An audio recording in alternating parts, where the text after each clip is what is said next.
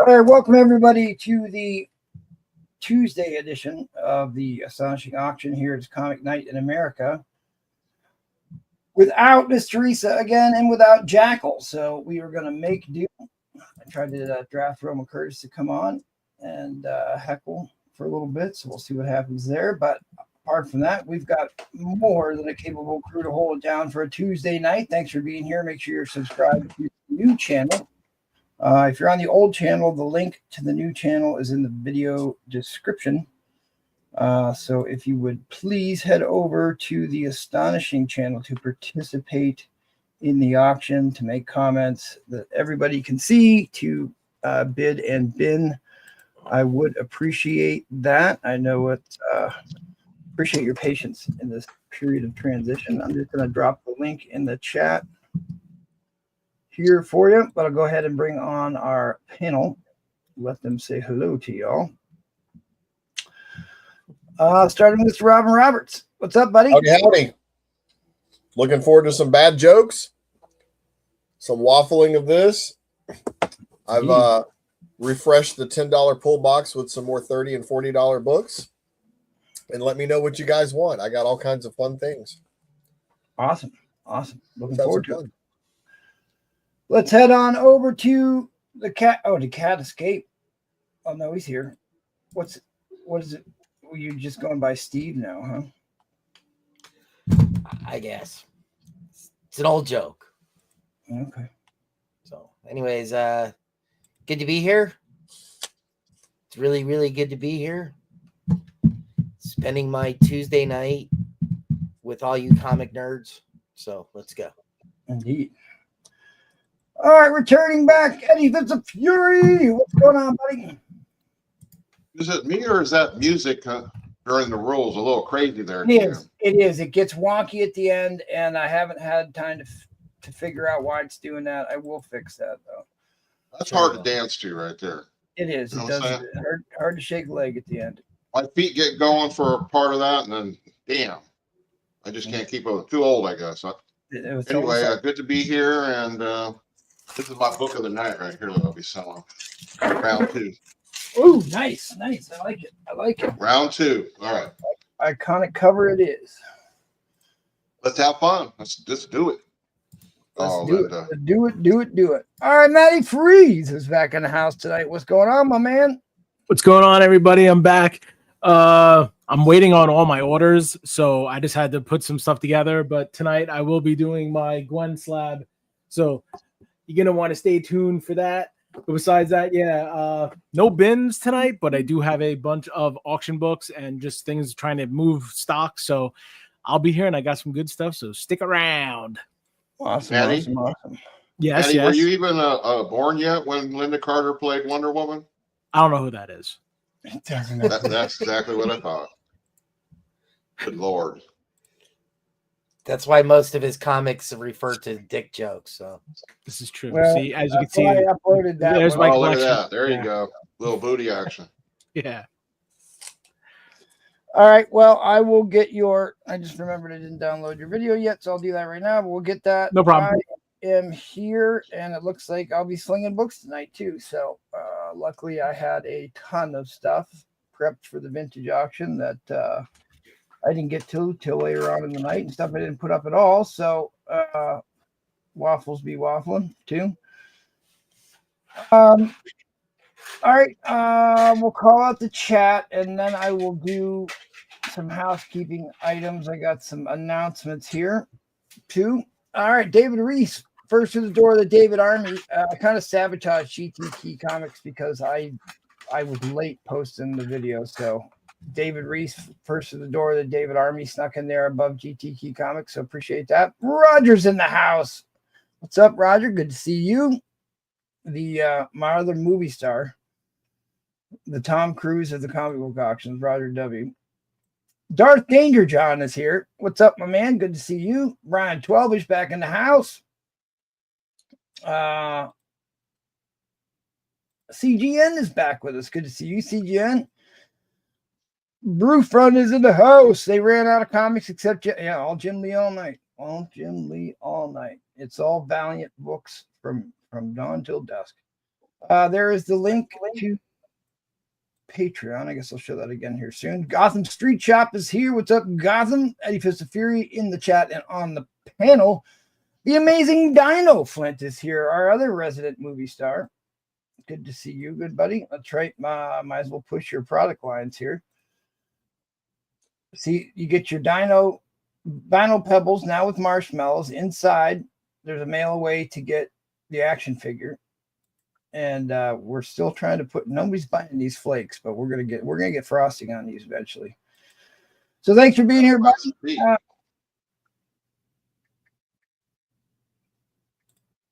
Rob Robertson. What did you say? I said you got to buy him some feet. Yeah, we do. He suffers from that crap. The guy Diabetes? No, the New Mutants 98 guy. My brain dead tonight. Deadpool? The guy who can't draw feet. Come on, people. Liefeld, thank you. Robert Roberts, TMNT or a signed slab. TMNT or signed slab. So is that vintage or new TMNT? End of the most recent run, all version ratios. Slab. Austin Kyle is here with his symbiote suit on.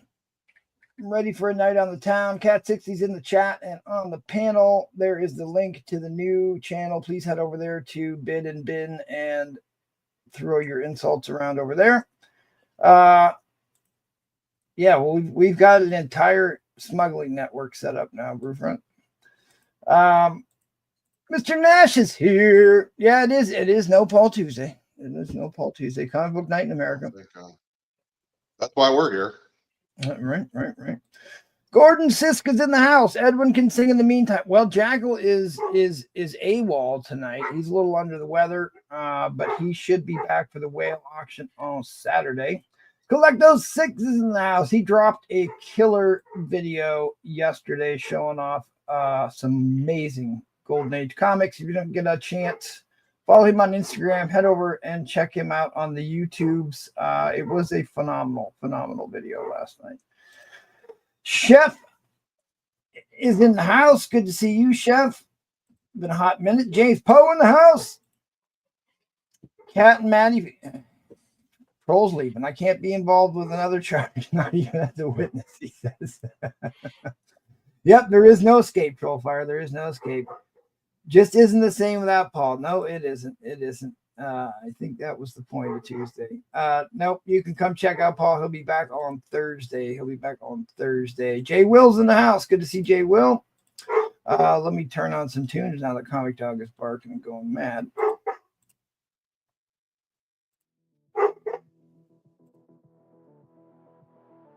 Tetranova is here. So Tetranova, are you named after that British sailing ship? British sailing ship. You're not thinking of Aldo Nova, are you? Now it had a mutiny on it. They made a movie about it. I was thinking about that yesterday when I saw that movie. All right, at any rate, let's get through some housekeepingses. All right, where are they? All right, we do auctions 3 times a week. The next one's on Thursday and then followed by Sunday. But this Saturday, we just had the vintage comic auction. It was a good time. A lot of people showed up for that. Appreciate your support on that. But this Saturday is the big bad whale auction. We do one of these a month. It's $100 minimum start bid. It's key books, grails, and hard to find white whales. So you get your higher end books only on that show. So make sure you mark that on your calendar and show up. And then next Saturday is Pedro's pre-planned pop-up auction, all Jim Lee all night. You have to show up and find out if that's true or not. So you have been warned. But that's usually a fun show, so show up for that. So the arena this week, Wednesday show, which happens tomorrow, we're going to go through the history of comic book pinup art and why we are still buying modern pinup art. But I go through Golden Age all the way through to the modern. In fact, I wasted like 2.5 hours when I got home today creating a slideshow for this show. So if you want to participate in the show, hop on, weigh in, show off some books, lend your perspectives and hot takes. I'd love to have you. Hit me up on Instagram and we'll get you as a guest. Go check out our buddies over at the Madhouse. They do shows on Monday and Wednesday. A big shout out to our Patreon members.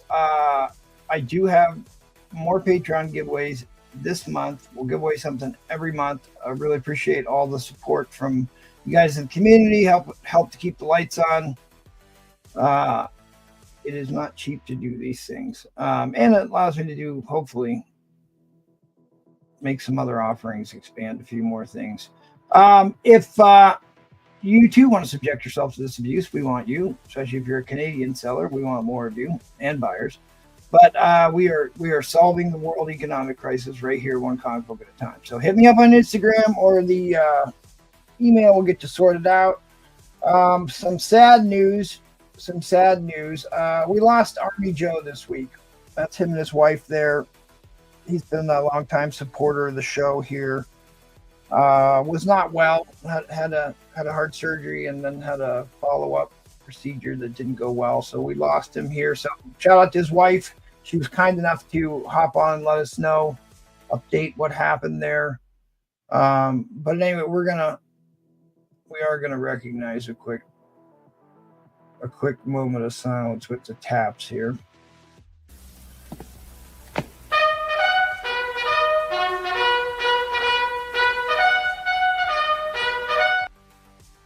So our thoughts and prayers goes out to his wife and the rest of his family. He will be missed.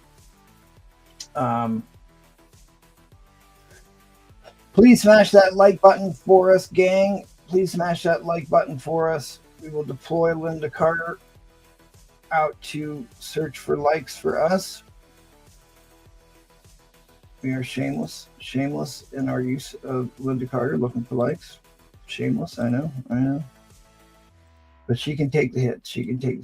And just because I absolutely love this video, we are going to play it. Hey, aren't you the guy who was stalking Linda Carter? The term is courting. The restraining order says no, no, but her eyes say yes, yes. Which will be a good video for the arena this Wednesday. All right, well, let us get right into it. Let's get right into it. With Mr. Robin Roberts here. I see a couple more people filing in. Thanks for being here, guys. Howdy. Yeah, I've been talking with his wife here, and his service is already concluded. But we're going to do something. So at any rate, Robin Roberts, do you want, all right. So I've been asking, since we're also short here, you want to go on the board for the trivia game for this month. The who, what, and the where? All right, we're doing trivia game is the arena, which I'm kind of splashing over to the regular shows. There's 4 levels of difficulty to one of these comic book questions. So on a 1 through 4, how difficult do you want your question to be? Oh, let's go 2. 2, okay. Which hero is not a scientist? The Hulk, Spider-Man, the Thing, or Beast? Well, Spider-Man's becoming a scientist, so I'll say the Thing. Correct. The man who is horizontal at all times. All right, well, you're on the board, buddy. You're on the board. All right, All I got some points. I have this amazing book. This is a 1 in 100 White Widow #1 art germ. You know you want it. You know you want to show it off to your friends. $10 a spot, or a free spot with 5 pulls out of the $10 pull box that I just put a bunch of new $30 and $40 bucks in. Some cool ones too. Got some buy it nows. I tried to sell this last week for 20 bucks. You guys slept on it. Now it's 50 bucks. Yep. If you check eBay, there were sales in the $80. Yep. So snag it now for 50. It made the trending list. This is the all-new Venom number 5. This is where Mary Jane is exposed as the new Venom, or revealed as the new Venom. But this was the one per store, and not every store got one. And I saw one sale as high as $84 on eBay. So, but you can take this one from me for $50. Just say Ben Venom, and it's yours. I also have, this is Teenage Mutant Ninja Turtles 150. This was the end of the most recent series before the new series started. This is a 1 in 50, and this is a Kevin Eastman virgin cover. It's a thick boy for $50.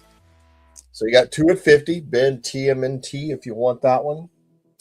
And then I'm just going to go right into a winner's choice at $10.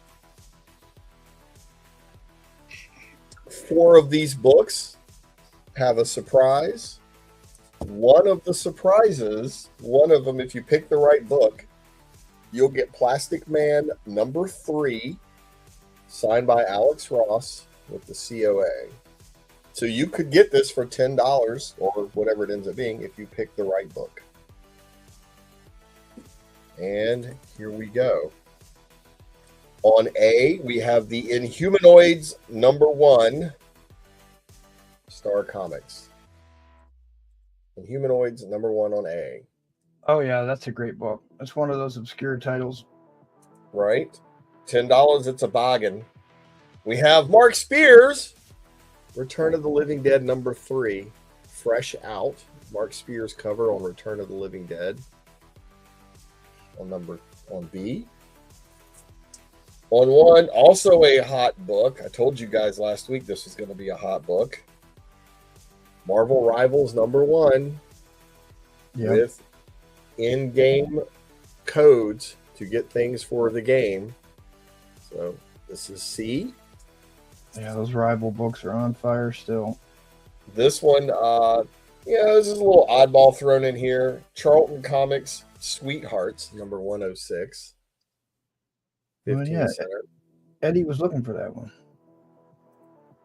I'm just looking for a sweetheart. Right. Now I got Moon Girl and Devil Dinosaur 10th anniversary special on E. I don't know. Can you afford one? Moon Girl, Devil Dinosaur 10th anniversary special. I don't feel like sharing. As I say, sweethearts are expensive. But damn right they are. On F, I have Venom 7, but this is the cool Nick Klein Store Breakers cover with Ghost Rider. Very cool cover. It's a nice cover. Very cool cover. Yeah, thank you. I was looking at that one. Do you think that that's Vengeance, or do you think that that's Ghost Rider on that cover? It kind of looks like Vengeance to me, but I don't know. I see a flaming skull and a flaming bike. Man, Vengeance was like a punk rock version of Ghost Rider. This is Luke Cage Gang War number 3, but this is the Kingpin Virgin cover. So, in honor of our new Daredevil series. Yeah. Vampirella Dead Flowers number 1, the cosplay cover. This is one of the 200 Filipinos that Ed Crazy hooked up with in the Philippines. There you go. Homage to Vampirella number 1. I can't talk about that. Yeah. This is a Silver Age Bugs Bunny on I. Little 12 center Bugs Bunny. Also hot off the presses, the new Amazing Spider-Man number 1, Legacy 965. 35 away from 1,000, folks. This is on J, the new Amazing Spider-Man number 1. On K, we have Blood Hunt number 1. This is a variant foil cover. I believe this was second printing foil variant. On K. And then the last one on L. Not really supposed to have this one up here, but I know somebody's going to want it. Okay. Mark Spears, Monsters, free comic book day book, not even out until May. Oh, wild. So wild. New arrival. Mark Spears, free comic book day. That's not even, you can't even get these until May, but here you go. You can get this one for 10. Wow. All right, that's what I got. $10 opening bid. None of these are worth less than that. Some of these are worth more than that. One of them has a ratio variant Amazing Spider-Man hidden. One of them's got another rare free comic book day. One of them's got a rare Lady Death book. And one of them could win yourself the Plastic Man #3 signed by Alex Ross with the COA. Wild. It's a great cover. There you go. Inhumanoid Star Comics #1. Rare That's Star a great book. If you don't own that in Humanoids, really, it's not an easy book to get. It's one of the Rare Star comic books, yeah. Right, right. Return of the Living Dead #3 Mark Spears cover. His color palette's just, I think, it's just crazy. Rivals #1 hot book. Codes for the game, and it's Jeff right there on the cover on C. Sweethearts 106, a 15 center. Moon Girl and Devil Dinosaur 10th anniversary issue. I remember when I was a kid, I got the Devil Dinosaur 1 through 9. Little did I know that #9 was worth a lot more than #1. Huh? This is Venom 7, but this is the Nick Klein Stormbreakers cover. If I don't get an $11 bid here, I am going to drop the end line because I only have one bidder. So fair warning on that end line. Fair warning on that end line. Luke Cage Kingpin cover. Coming down. Dead Flowers #1. 12-cent Bugs Bunny. The brand new Amazing Spider-Man #1. All right, Collecto, you are the winner. Let us know which book Okay. you want out of that stack, and we will accept backup claims from anybody in the audience. Can also pick a book out of that stack for $10 not claimed by Collecto. Let's go. Let's see if somebody can win this. Ask you about a book on your wall. Sure. Ask me about it. That X-Men up there. You're right. Well, keep going, keep going, keep going. All the Keep way to the going. right on the top. Yep, Up there. right there. Yeah. Yes. Far right field. That is a 1 in 200. It is signed. I'll get it for you. Hang on. While Collecto's thinking. Oh, he responded. Just the 2 Mark Spears books? Yeah, that was a good get. Yeah, those are good gets. That's for sure. This is a 1 in 200 signed by J. Scott Campbell. Nice. Oh, wow. Okay. That's what that is. Okay. That's something to think about. X-Men Hellfire Gala #1. All right, Mark Spears books. Well, we had this one, which I'm going to keep a stack of these for myself. And we had this one. Mm-hmm. Got you for Collecto on that one. Roof Front wanted this one.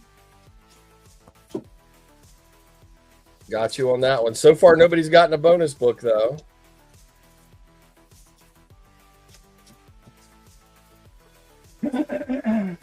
Any other people willing to gamble? $10. You may want to roll the dice here. All right. Well, thanks, buddy. I appreciate it. You got a joke for us? I do indeed. I'm sorry, they're all going to be terrible. Well, that's what we come to expect. I was recently blessed with a 9-inch penis. They had to arrest the priest afterwards. Waka waka. Oh, Speaking of inappropriate comments, let's head on over to Cat Steve 60. What's up, buddy? All right, I got All a right. couple buy it. I got a couple buy it nows. right. A near mint copy of Thor 337. Possible candidate.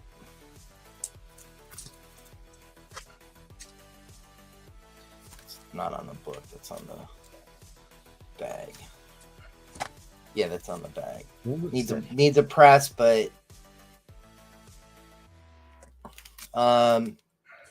I'll do $80 on this tonight. I got That is $100 the- on it. That is the newsie, which does go for a premium in that book. Yeah, especially in that kind of grade. I have 100 on it, but if you want it right now, I'll do 80.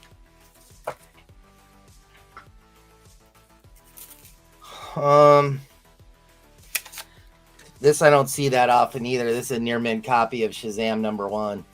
Oh yeah, boy, that's a clean copy too. It's Right, freaking right. stupid clean. It's got a couple little dings, but it's not a 9.8, but it's probably in the 9s. I got 75 on that. I'll do 50 tonight.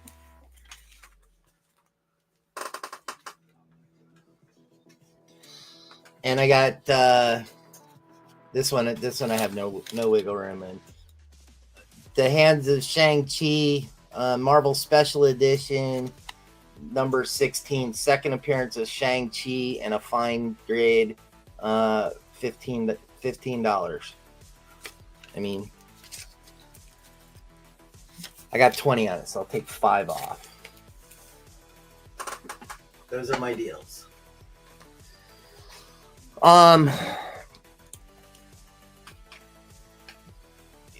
I'll do let's start this at $40. Okay, I have a VG Plus, so probably about a 4 on Sea Devils #2. This is a $40 book. Yep, But it is. You also get a higher grade copy of 4, 5, Yeah, like and 31. Those are Russ Heath. yeah. These are Heath.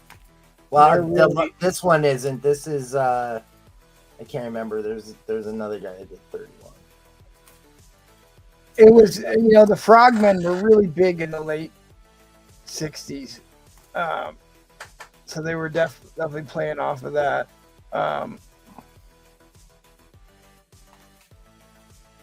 That last one reminds me of Aquaman. There are a lot of really cool art covers in this run. Yeah, I mean, the I've art got is a bunch of these. I don't think I have the first 4 though. I'm trying to look and see what I've got. yeah. This is probably a 3, 5, 4. Maybe. Because you're talking early Silver Age here. Oh yeah, this is 1961. Right. So you're pre Marvel hero era. Well, you're pre hero era period. How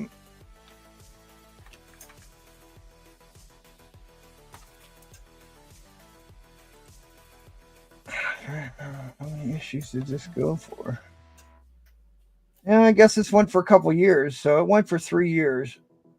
So this has to be like one of the last issues, 31. Yeah, well, 31 is in 1966. 1966, and it is a Howard Purcell cover, which is really All right, cool. Farron Johns, I Looks got you. very much like a Ditko. Looks very much like a Ditko cover, And then the other ones, what other ones did you have? You had that one. I had 1, 4, 5, and 31. You have 1? No. Oh no, 2. Sorry. Let's say If I had 1, 5. 1 is a It's been- $500 book. Yeah, 2. I have 2, 4, 5, and 31. I see you there, Farron. Yeah, Russ Heath did. He Did did it most of. He do- did a lot of them up to. I can't remember, but He did the issue of 4 that you have. He 5. I really love the 5. The 5 cover is really great. And that's another Heath. yeah, and this one. All right, well, I only have one bidder here. Unless I get a $41 bid, this is going right to Eddie Fist of Fury. Fair warning on the end line. Fair warning on the end line. End line is coming down. And Wow, that's a good deal right there. $10 a book. oh Shit, no. Oh, He got in at the wire. I was gonna say, man, that's still. It is a really, really, really good deal. These are not, like I said, issue number one. Issue number one is like a $500-$600 book in high grade. Mid grade copy is still $200. So issue number two is easily $40-$50 book on its own. Yeah. But that issue number 5 is a striking cover. Yeah, they're all pretty awesome. I mean, You got the Mayan death god in there.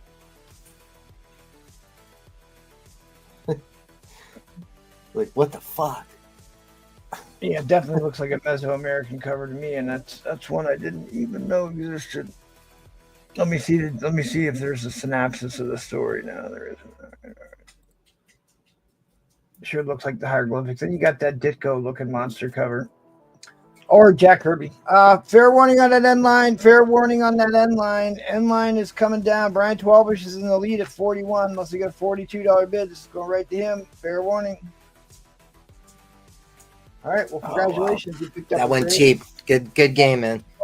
And then Farron wants the Shazam. The Yeah, Shazizzle. I got you.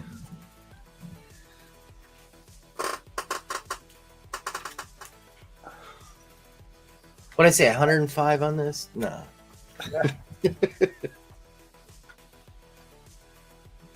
All right, thanks, buddy. I appreciate it. Let's head Thank you. on over to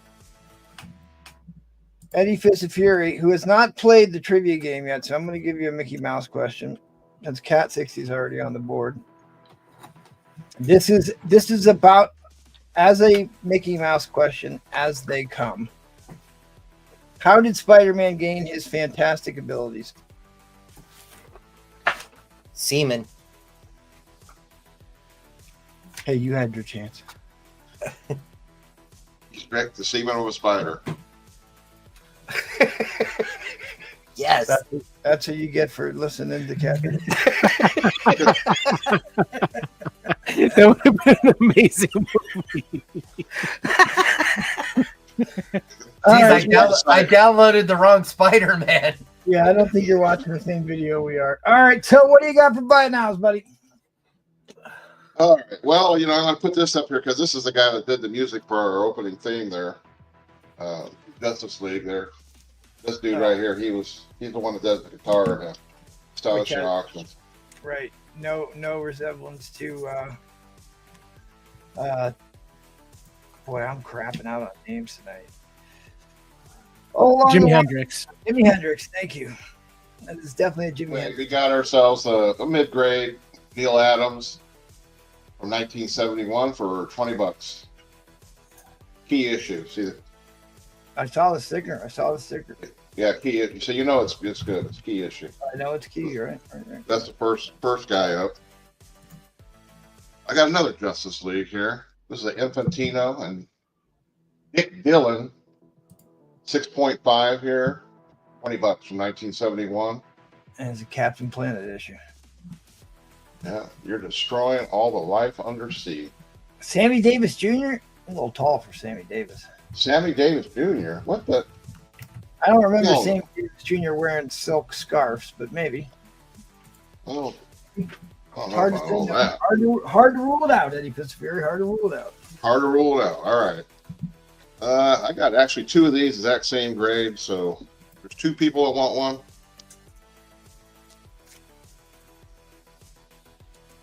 This is 1972 Neil Adams again. So I noticed that Neil Adams sure does like to do a lot of comics about vampires. He did that Space Vampires for Atlas Comics too. The 2 years they had those Atlas Comics. I had to look back. He said that the guy had heels on. I don't know about all that. Hard to say. Hard to say. All right, so we'll keep moving on here.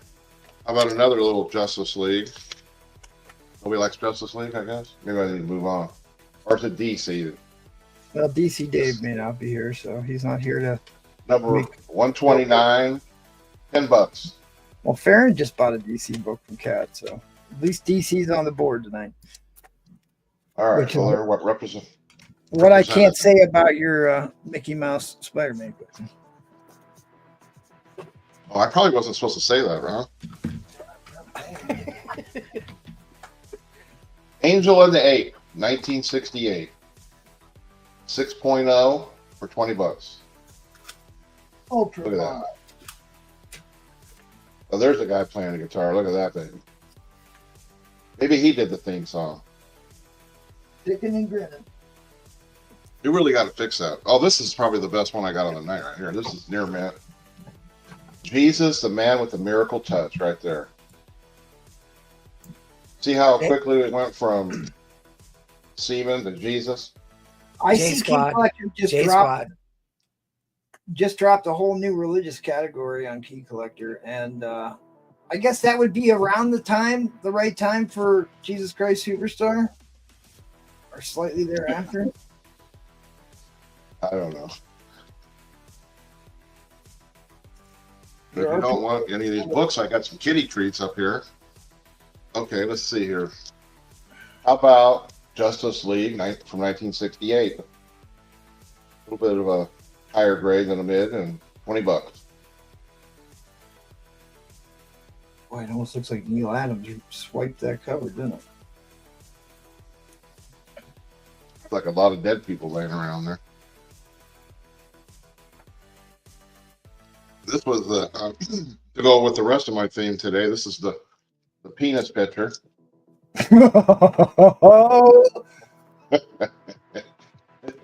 Huh? That goes right there with it, right? There's your double entendre there, Brewfront. What is that supposed to be? Well, it's exactly what it's supposed to be. Okay. Yeah. And to keep with my theme from earlier that most of you don't even know about, Tony here was Filipino. Lucian Kerwin still looking for a Green Lantern 85 and 86. I think I only got like 5 Green Lanterns. And then, if that doesn't keep you busy, here we go. Biden's Titans. Near mint, $15. Look at that. Who doesn't enjoy a good man thing cover, huh, Brewfront? What's your starting bid here, buddy? What do you do for an auction? I'm going to put this up. This is near mint right here. Tyler Kirkham signed. Red Hood Outlaws. Starting bid? $1 start. $1. $1. I'll show some more books while we're waiting. All right, so does this have a COA, and who did you say it was signed by again? Signed by Kirkham. And Tyler Kirkham. I don't have a seat. I don't have a nope, nothing. Artist and creator of Invincible, Smash TV show on the Amazons. Right there in the corner. Star of Stage and Screen. Red Hood Outlaws looks like what, a biker gang Batman crossover or something. I don't know. You might want to ask me the second Mickey Mouse question. I'm not sure about that one. Oh yeah, I don't know if we want to. No, you're probably I'm trying to set you up for success. We started off bad. Yep. So here I got nice mid-grade Justice League for $40. Oh, that's an interesting cover. Can you tell me the important? Some good value on this one. All right, I'll let you redeem yourself with a non-comic book question. What was the importance of the Ace of Spades to the soldiers in Vietnam? Now, I could tell you things like a 14mm wrench is the same as a 9/16 wrench. All right, we'll get there. Yeah, okay. Yeah, it's going to take a little time. Oh, Ron Kirkham? It said it's Robert Kirkman and not Tyler Kirkman. Okay. Oh, it is?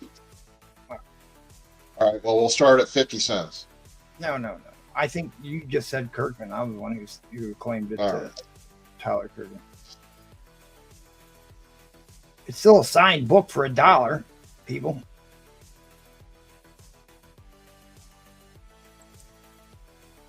Weapon Zero, signed by Benitez.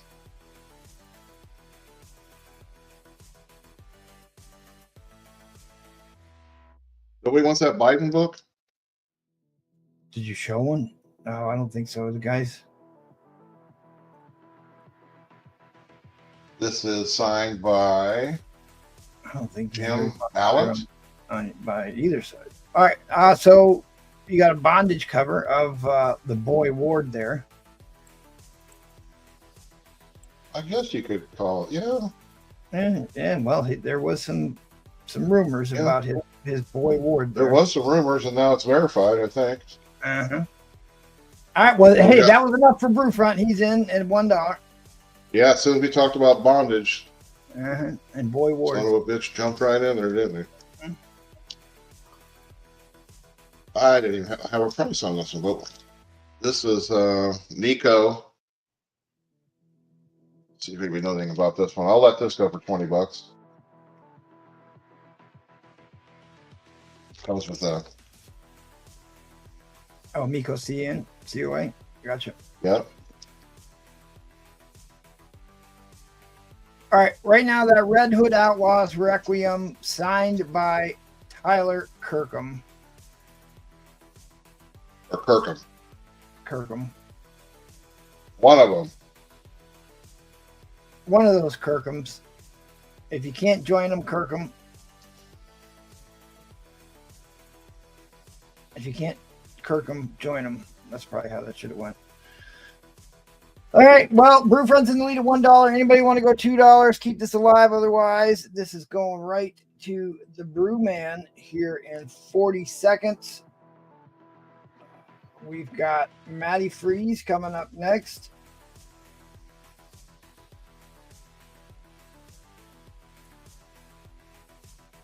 I'll start off with this one next time. Go Casada sign.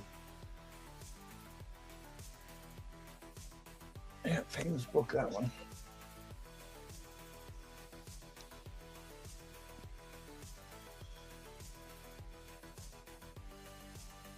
A little something like this.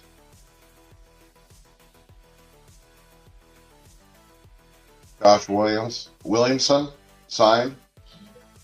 All right, fair warning on that end line. Fair warning on that end line. End line is coming down. Miss Teresa was unable to make it tonight, so I am back to doing 3-4 nights this week. It'll be 4 nights I have to be on tonight. Tonight, tomorrow, Thursday, and Saturday. So, but you can come on and help out. Replay, that'd be great. All right, at any rate, thanks, buddy. We will see you on the next one. Thank you, sir. Let's head on over to Matty Freeze. What's going on, Matty? Yo. All right. This is just gonna go right into an auction. There is 20 books in this lot, so give me a start line of $45. So this is probably a silver price again. This is a famous stolen from my brother lot, so it probably goes for a lot more than this. But hey, let's see what happens. So these are all Invader books. Started off, I got number 32. This is Thor is tricked into fighting the invaders on behalf of Hitler. Yep, very famous book. Very famous book. Controversial, semi-controversial, but very famous book. 2-part story. So that is number 32. Goes into the Frankenstein cover, number 31. Yeah, Franken-Nazi. Yeah. Seems like all these were kind of Nazi-ish covers. This is number 30. Well, the invaders did mostly fight in the European theater. That's why you had Captain Britain in there. Sergeant Fury and especially Captain Savage were in the Pacific theater. But invaders were pretty much exclusively in the European theater. And this is the first appearance of Teutonic Knight, a Nazi holy warrior. Newsy.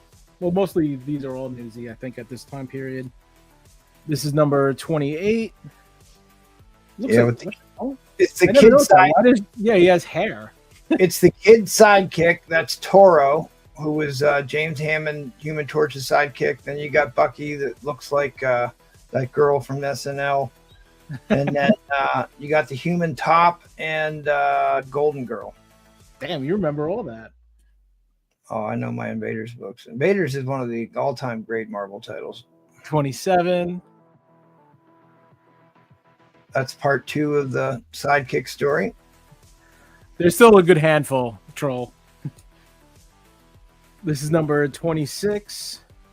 He needs to put up that 1929 King Call for a $1. Then we go into 25. I'll try to go a little quicker on these because, like I said, there's 20 books in here. Did he ever send that in or not? Who? That Weird Tales. That 1929 Weird Tales. Oh, I don't know. Number 24. This is first team appearance of the Golden Age Human Torch and Golden Age Submariner.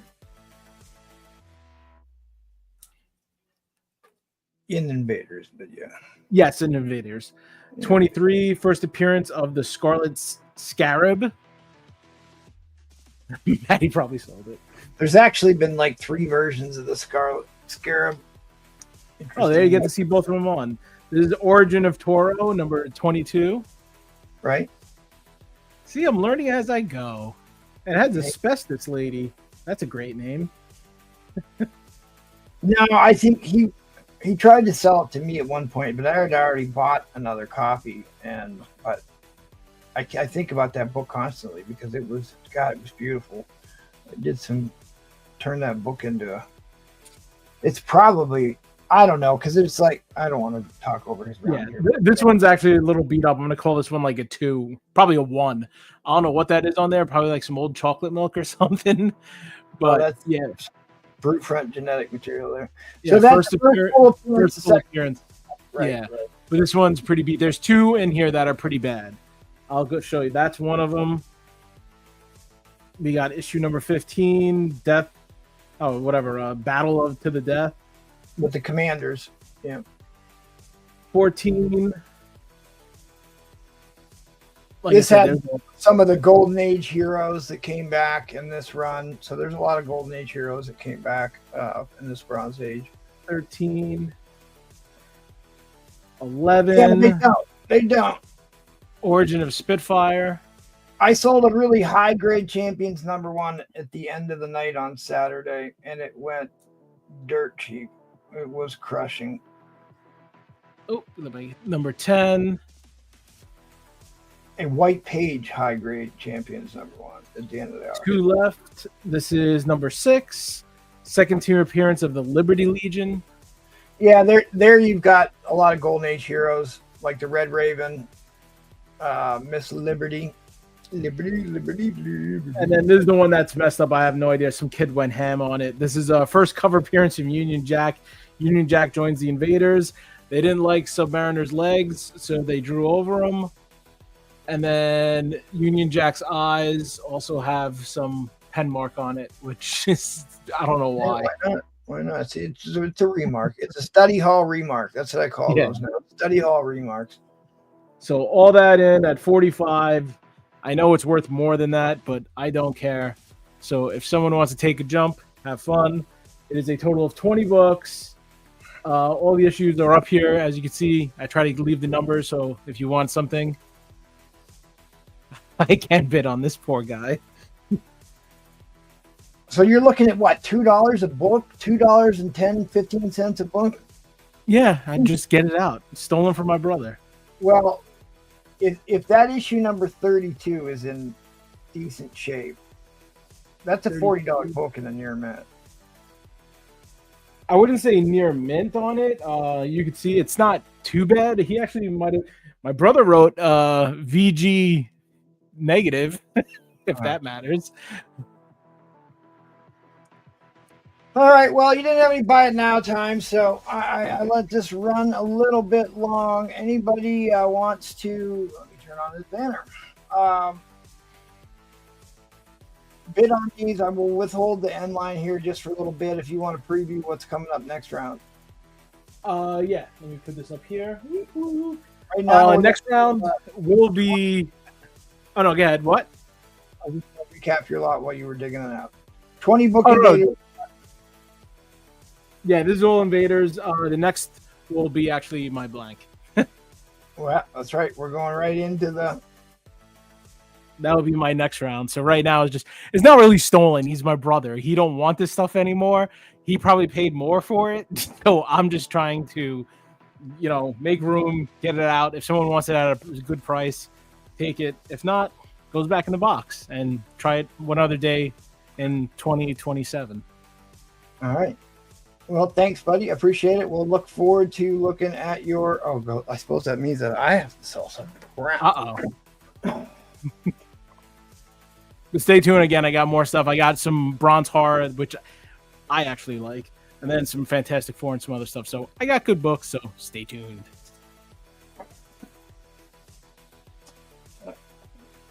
Grabbing some stuff off the board. I forgot all about it. Yeah, MT has to grab stuff. He's multitasking people. Yeah, I wasn't planning on being here tonight because I got a lot of books to work on and get shipped out. But Miss Teresa called in, and so I'm here. So I got a bunch of stuff to show you. Just stuff to show you, including a waffle. Give him a minute, folks. He's still grabbing stuff. All right, bear with me, people.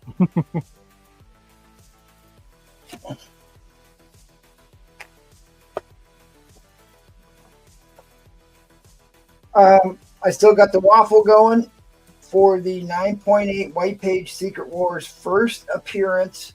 And technically it is the first cover appearance of God Emperor Doom, but in the A covers, he's not on the A cover. But this is the 1 in 25 Esad Ribic variant. It's the money book of the first God Emperor Doom in a 9.8. I also have a Mexican version of this, if anybody's interested in a Mexican version. But $10 entries in on the Warful.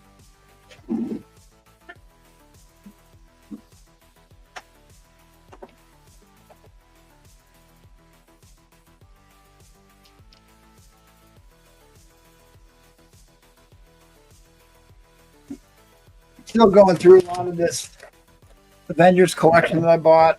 All right, yeah, I'll sell this too. Why not? Here's the cover I talk about all the time. This is the homage to Fantastic Four 39. This is the Toy Biz variant that came with an action figure. And this one is this is one of these ones that the action figure books are really hard to get in a high grade. And this one is a solid near mint book. All those action figure books were tough to get without a crease like right here on them. So at any rate, if you want, it's also got the 9/11. It's a 9/11 book. I'll do $10 on it.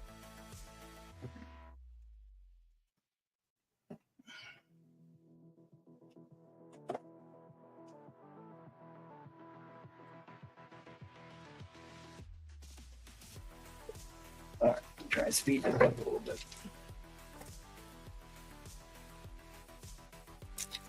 This book presents so beautifully. It just got a little bit of roughage on the spine there, but otherwise, this book really could have been something. In a high grade, but it's got a little rough on the. At any rate, it's still worth. I still got it way too cheap for what it is. It's the first appearance of the Magician. Tales to Astonish 56. Early Silver Age. Tales to Astonish. Relatively early, let's put it that way. Cameo of Apollo. Cameo of Apollo.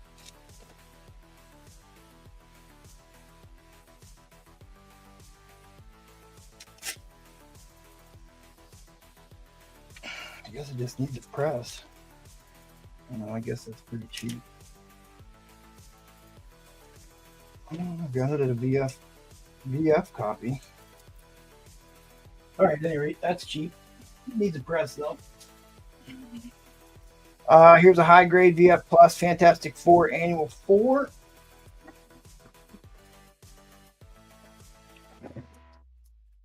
decided I don't want to sell that. This one made the trending list because he's gonna appear in the movie. This is a famous Cockrum cover. This is a candidate copy of Nightcrawler issue number 1, his first solo titled book.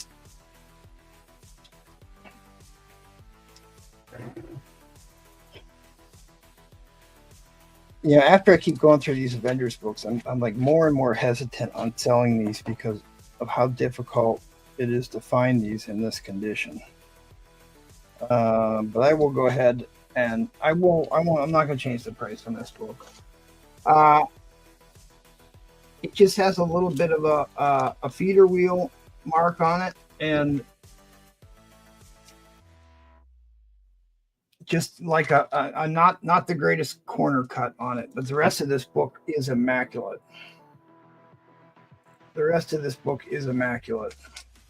So you're still talking 8.5 or better. Avengers 74. Probably much closer to being in the 9s.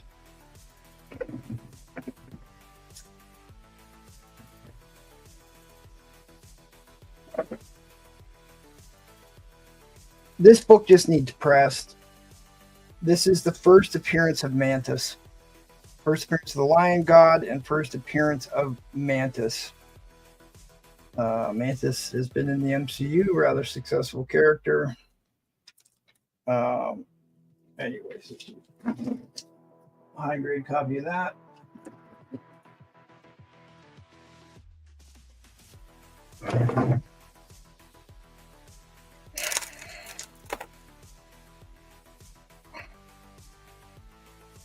All right, I don't care. I'm not changing the price on that one either. Avengers 35.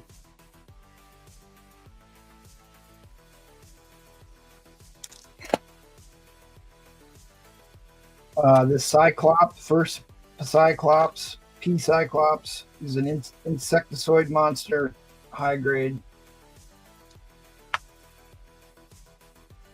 What else do I have here? Let me see.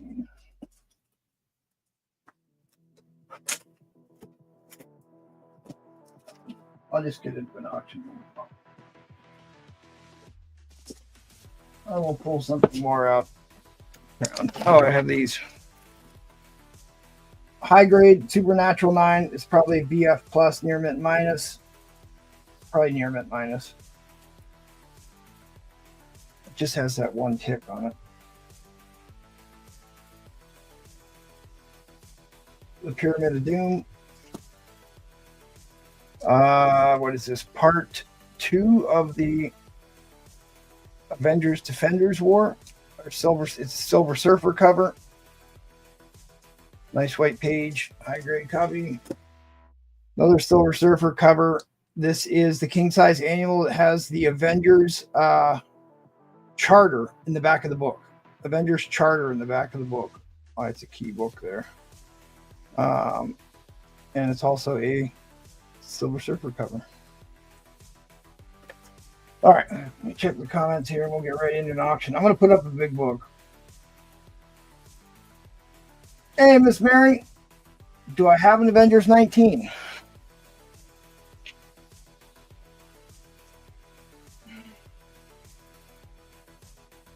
Oh, look, I do have a 20. I do have an Avengers 20.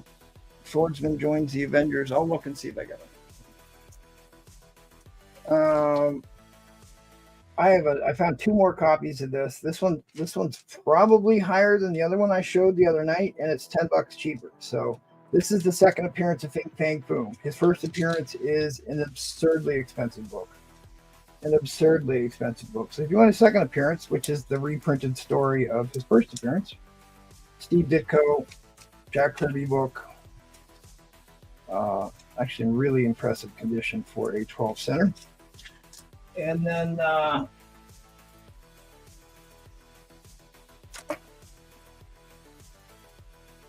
I saw that troll that you wanted, the $35 one. This is that rotoscope cover with the Jester, Daredevil. It's got a chip in it, so if somebody wants a copy of this dirt cheap, I can give it to you for what the hell? $10. $10.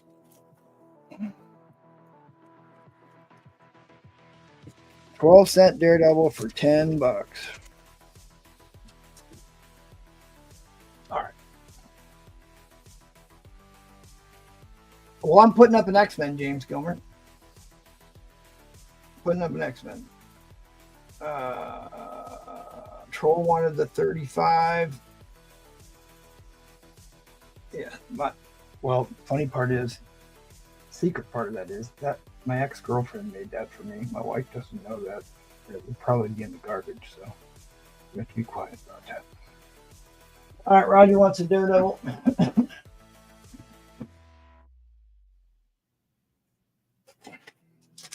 Between me, you, and the bedpost.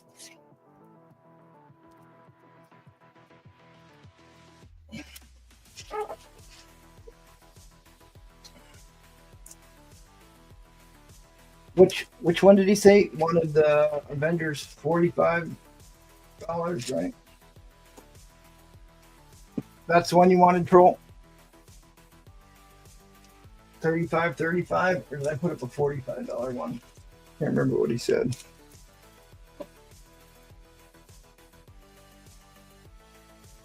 Yeah, I've got those over there for you, James. That was something I was going to work on tonight too, but I'm here. Oh, number 35 he claims. All right, you got it, cool. All right, let's get into an auction. I'm going to put up a big book. One of my current favorite books.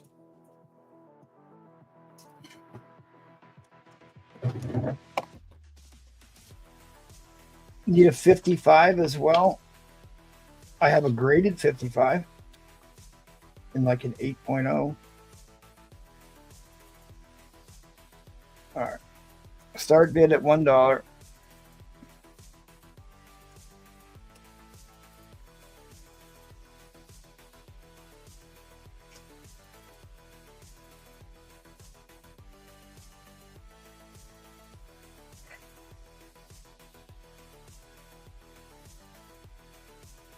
First appearance of Alpha Flight.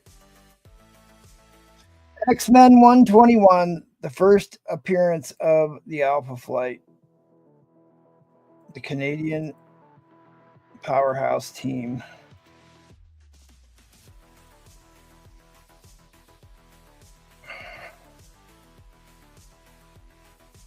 $1 start. I will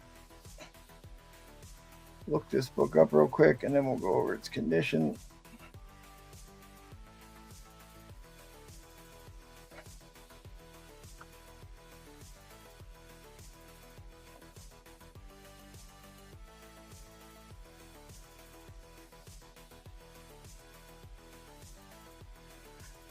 Because I honestly don't remember what the book price is on this. I thought it was like maybe around $200 in a high grade, but we'll find out here shortly.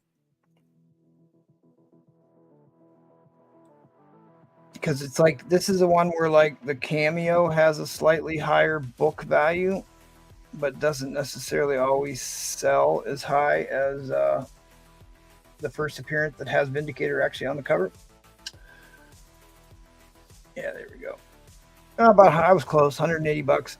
First full team appearance, Alpha Flight, Aurora, North Star, Sasquatch, Snowbird, Shaman, and Vindicator, formerly Weapon Alpha, who made his appearance way back here in 109, which I was just working on that book yesterday.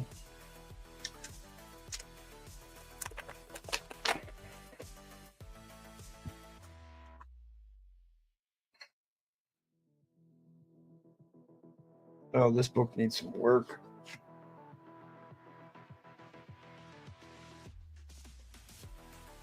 This book badly needs a press. Badly needs a press and clean. Badly needs a press and clean.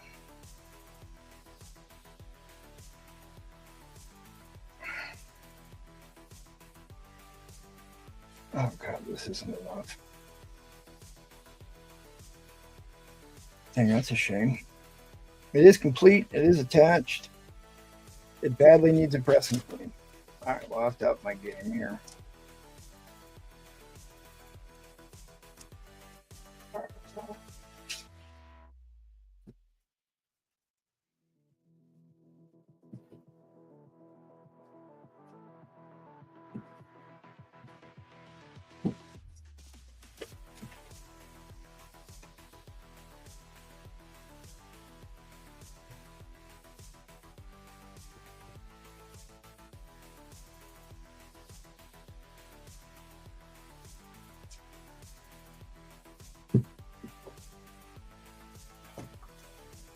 All right, bid with confidence.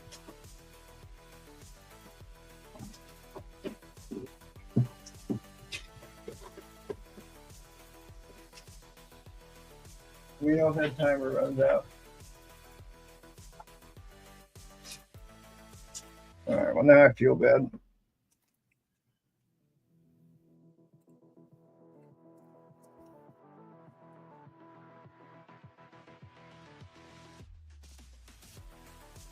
All right, I'll give you an out. I'll give you an out. This is a book I did not want to sell. I just got this book in. Just got this book in, but I want people to bid on something good. First Havoc in costume, X-Men 58 in a white pager. In a white pager. Shit.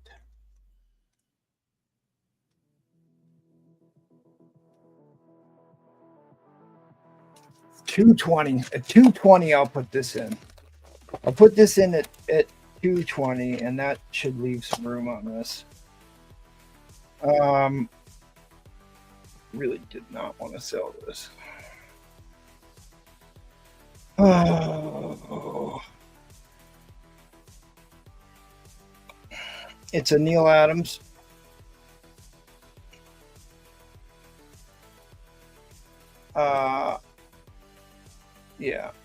Yeah, I definitely lowballed this. Fuck. First appearance of Havoc in costume. He's on the frickin' cover, which is exactly what you want. In a white page book. You can see it's a rather pricey book. And it's pretty high grade. It's a rather high grade copy. It just needs a clean and a press. It's got a non-color breaking there on the cover.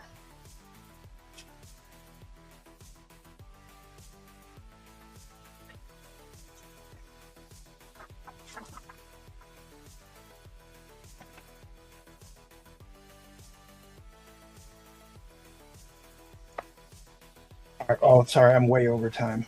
Way over time.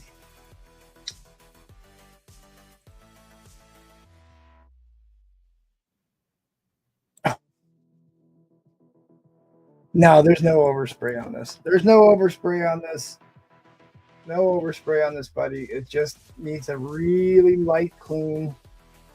Really needs a light clean and a press. There's no over. I can get rid of overspray, but it is a white pager all day long. I mean, a mid-grade copy is $400, which we know is probably a little bit high, but a high-grade copy is $1,000 book.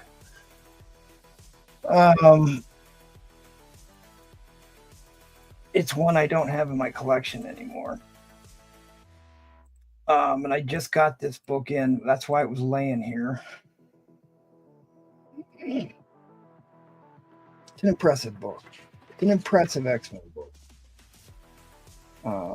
It's not easy to find these with this kind of page color and in this kind of shape. It does need a clean and press like they all do, but there's nothing major to work on here. There's your centerfold. Nice brass, shiny staples, nice and tight. The ink strike on the interior pages is very good. There's Havoc in his costume there.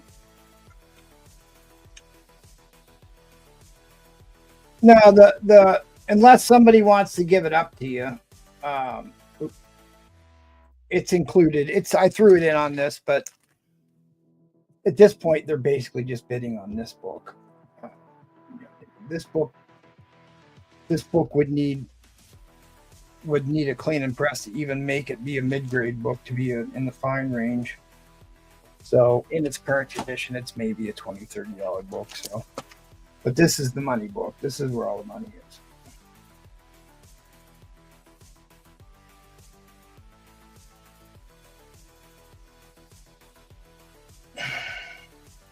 At what price will I clean and press it? We're probably there. We're probably there.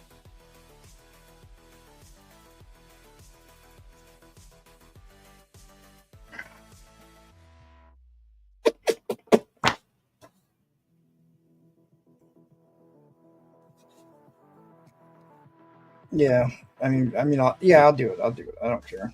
I want it to look good before it goes out. I make poor decisions in the heat of the moment. I mean, just look at that. Look at that. Look at how white that cover is. You know how hard that is to find. All right. I'm not going to say it. I'm not going to say a 9, Troll. I'm going to say that, is there a shot? Absolutely, there's a shot. Absolutely, there's a shot.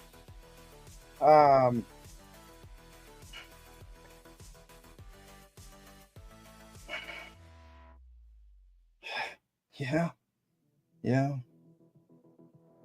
I mean, let's call it an 8. Let's call it an 8.5 because I hate. It's not been cleaned or pressed yet. Let's just call it an 8.5. You see, it's got that non-color breaking right there.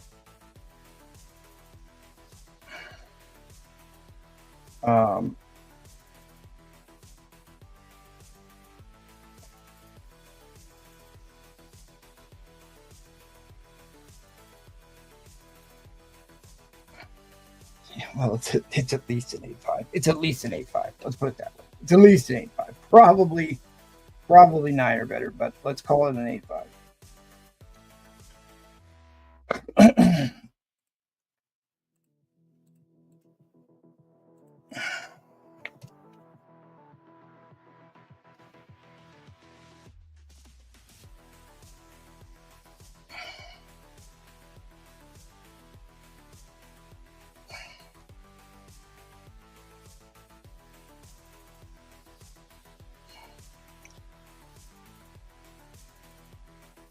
Oh, I see. All right.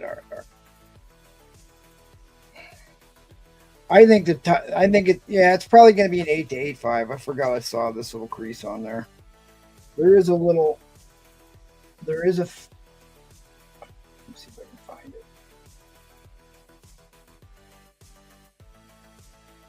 it. It's got a little,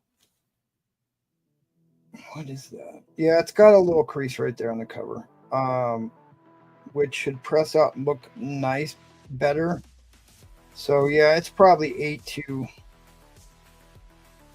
Let's be safe and say it's 8 to 8.5. So if you want to retract your bid, you can. But I don't know. 9's probably too optimistic for that. I've seen crazier things for sure.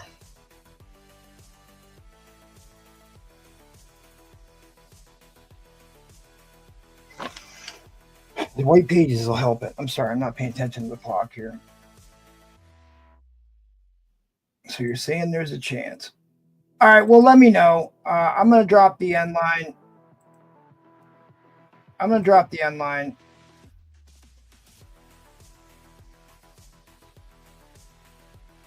Which was a huge waste. I mean, if you want to back out, you can.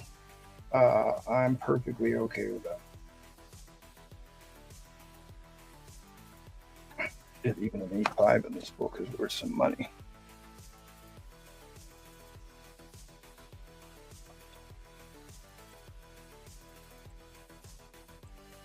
Yeah, Roger, you got it if you want it. Which I think you're not going to get hurt on this book. I mean, here's my comic book shop wants $355 for a VG copy. Yeah, it's definitely better than a VG. Yeah, Roger says he wants it. Yeah, well, let me just share this with you real quick. I'm sorry, I'm wasting time here. We are short, so I am going to waste a little bit more time.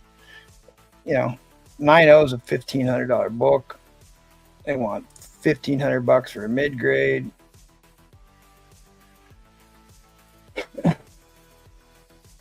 So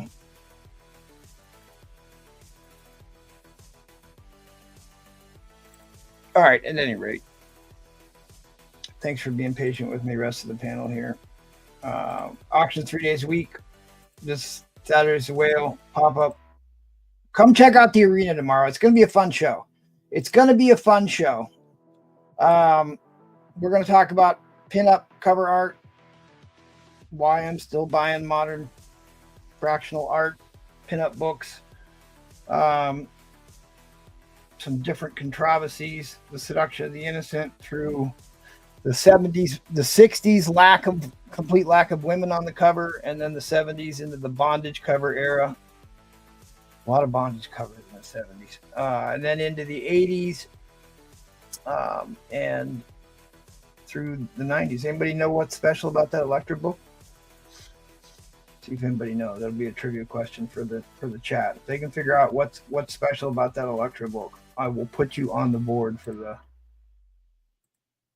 trivia game. All right. Looks like Carmen Electra. Yeah, I think so. That's not a bad guess. That's not it though. It had to do The one with to the right is the one I like. Yeah. It's another one of those Filipino women. Right. Well, the Electra book was recalled. The Electra book was recalled for a certain reason. All right, buddy. Hey, what's up? I was just checking the score here. Oh, And, where we at? Cat 60 was on the board for you. You want another shot? Me? Sure. Hit me. Let's go to level 3. Oh, level 3 is a beyond Mickey Mouse question. We're gonna go up to 4. Uh-oh. All right, we're going to plaid. She's gone from suck to blow. How did the hero Darkhawk gain his powers? Dark Hawk.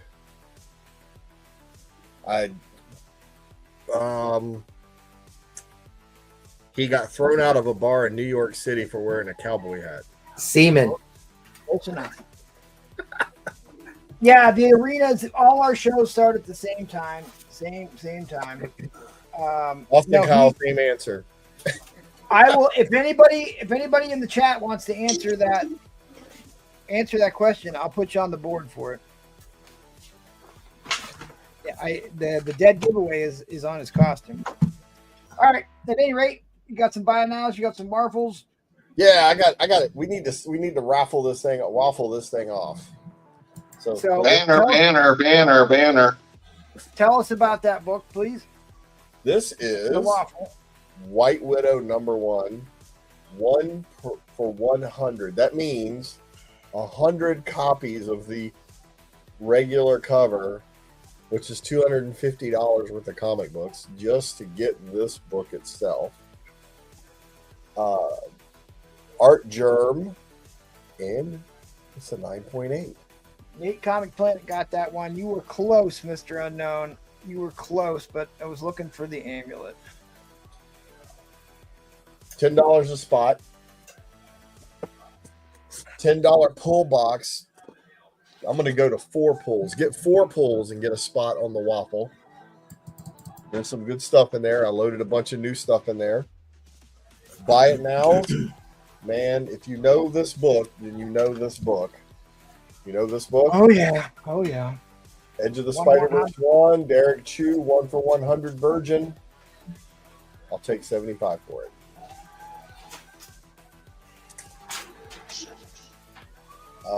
Yeah, how about this book? You know this book?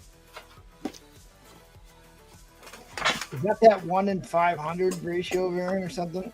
Thor Annual #1, 2023. This is the 1 for 100 George Perez. Oh, 1 in 100. Okay.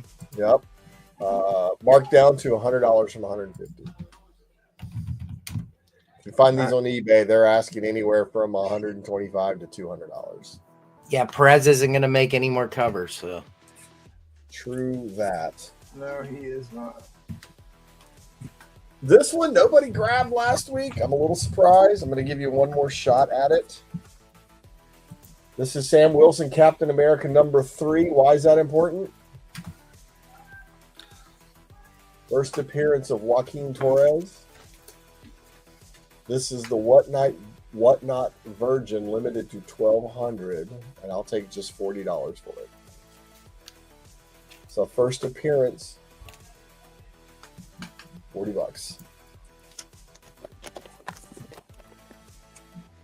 All right, we'll keep showing books. I'll be right back. And if you like your women a little mystique-y, here's X-Men Forever #1. Another 1 for 100. Another Virgin variant. Don't look at it, Gatekeeper. I got it at 100. I'll take 75 for it.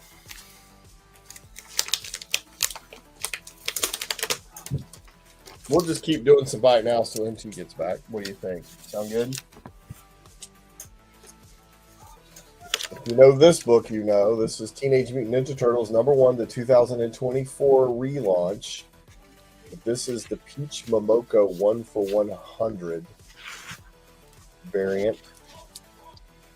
I have it at 120, but I might auction one of these in another round. All right, Cat, Maddie Freeze. Hope you guys are paying attention. Semen. This is Violet Flowers 1 through 4.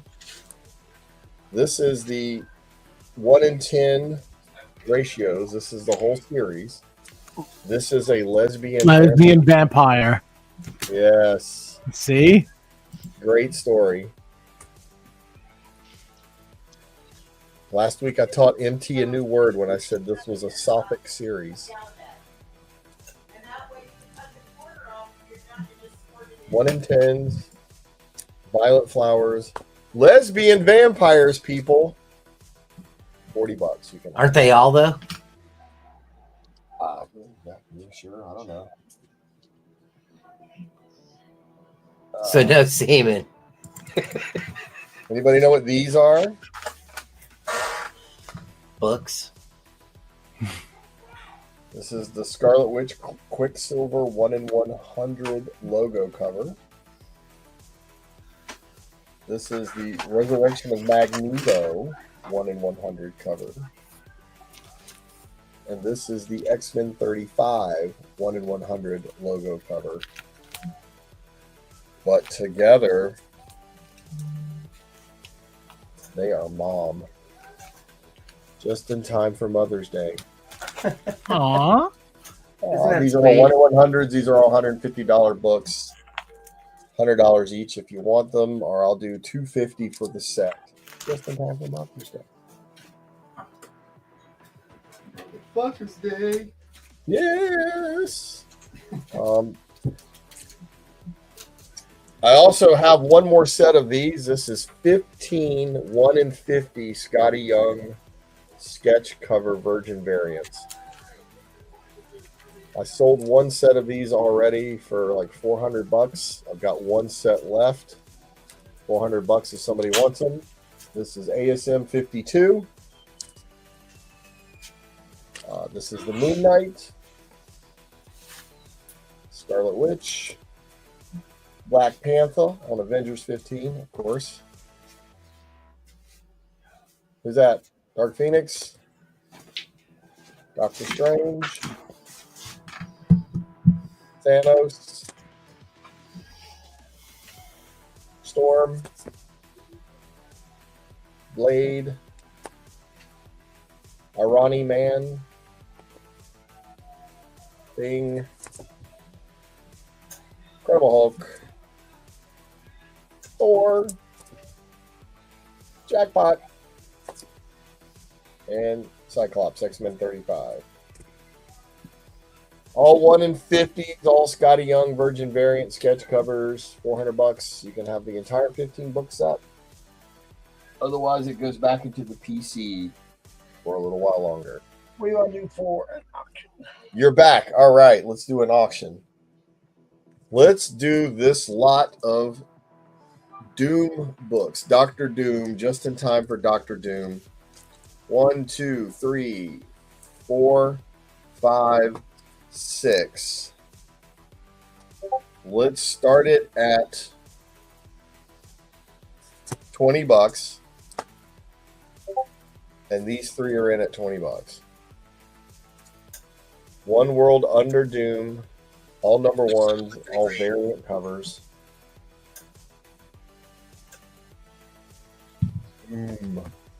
Those Doom self-titled books, all of those go for good money.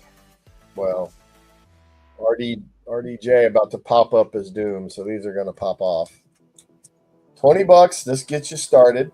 We can build to this one. Oh, the negative space, or color bleed, or whatever we call those. Then they start to get rare.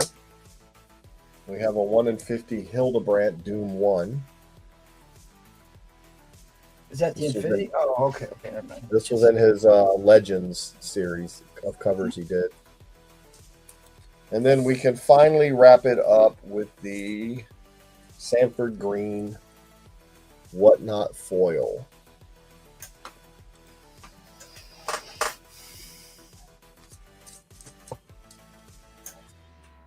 But right now we're over here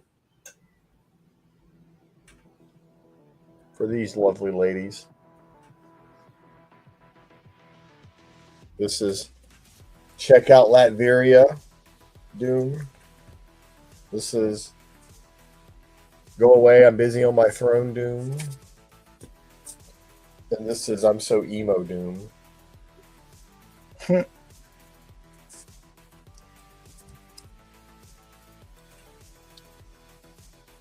Then for another $10, we can get into the Homer Simpson fading into the shrubbery Doom.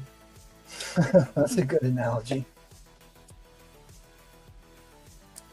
Wake up, people. You guys out there? Is the so no, that one is exceptionally rare.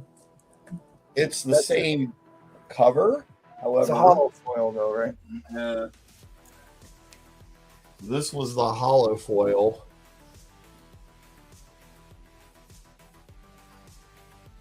I can't remember. I think this was limited to maybe 25, something like that. Pretty rare. Same cover, though, just a different version on the foil. Very limited. And all three of these are the hollow foils. The Doom, the Deadpool, and the Deadpool World War III Wolverine. So many variants. All right. But you got to get these first. $20.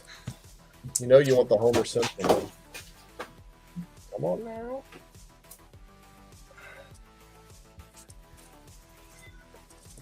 You don't hurt my feelings, but you know what'll usually happen is the next time you see these books, the price will already be up, and you'll be like, "Man, I should have bought them the first time you showed them." So you showed a foil copy. Yeah, that's the final. Add-in? That's the add-in, right? Yeah, this was at 30. This is a 1 in 50 Hildebrandt. If we got to 50, all of these are in, which is already a bargain. If we get to 100, I'll throw in this rare book.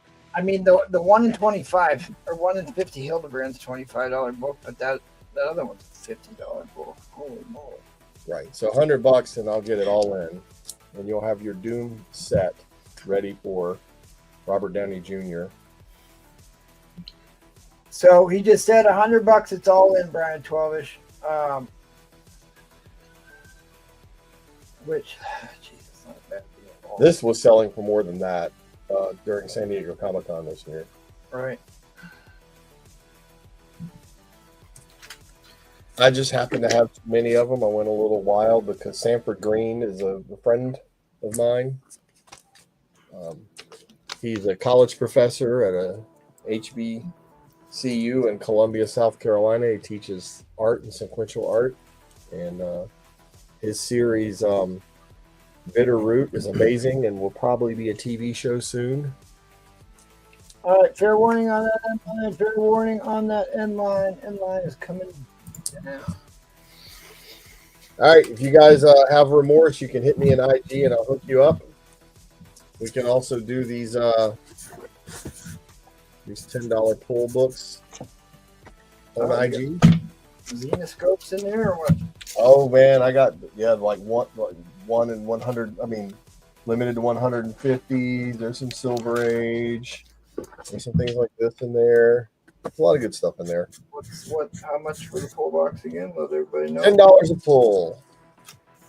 $10 a pull on the $10. The books in there range from $10 to probably $60. Probably nothing in there worth more than $60. All right, Osbite, let us know, guys. Like this, if you like older ones. Oh, the team ups. Yeah. All right, joke, and then we'll get out of here. My wife got upset with me recently when she found out I hooked up with a prostitute. I was like, well, baby, what'd you expect? You haven't touched me in months. And she goes, well, I'm not upset about that. I just didn't know you would pay for it.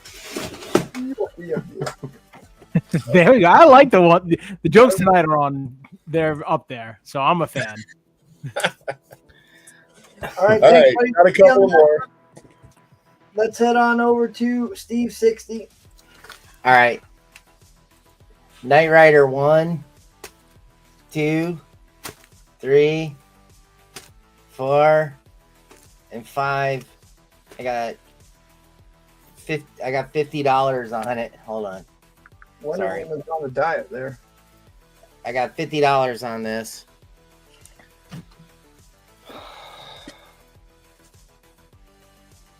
I got this Wonder Woman skeleton bondage. So sexy. Yeah. She's on the Ozempic. This is a near mint copy. It's in stupid high grade, so I got $30 on this. And then one that will make me sad. Nights with Alice Cooper. Yeah, so this is Marvel Premiere number 50, first Alice Cooper in a high grade.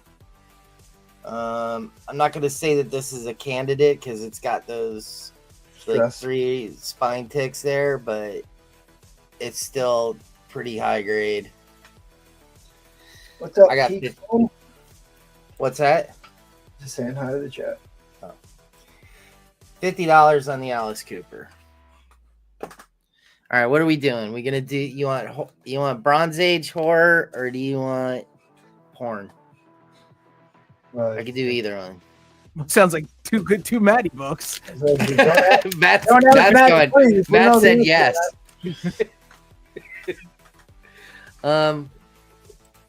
Let's do porn. Okay. Let's do porn. It's a little early for that, but all right. Sounds great. You think it's too early? No, it's never too early. No, you're good. I have no porn tonight, so if you guys want to pick it up, this is the time to get it. All right, I do have some. Well, they're not. I don't have anything that hard. Bruce Leroy, looks like you're over on the old channel. Please follow the link to the new channel. It's only 5 of the 6. I don't have the 6th one. Okay, so this is Power Hour Evil Queen Collector's Edition. What's the starting bid here, buddy? It's gonna be $50. And then go look this up. This sells for over 100.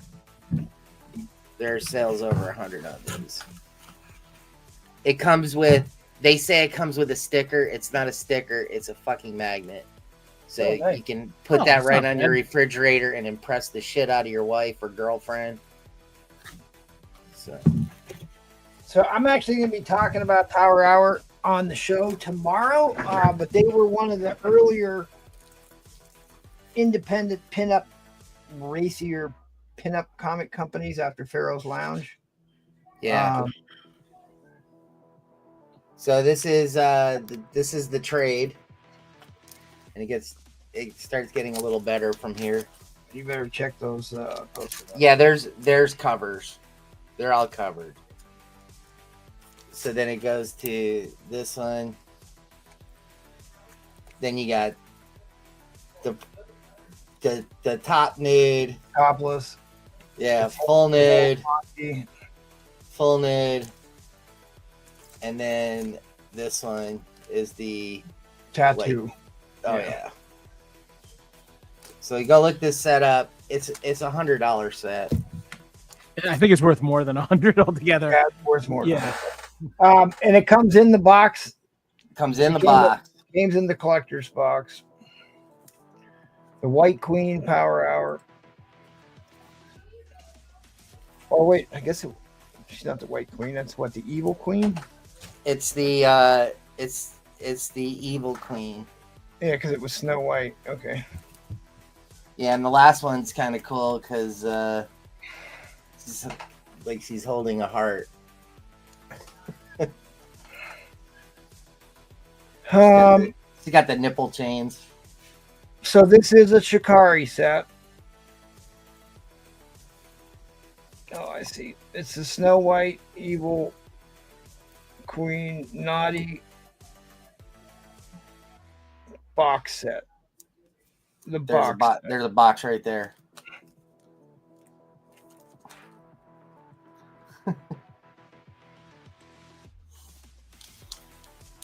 Yeah, that was the one I was looking at. The Evil In box set. They want $400 for. All right. At any rate, Dark Danger Zone is in at 50. If you like your Disney movies with scantily clad women in them, or women in them, period, this will be the set. Austin, did you go see that movie? Please tell me you didn't. I don't think anybody did. They pulled it from the theaters like real quick. They fired her too. They fired that chick. Well, it's like it's hard for me to blame her for that. I mean, there's all these people around her pumping her head full of all that nonsense. So that's why she made dumb comments on the press circuit. So it's hard for me to blame her for that. But she's pretty young and impressionable. Yeah. That's sad. She does appear to have some talent. She just got weird people around her. Bad advice. Yeah. You don't piss off your Base. potential. Yeah. And you don't go against the midget union. That's what Bree plays. Got the midget closet, so he knows. Trollfire knows all about that. Yes, he does. Yeah, the midgets were pretty pissed. Yeah, because Peter Dinklage. There actually a lot of people were mad at Peter Dinklage for it. Yeah, because he's already made his money, so now he Yeah. can go on there and doesn't want any competition. But this is just good art. I mean, Yeah, it's Shikari. Yeah. Shikari's Yeah, one of Shikari, the everything Shikari is crazy money, and then on top of that, these are every single variant that you can get of this. The books normally go for about $40 solo. So yeah, just go ahead. Go. yeah, look online. I could I'm sell not each. fronting. I could sell each of these for more money. Yeah, the Oompa Loompa Union, them and the Flying Monkeys, right? All right, well, Darth Danger Zone's in the lead here at 50, unless I get a $51 bid. This is going right to Darth Danger John here. Fair warning on that end line. Fair warning on that end line. The end line is coming down. That was a good pickup, man. You got the box set. And the only reason why I could sell it that cheap is I won this. Nice. Appreciate that, buddy. I will take that Knight Rider set. You'll take the Knight Rider set? All right. I will. For $50. Fuck yeah, I will. I just shipped you out, man. Well, we'll start again. All right. Let's head on over to Eddie Fist of Fury. Chicago. Are we already showing the smut stuff? It appears that the dam is broke. There's no holding back the tide at this point. He's been holding that one. The Night of the Giving Head. Oh no! For goodness sakes! This show's off the rails. So I'm sorry. I have a feeling that Ed is worse than I am, dude. I don't know. It's a battle. It's a key issue. It's a key issue. Okay, let's get back to. Oh God, then the Carter was fine. I showed it at the end there. Wraparound cover, signed by Joe Quesada, $40. How about a Gen 2 slab? Anybody interested in something like this? That is the first issue of Jessica Drew, the amazing Spider-Woman. To know her is to fear her. For a 9.6, that is a steal. Yeah, and I looked at it pretty hard. It looks like it just needs cleaned. That white really needs to be brought out. I think you can get this up. Well, it's a Gen 2 book, so it wasn't cleaned or pressed. So very Oh, good chance. there's a little chip there on the bottom. I got to point out right here. Oh, the case. The is slab. damaged. But if you get this, you're taking the book out, right? I mean, I would. Well, yeah. I mean, for me, if you can't see the damage on the slab from the front, I really don't care myself. I just want to point it out. Yeah. Then let's see here. Got Catwoman #1, 4-time signed.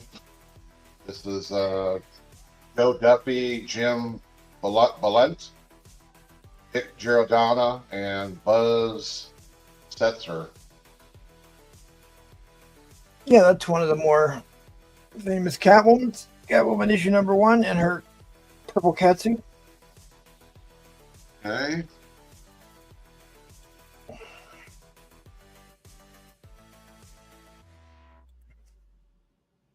Fatal Attractions. Yep. Excalibur, #71, near mint, $20.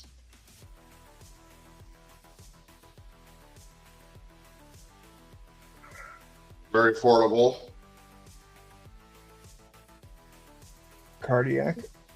Mark Bagley here. Somebody was asking for slabs under $50 the other night, so there you go. Yep. Newsy.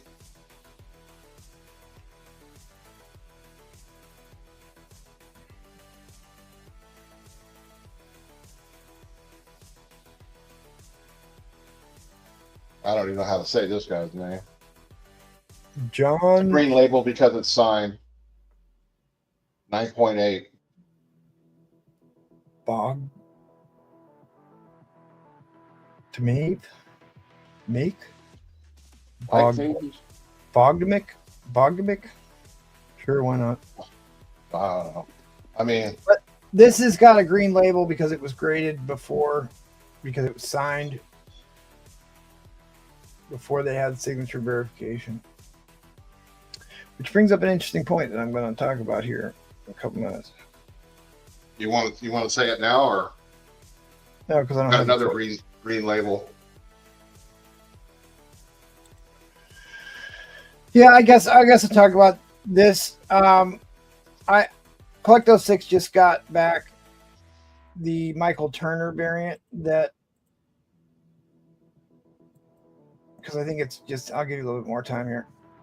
They were given, when I looked this book up 2 years ago, there is a number on the back of the book that tells you how many copies out of 499 it is. It was like on marker. So they gave them all green labels. 2 years ago, there was one blue label on the census and 72 green labels. And then all of a sudden, there was an influx of copies of this that just got graded here real recently. And now it's up to like 20 some blue copies, but it came back in 9.4 blue label. So they seem to be backing off, being more lenient on certain marks on the book and pen. But it's just an interesting green label conversation. And this is before they were validating signatures. So if you sent in the signed book, you got back a green label. And most of the time they wrote the name at the top, right? They didn't just say marker on book. They said somebody named Joe Sennett or whatever signed the book. Yeah, this one, if you want to see what they wrote 2 names and then a date, or no, Yeah. a number, 1 something of 2000. Yeah. Written So on cover. right. So they actually wrote the names on some of those green labels. So, I mean, hey, it's good enough. good enough, but you can send those in, get them reholdered, and pay for the signature verification if you so choose.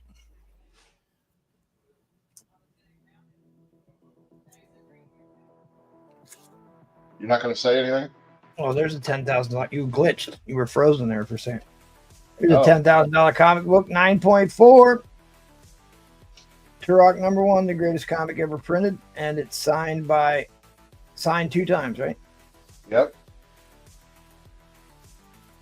That's my This entire comes with a certificate.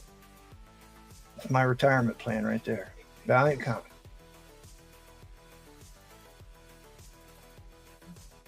Is that actually in the slab, or is it just in the bag that the slab is in? That's in the slab.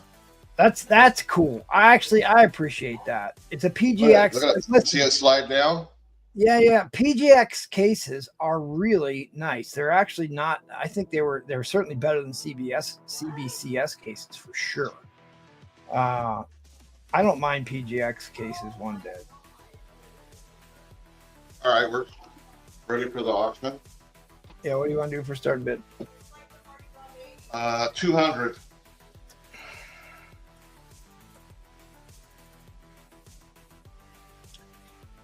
Yeah, Key well, Collector has a high of 450 on this. This is about a 9.0. I'm going to say it's an 8.5. Really clean. well, anybody who has any sense is buying stocks right now. Now's the time to be buying, not the time to be selling.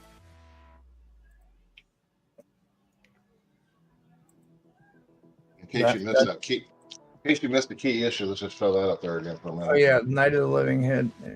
I mean, you can show the back of the book. Can you show? Wait a minute. Can you show the back of the book? No, Let me verify. Yeah, make sure, because some of those are rather racy. Of course, he would know to do that. Yes, well, I almost made that mistake the other night, so yes, I do know how to know that. All right. At any rate, you want to go ahead and spine slide this. He's putting this in an 8.5. It is a newsstand Hulk Tree 40.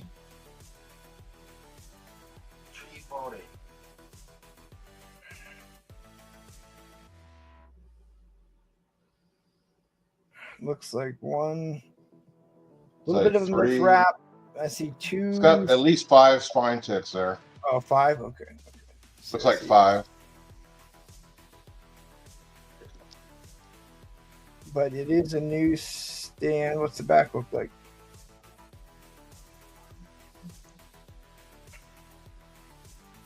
No color rub on the upper right-hand corner. That's where that book usually gets color rub, is on the back cover, upper right-hand corner. I don't see I any. don't see anything. It's clean on the back. Can you spine slide the back, please? Yep.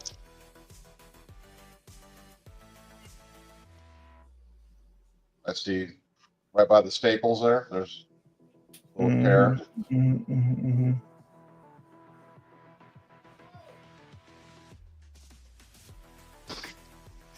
So this is the one where the newsstand goes for a premium over the direct in this issue. Yeah, can you bring this up? Yep, I'm trying to do that right now.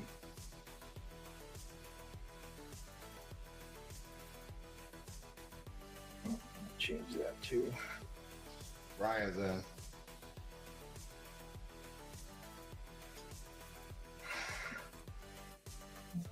Oh shoot! So I get for looking up Wolverine. It's a Hulk book.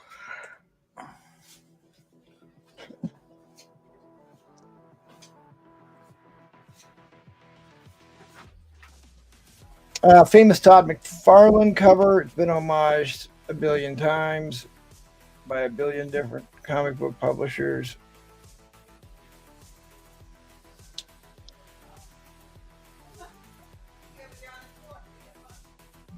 Let's see if I can figure this out here.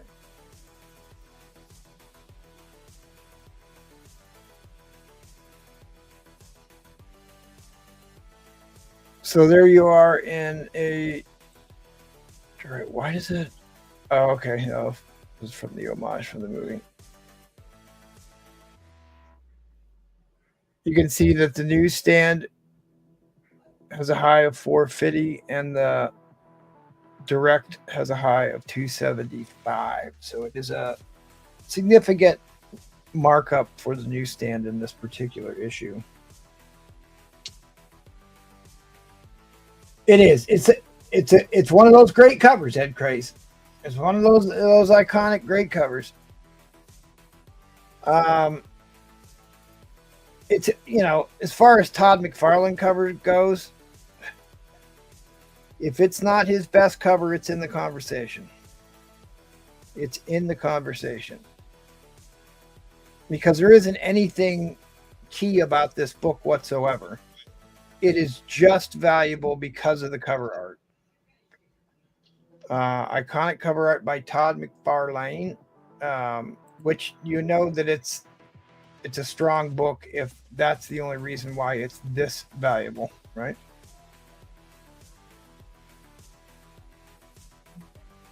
He's got the condition at an 8 to an 8.5, I think, or 8.5. There you go. It's at $200. The bid is at $200 right now, but if I don't get a $205 bid in 8 seconds, this is going right to replay. I only have one bidder. We are not going to overtime, so fair warning on the end line. Fair warning on the end line. The end line is coming down. All right, fair enough. Replay for the win. All right, Brian. Hard to go wrong with that one. Hard to go wrong with that one. All right, now what you all been waiting for? It's the Matty Freeze original art cover round. Go ahead and show it off. We'll find your video. You got my video. Oh, it didn't load. All right, talk about it. Sweet. Talk about it for a minute. I'm gonna reload it. Yeah. This one actually took me. I did this one behind the scenes, and I wanted to, like, after I was done with it, I'm like, I'm keeping it. So this has been here for pretty much like 8 to 9 months. I've had it on my wall. If anybody's paid attention in the back, Yeah, I around over remember here, seeing it. I had it chilling over there. So I had it up there for a while, and then I didn't get my books in today. So I was like, you know what? I knew it'd be late. So I was like, let me just put this up. So I figured I'd do this and see where it goes. Who is So this usually, guy? as always, yeah. Who is this video. degenerate? Who is this degenerate, Matty Freeze? Nice X. He knows. He thought this was a commission piece for somebody. He thought it was sold already. I was like, no, it's going for auction.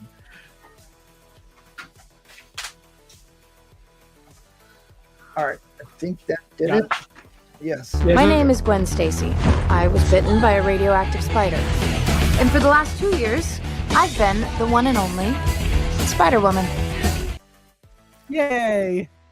DJ for sure. So just like my blanks, but a little bit different, knowing that it's already a 9.8 CGC certified, I start these at 100. So start at 100, wherever it goes for, it goes. Those wonderful toys. So have fun. Start line 100. All right, let me get that start bid dropped. Hang on, people. Let me get that start line dropped. So this one was very strange. I originally was going to go all pencil. And then I was like, you know what? I think the color splash is going to make this pop more.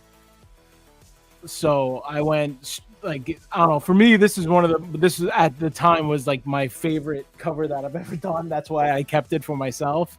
Yeah, You the could color see- palette. The color Yeah. palette on this is real. It was a good choice. The pastels. You could see all the pencil work. You can see I'm heavy-handed with a pencil also, but it is a 9.8 sketch edition, Spider-Gwen #1, partial blank. There it is, signed and sketched by Matt Frieso on 6/20/24. I don't know if we can accept bids from this nice X collectible guy. Thank you, Doc. And then the only thing that my SIG is in Polska, and then I went around it with the marker. but everything is colored pencil and basic number 2 pencil.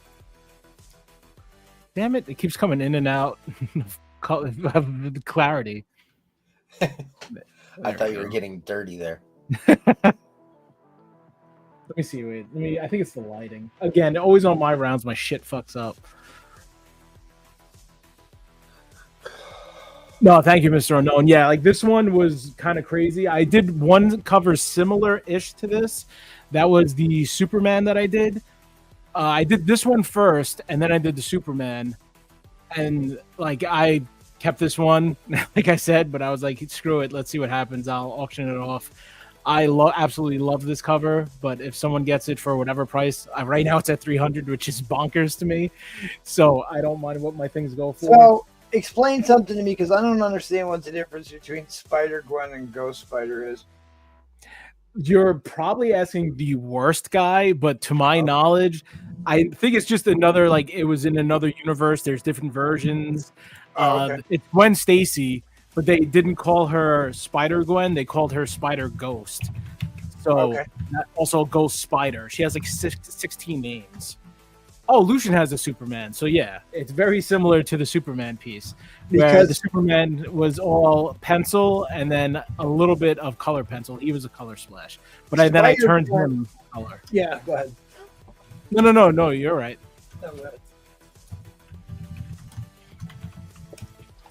I was just going to say that I still think Spider-Gwen has the very best new character costume design. In fact, I bought both of my nieces the hooded sweatshirts that have that pink inside the hood there. I've always loved her color palette, like the pink and the blue, like that turquoise kind of, like not turquoise, but yeah. Okay, it says that she did not die. Spider-Gwen was just her first run. She had then a short run titled Spider-Gwen Ghost Spider, and now she's just called Ghost Spider. Ty, I do not even know. It might be Lucian.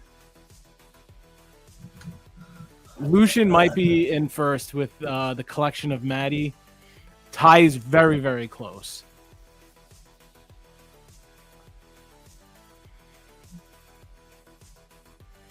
I'm gaining ground.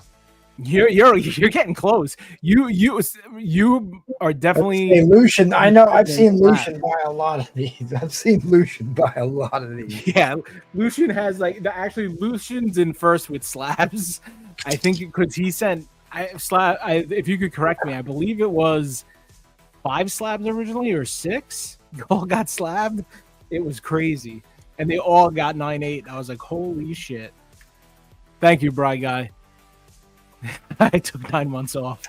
Yeah, you need to come on here and put that King Cull book up here for $1.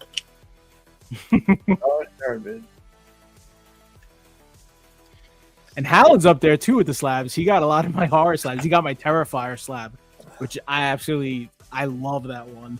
All my art is like, it's weird. When I was younger, when I used to draw when I was a kid, I gave away most of my stuff, and I was so mad when I gave it away. I was like, later on in life, I was like, I wish I had that stuff. But like now I'm at the point where I actually feel so much better knowing that someone owns my stuff.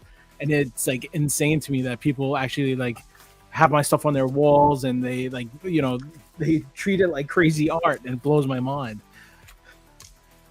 Well, I tell you what, the one I really liked that you did here recently was that Poison Clayface? Oh, the Poison Ivy? Yeah. All right, guys, we're going into overtime. Yeah, the Swamp Thing. That's Ed. Ed got that one. I got to remember, like, I looked it up. I think it's kind of crazy. I don't know the exact number. It's close to, I think it's well over 50 blanks that I've drawn on. It's insane. I never even thought I'd have like 20. Damn you, Ty. nice spelling. I like the way you spelled come. Yes, fantastic spelling. Again, this is already a 9.8 signature series. I sent off everything just so everybody knows the things that I was holding.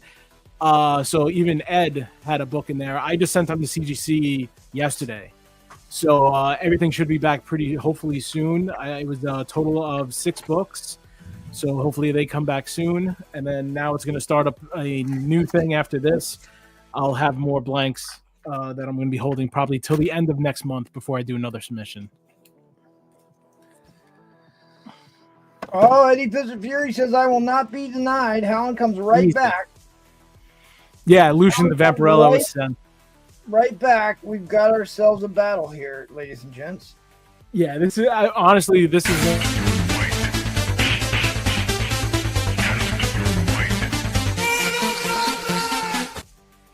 I've said it. I always say it like in hand.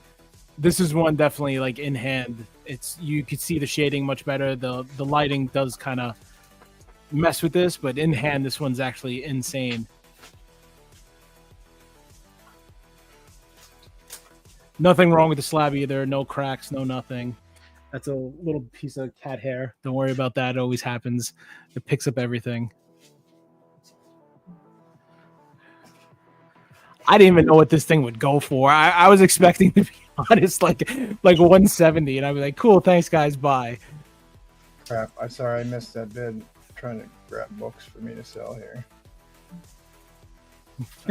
That's true, nice. Yeah. So I'm gonna go to 30-second clock. The back is just blank, nothing special. If you were wondering, it's a full-on blank. Colored pencil, minus the normal pencil. I don't know. I thought like when I did this, I was like, maybe this should be like my MO at the time. Like maybe I should do like color splash pieces where it's just like pencil and do stuff like this. Because I absolutely love this and the Superman. They're similar. And I was like, maybe it should be like I do all my covers like this. But I get crazy. I do UV. I do glow in the dark. I paint on covers. I just get bored. Dude, when you put the UV on in your room, it must be fucking insane. All the fucking stains, all everywhere. The semen that comes out. Oh my god. Jesus. Jesus. Actually, that's the craziest thing. My whole room, like I'll show after this real quick, is like blacklight. There is no stain. Your Jackson Pollock painting. Yeah, we thought. It's super clean here. I'll show you right after, just so everybody knows I'm telling the truth. The weird part is, in your room, it's mostly your brothers. I knew you were gonna go there.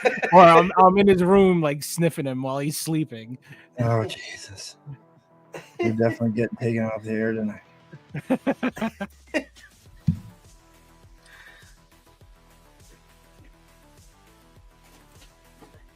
They're already all slabbed up. Will be shipped out tomorrow.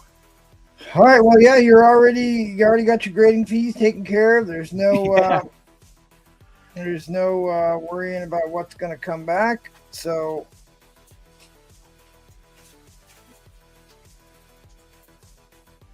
fingers crossed that the 6 I just sent in are all 9.8.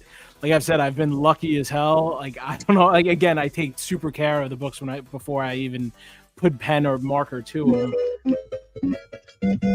Fair warning, gang. All right. I'm going back to 30 seconds because you guys are just trolling this clock. I know you're both watching with eager anticipation here. There's nothing to look up on this book, so we're going to 30-second clocks. Yeah, I don't know when that's going to happen. 9.9s, I mean, I'm hoping for one because that would be insane. It could be possible that someone gets one down the road and I can't do anything about it. If I send in one of my books, it comes back 9.9. It's going right to you for the same price. I'm not going to upcharge. That'd be like. Now, I have a feeling that they're like dumping a bunch of 9.9s and 10s right now. I have a feeling they're going to back off of that, go back to giving out 9.8s again. I just have a. We'll see. Yeah, I don't know. It's crazy. They've been going crazy. I've seen a couple 9.9, not sketches. I've seen 9.9. Like SIGs? Card stock cover books. Slabbed has a 9.9 signed horror comics CC Space. So like it's possible, but it's hard. Like once I think the pencil touches it, or I don't know. Fair warning on the end line. Fair warning on the end line. Congratulations, Eddie Fist Fury. You are now the proud owner of Spider with Gwen's Ghost Spider original Matty Freeze in a 9.8 white pager. That's insane. Thank you. So everybody who bid, everybody during this round, it blows my mind. I say it all the time, but I truly mean it. It's crazy.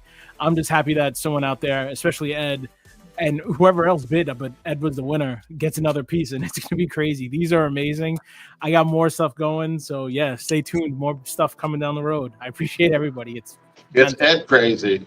I know, it's Ed crazy. Crazy Eddie. So again, yeah, thank you everybody, and yeah, I'm leaving now. Bye.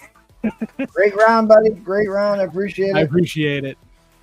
Always fun to see what covers you're going to pull out. All right. Well, I didn't know I'd be hosting or even being here tonight, so bear with me, people. I have a Michael Turner. Michael Turner, Witchblade, number 5, signed. It is signed by the writer, I believe, Wola. So, but it is a Michael Turner, high grade Michael Turner signed.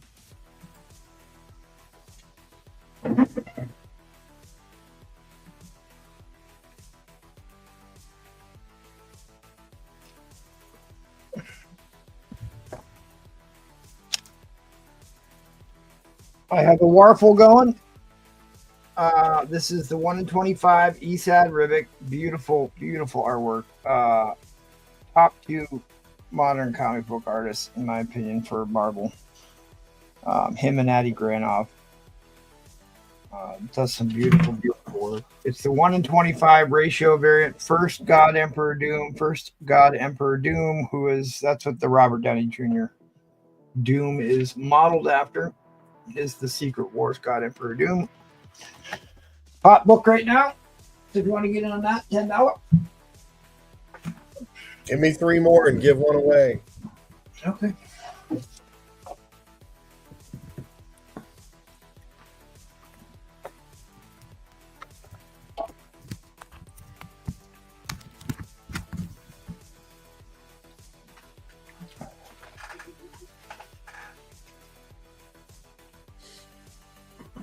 All right, so that means you got 4, and 2 of them you gave one away last time.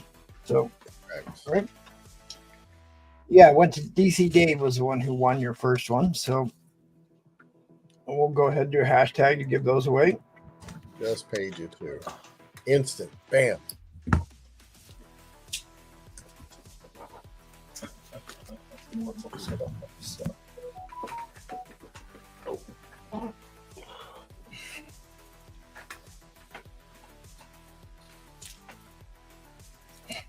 This is the what if for X-Men 141, the headshot issue. The X-Men are dead and I killed them all. But it's a Deadly Genesis story. And actually I was going to bundle this with the new Deadly Genesis storyline. But if you want it, it's a high grade what if X-Men, $10.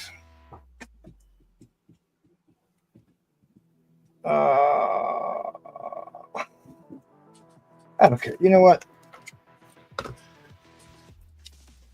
Here's another book I don't want to sell, but hey, if somebody wants to pay up for it, they can.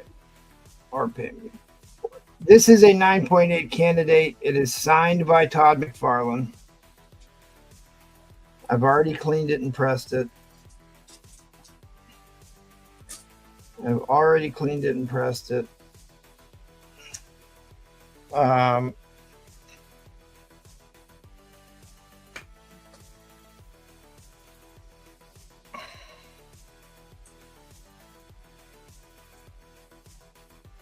Yeah, $100 if you want it.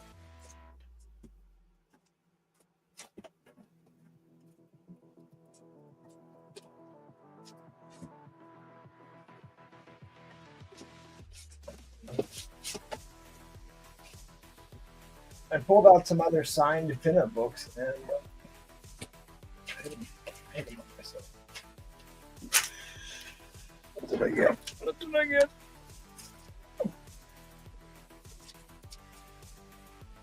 I still have some copies of Red Guardian, if anybody's interested in those.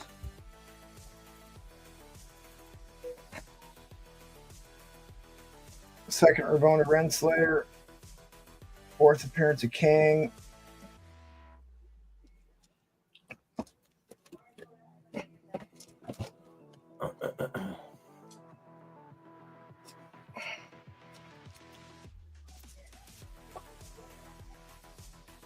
Avengers 86. Avengers 86. The Brainchild.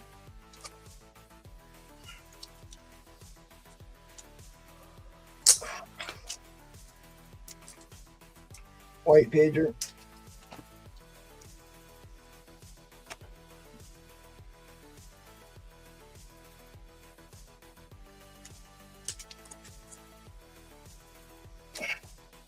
I'll do $45 on this book.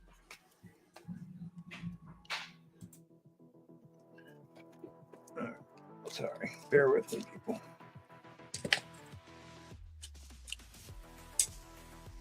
Beautiful high grade white page copy of Avengers 65. This is the origin of Hawkeye. And we talk about how Swordsman was a villain, then an Avenger, then a villain again. Trained Hawkeye.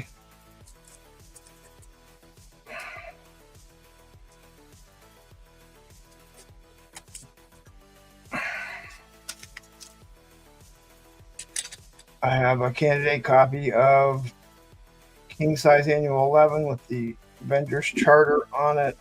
All the Silver Surfer covers are going up.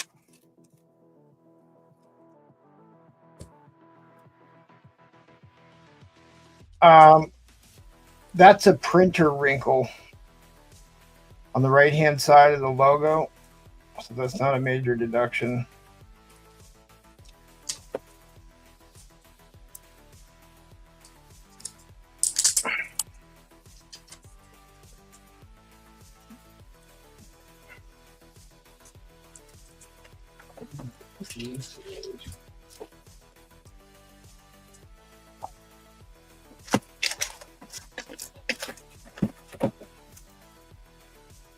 Natalie Sanders, I think she's one of the really promising new artists. I really like her work. She's a female artist.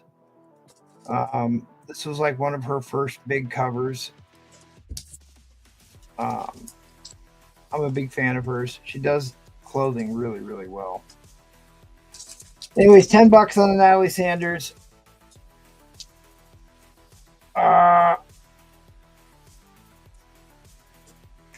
Adam Hughes. I didn't even look this book up. Shit. This is the Adam Hughes.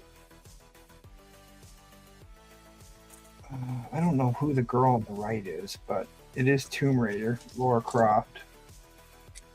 I'll do $20 on this book because I have no idea what it's worth. $20, Top Cow, Laura Croft, Tomb Raider, Adam Hughes.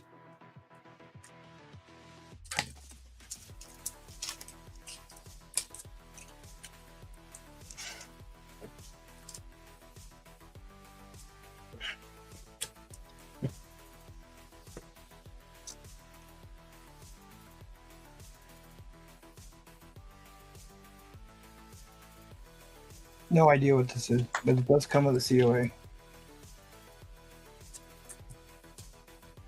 Ghost Week, David Dorman. $10 if you want it.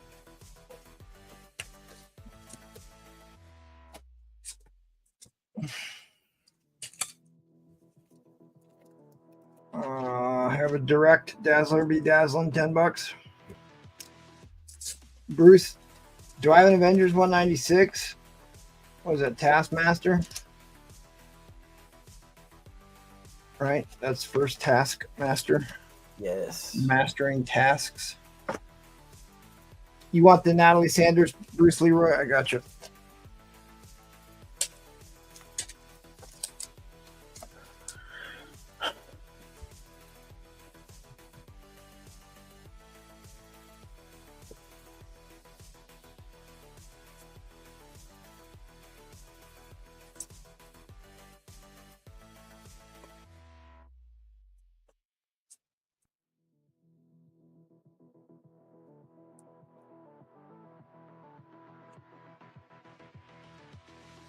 another book. So I'm sorry. I didn't pull anything. I really thought I'd be able to sit in the background. All right, let's just do this. Since it's a Matty Freeze night, I'm going to put a Matty Freeze setup. We'll just do it. All right. Oh yeah, I'll put up the hookers. Let's get it done.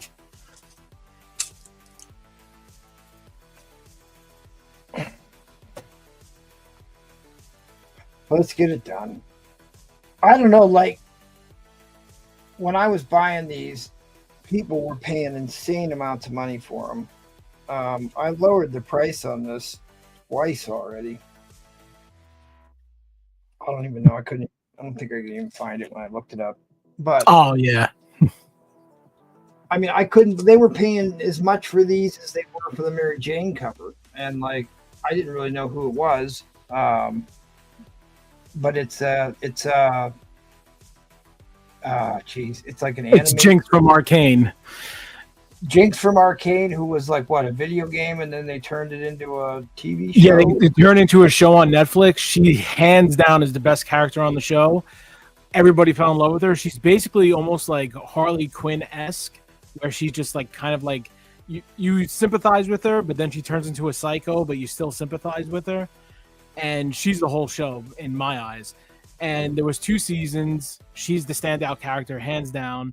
Everybody, and then everybody goes nuts for her stuff online. So to be at $1 on both of these is insane, because you can go look them up on eBay and you'll see exactly why. So yeah, and her stuff is just still going to skyrocket because there's going to be a lot more Arcane stuff coming. So it's definitely now, if any, for $1, now $2, it's the time to jump on this. Yeah, sure, troll. Fine. I think I'm low. I think I'm low on the origin of Hawkeye. I'm low on the price on the origin of Hawkeye, but that's fine. That's fine. We're good. They're yours, buddy. All right. So anyway, people were going nuts for these. I guess wildly popular. You have to buy the book to figure out what's behind the stickers. But is this Dakin? Yeah, I don't know how to pronounce it. I usually say Doxina. Doxina? Okay. Yeah, Doxina. Her art she's up there. Like there's a lot of these artists that do these female covers, and like Shikari, Doxina. I actually like her art more than Shikari. I do too. Shikari's like, her art's a little like exaggerated, a little too exaggerated. A little too realistic-y, not like arty, if that makes sense. Yeah. Right. Well, it's like she's got disproportionate body features on a lot of her covers, and it looks too computery for me. This looks more.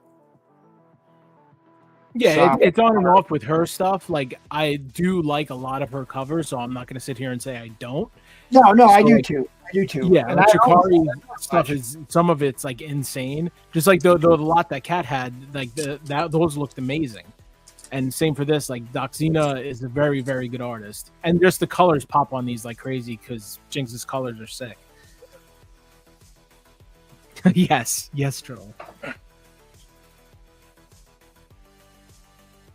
I probably should look these up again. I mean, maybe I overpaid for these.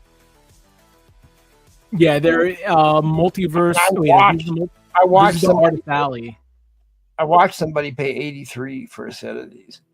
Yeah, like I said, someone could just take these off for $20, go to eBay and quadruple your money. What are they? What are they called? I think these are the Artist Alleys, Multiverse Saga. Yeah, right. Artist Alley.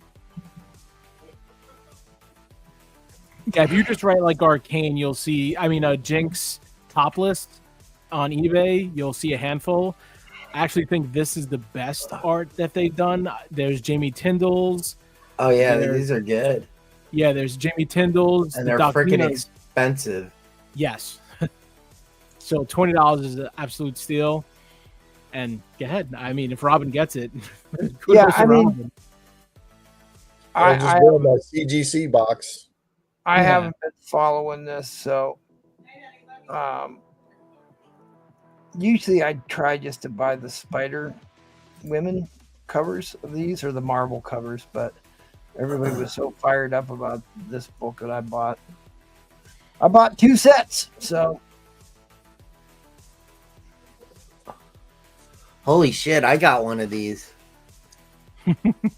I didn't even realize it. I'm looking at it right now. Oh, the Catwoman?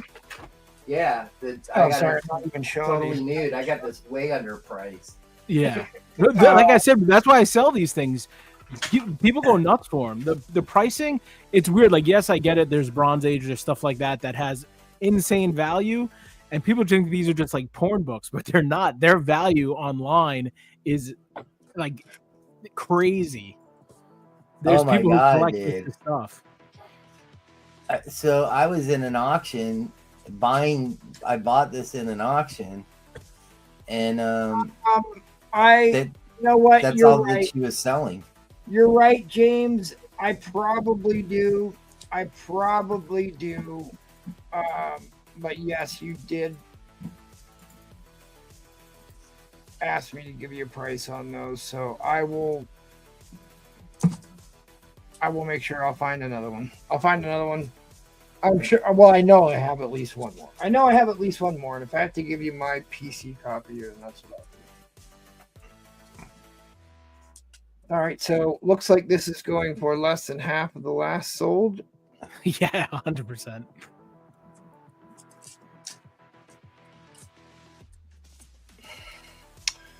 I mean, just the nudie cover sold for multiple sales right around $40 in the last couple days. Yeah. And the quality of paper on these are amazing. Really, really good. Yeah. The pinup, the inside gallery. Yeah, high gloss, really nice cardstock. Yeah, the inside is all art. Yeah, Right. they're all pinup art. Like, yeah.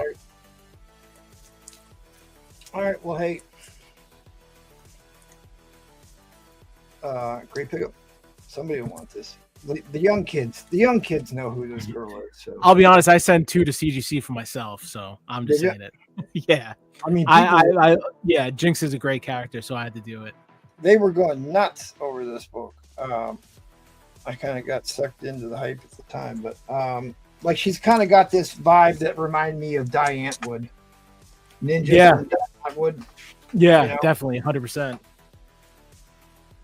All right. She thick. It's probably semen proof. It is Semen 100 proof. We'll find out. Oh, no. Find out. He asked me if I would do a bundle deal, if I'd give him a deal on 3 of those books, and I never got a chance to get back to him on it. And I'm just grabbing stuff off a pile. So if I got to give him my PC book, I will. We'll figure it out. All right. We do auction 3 times a week: Tuesday, Thursday, and Sunday. Come back on Thursday, but wait till you see what happens on this show. Show up for this one. You're going to get a lot of really good information. Like I said, I spent 2.5 hours putting together a presentation for this show. And if you like nudie books and pinup books, you're going to get an eyeful tomorrow. And you're going to get a history of how most of the books in the Golden Age are just as racy as the stuff we get today, which is interesting. I'll give you a little preview. So there in the Golden Age, there was plenty of racy covers, questionable subject matter, and then there was the seduction of the innocent trials that happened in Congress. And then you get the 60s Silver Age, and barely any women appear on any comic book covers. I mean, there's only like 5 of them that was even worth showing in all of Marvel Comics, all of Silver Age and Marvel Comics. There was only 5 covers even worth putting on my presentation. Which kind of like they're all in head-to-toe turtleneck suits, which really reminds me of what the MCU has done to every woman in their movies. Like they're covered completely head-to-toe turtlenecks, which I make that joke on here quite a bit. But it was really ironic for me to see that today doing the research. And then the 70s was a complete repeal of that. So it's interesting. Come check out the show. It'll be a lot of fun. All right, and then go check out our buddies over at the Madhouse. Big thanks to our Patreon members. Big thanks to our Patreon members. I'm going to drop the Patreon link. I am going to give away. I think I was going to let people have a choice. Maybe I'll put up a pinup slab. Yeah, I've got a Xenoscope 9.8 book. Maybe I'll put that up for a giveaway. That'd be a good idea. All right, at any rate, if you two want to subject yourself to this abuse, please hit me up on the Instagrams or the emails. Let's head on back over to Robin Roberts. Yeah. All right, so here's what we're going to do. Do it. 3 spots on that waffle. I'm going to give one away as well, so I will match your waffling. We will go ahead and get these hashtags started right now. Do you have a hashtag you would like me to use for the giveaway? Dad jokes. Okay. Hashtag dad jokes. Now, for all the dads out there.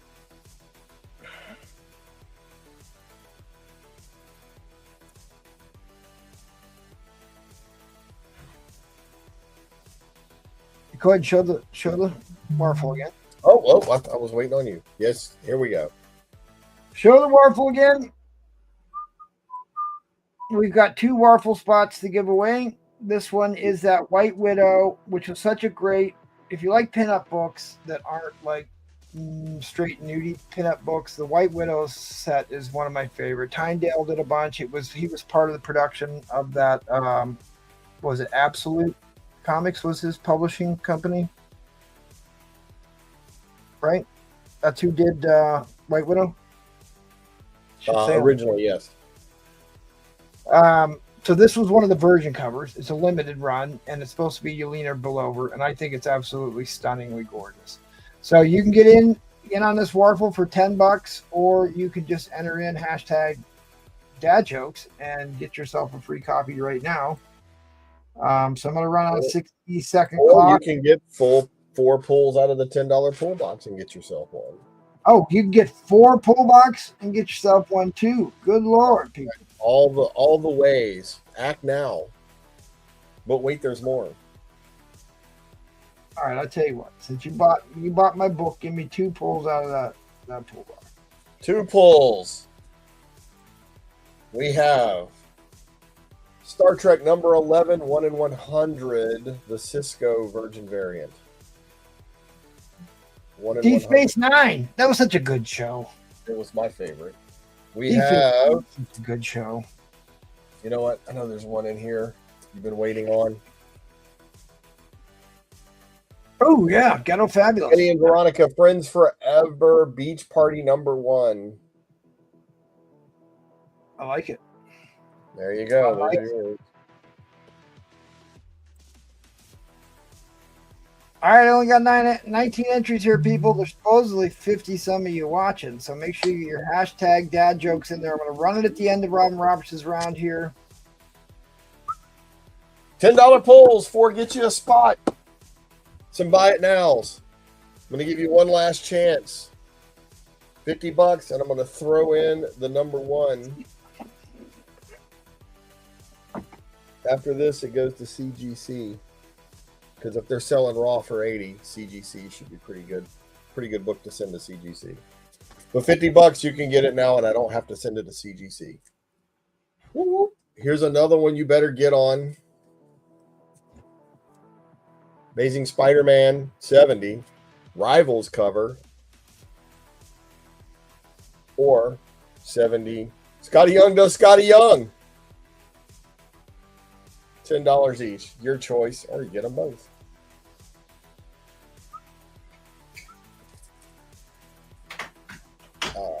Any fans of Darth Maul out there?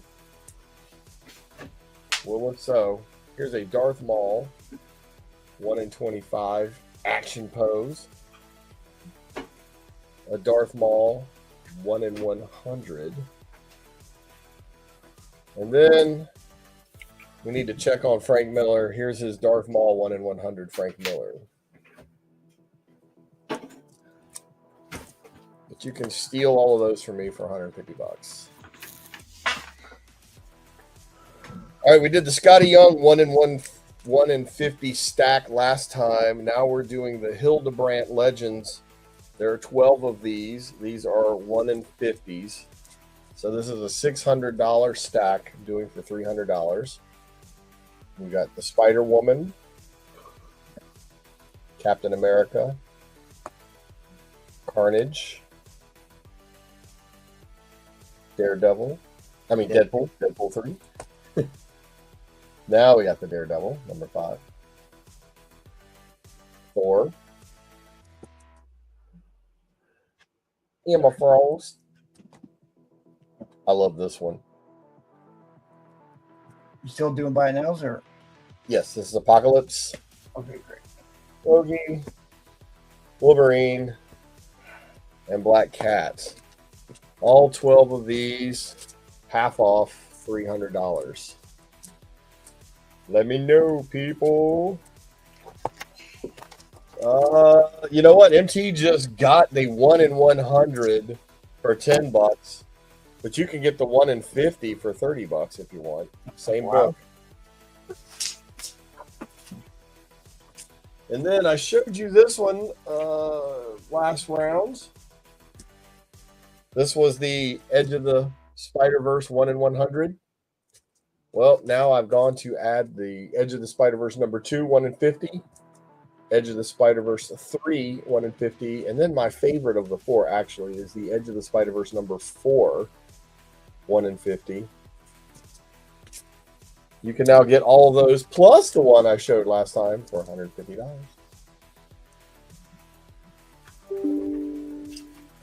And for an auction, I am just going to follow along and follow your lead and do a stack of pinup books. I've got a stack of 10. Rather than doing it builder and having it just drag on, let's start it at $75.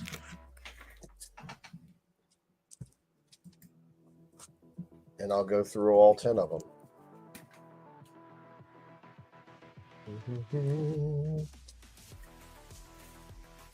So we have Jungle Fantasy 2.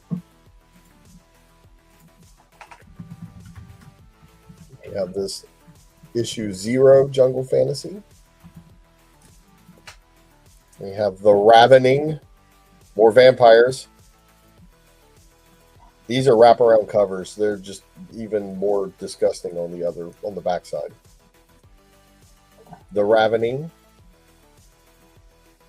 That is a gothic homage, if you know the artist. Also, The Ravening. This is a whole orchestra, so you have the conductor on the other side. It's crazy. These are crazy covers. Another Jungle Fantasy. A Jungle Fantasy Bondage, heading towards a sacrifice. Another Jungle Fantasy. And then my 2 favorite ones.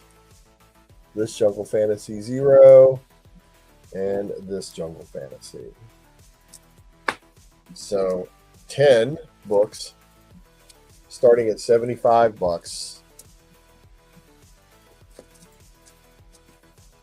Just in time for the pinup show.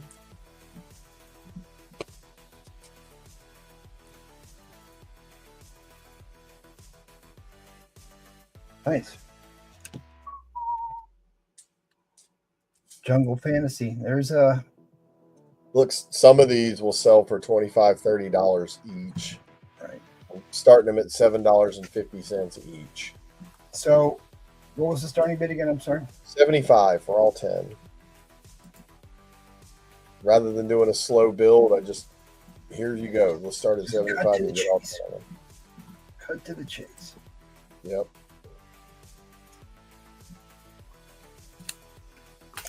Kind of Dave Stevens-y, Space Vixen. Yeah. She's wondering, she's like, did I leave the stove on? This one's with the robot, Robbie the Robot homage. He's like, get out of here, Will Robinson.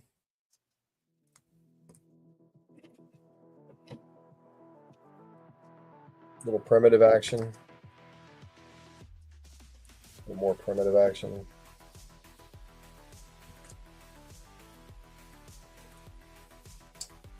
I'm That Bee cover.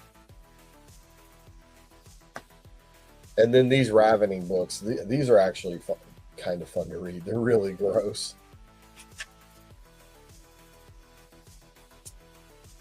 You would think these would be from like Avatar.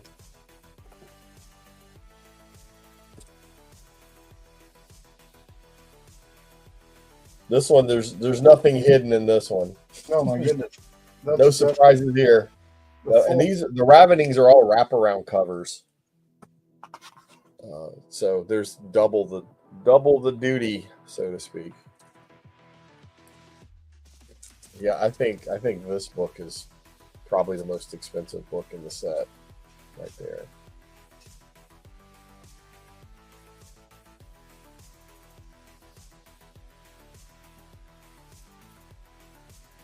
I wish I could like take it out and show you the fold out, but it's not all protected because I put the stickers on the bags, not on the book.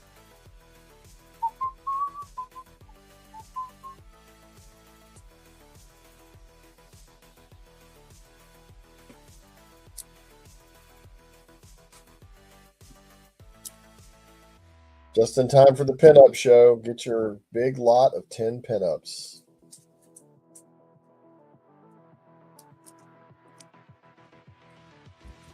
And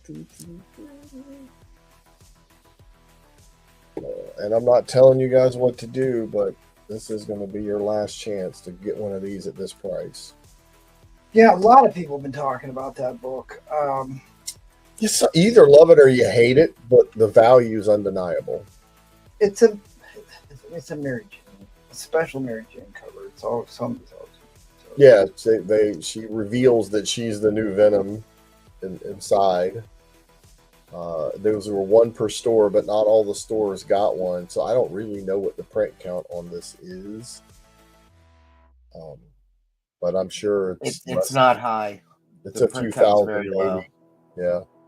I think they limit them to either 2,000 or I don't think they go to 3,000.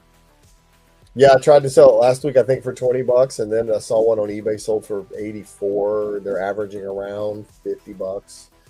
Because it's what it was one per store. It was less than 1,500 on that one, I think.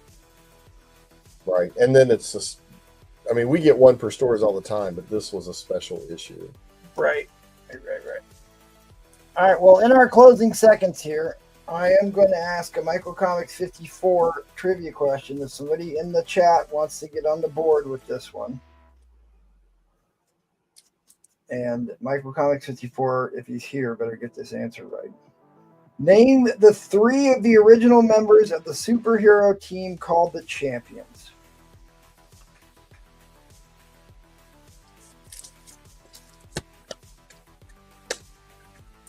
There is actually 4 of them. I'm sorry, there's actually 5 original members. I only need 3 of them. All right, fair warning on that end line. Fair warning on that end line. End line is coming down. End line is coming down. All right, that was your chance at a big pile of pinups. Yeah, you want to hit them up on the Instagrams, see if you can work yourself out a deal, or if you want to get in that waffles be waffling. Because we are about to run the waffle giveaway. Yes, let's put a name on this list. Type your screen. Oh, right there is the running tally of trivia questions. So there will be bragging rights on these. Oh, no. I got to pick up my game. What did I do with that giveaway? Oh, there's the giveaway tool. All right, guys, get your last chance to get in on this. Last chance to get in on this.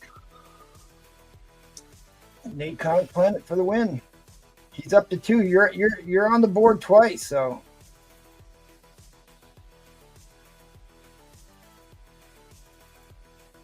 Darth Danger Zone. Big win. Darth Danger Zone for the win. For the win. All right. That's so here, Darth Danger. That'll Hey, get if you you win in. it, you don't want it, let me know. I can put it right back up on the wall. That is for the white weeder. That is for the white weeder. And then he bought a warfling spot on my book. So we're going to give that away right now. I'm just going to leave this. You guys know MT really wants to win this. So. I do actually really want to win that. I do actually really want to win that. So here is, we're going to run the same hashtag giveaway on my slab here that Robin Roberts bought to give away to y'all. So if you already entered in hashtag dad jokes, you should be in. So we're just going to go ahead and draw it again. If you want to get in on this Warple, it's $10. I remember when this was a $500 slab. Tony NY for the win. Tony NY. So Congrats, Tony.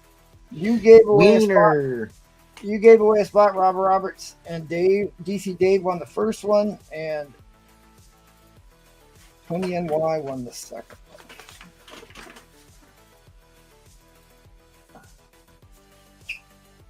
I'd like to attribute who gave those giveaways. All right, did you have a dad joke for us this round? Yes, sir. A woman I recently slept with told me I had the biggest penis she had ever had. Of course, she was blind and just pulling my leg. Wow. All right, think about it. Mull that one over.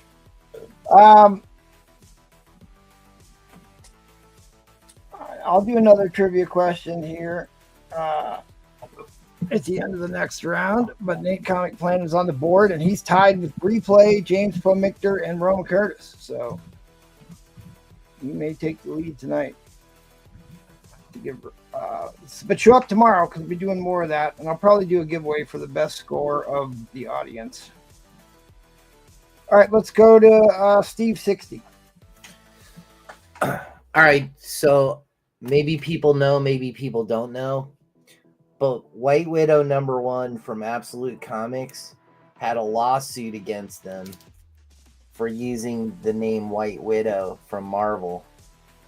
Really? And yeah, and Absolute Comics won. That they had like a big break from 8 to 9, I think it was, and the reason why is because they had a cease and desist. Is that why they changed it to I Make Boys Cry or whatever it was? No. That's just another one of their titles. So this is first print of White Widow #1. It's near mint. Jamie Tyndall, $20.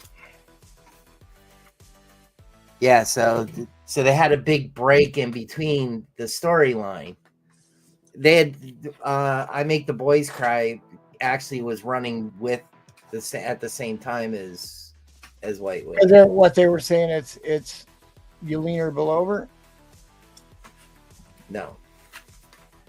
So White Widow actually came out before.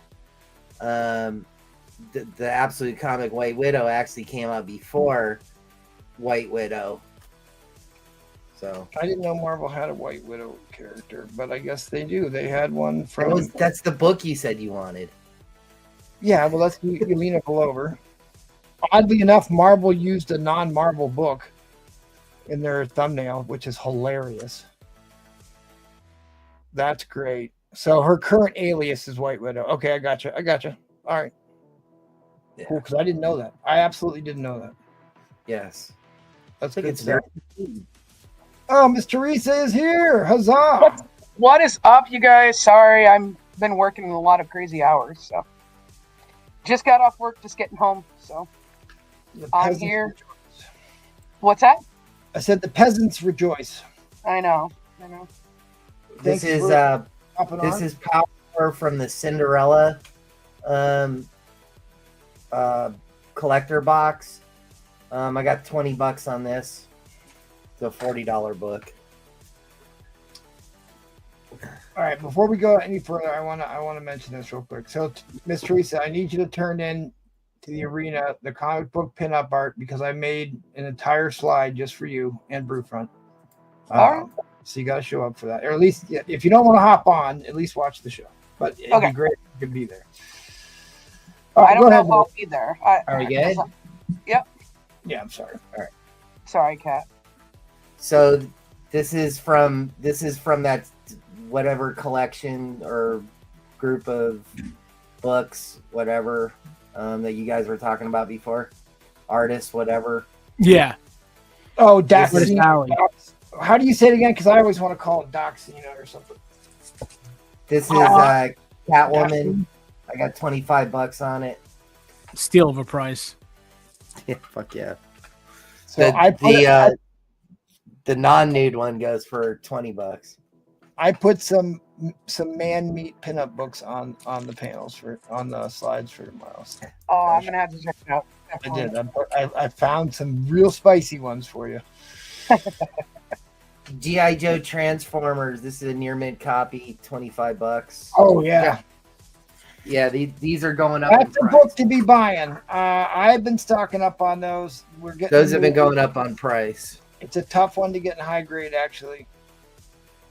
Special Marvel edition featuring the hands of Shang-Chi. Second appearance of Shang-Chi in a fine condition. $20. Oh, that was great. That was great, Mark. Man. Sedated woman with. I did. I told you, Brufant. I told you. All right, I made one for you too. Oh, a near mint copy of Thor 337. It's a candidate newsstand. $80. And it may it or says may 100, but I'll do 80 tonight only. That's a good deal on that book too. I may or may not pick those slides out for me too, Brufant. Bondage Skeleton and Wonder Woman number 298. I got $30 near mint. I can neither confirm nor deny. And then last but not go ahead. Last but not least, I'll do this Alice Cooper, which is Marvel Presents number 50. It's a high grade. I'm going to put it in about a 9.0. But it's probably a 9.2 near mint minus. So it's Marvel Premiere 50 Alice Cooper, first appearance of Alice Cooper in comics. I'll do 50 on this. I'm not gonna budge from that because I'll keep that book. Yeah, why not? All right. I gotta do 4, 5, 6. So what's up with the Secret Wars 2? Is that a full set? What do you want for that? It's a full set. I don't know. I haven't even really priced it. Make me an offer. That's fine. Make me an offer. I'm good. Make me an offer. I don't know what they're worth. Make me an offer. Oh, I will. Don't threaten me with a good time. I got to start this at $100 because there's some big books in it. All right. So this is going to be crossing many streams. So this is The Many Ghosts of Dr. Graves, number 27. Most of these are in fine, very fine condition. So they're all horror books. Scary Tales, number 17. Another Many Ghosts of Dr. Graves, number 29. Monsters on the Prowl, 13. Crypt of Shadows, 16. Ooh. Crypt of Shadows, 5. Yeah, these are freaking... Some of these are expensive. Creatures on the Loose, number 12. Oh, dude, what grade is... Hold on. What grade is that one? Go back. This is in probably a VF plus. VF plus, somewhere in there. I mean... It's got a line down here. But here, Day Salsa, yeah, I'll address that after. I don't want to talk all the rest of his round here, but yeah, I'll give you the answer to that afterwards.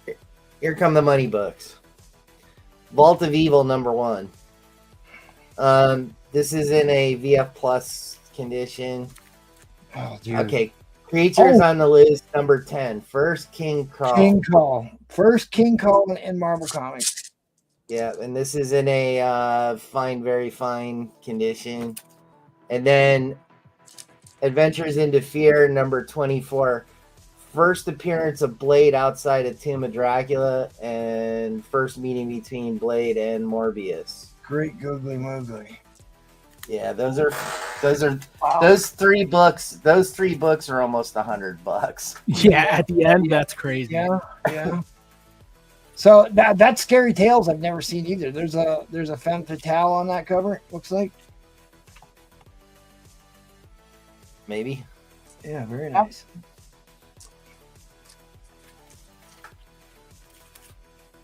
All right.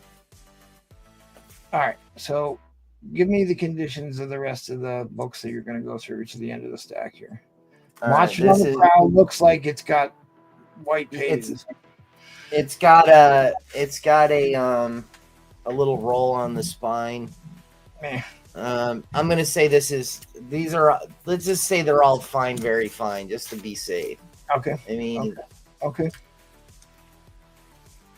I can tell you for a fact, the three books in the back are about $100 for those.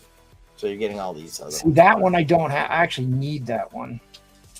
I've got the original, but I don't have the creatures on the. Yeah, fine. You got me. Uh-oh. MT's in. I want to show you this so that you know it's got some dings and dents. Yeah, that's all right. Well, what's the Vault of Evil? Because that's another famous Vault of Evil there too. Well, yeah, this is the first Vault of Evil. It's number one. Right. Oh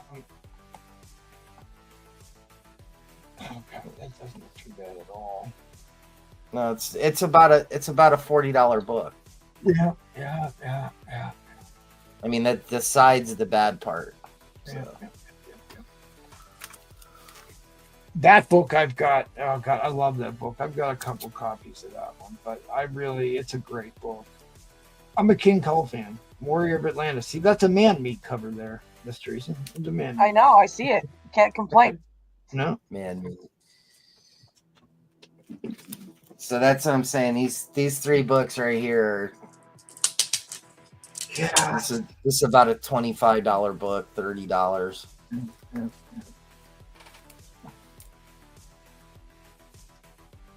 We are headed over to Eddie Fist of Fury next, Miss Teresa, if I can step away from it.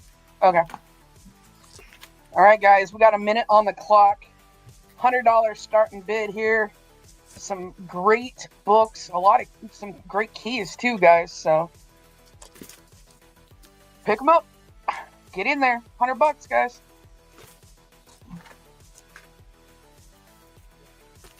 First Blade versus Morbius. There you go. First Blade outside of Tomb of Dracula, too. Yep. And then you got your King Cole.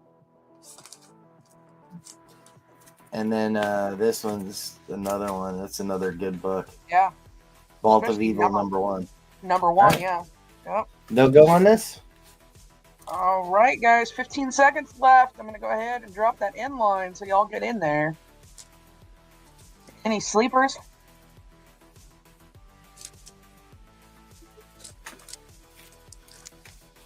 All right, guys. I'm going to go ahead and drop that in line. If you guys are interested in anything that Cat has put up, please hit him up in the DMs, guys. His Instagram is scrolling down on the bottom, y'all. So check him out. Thank you, Cat. Appreciate you. Thank you. All right, guys. We're going to go ahead and jump on over to Mr. Eddie Fistafari. Ed, what's going on? How you doing, Teresa? Oh, I'm good. How about you? Working my rear off. Good to see you. I know. It's been a minute here. All right, I got an X-Men here. The first full appearance of Alpha Flight. It's a high grade. This at Hive should be $180. I got this at $90. Pretty much a mint book here.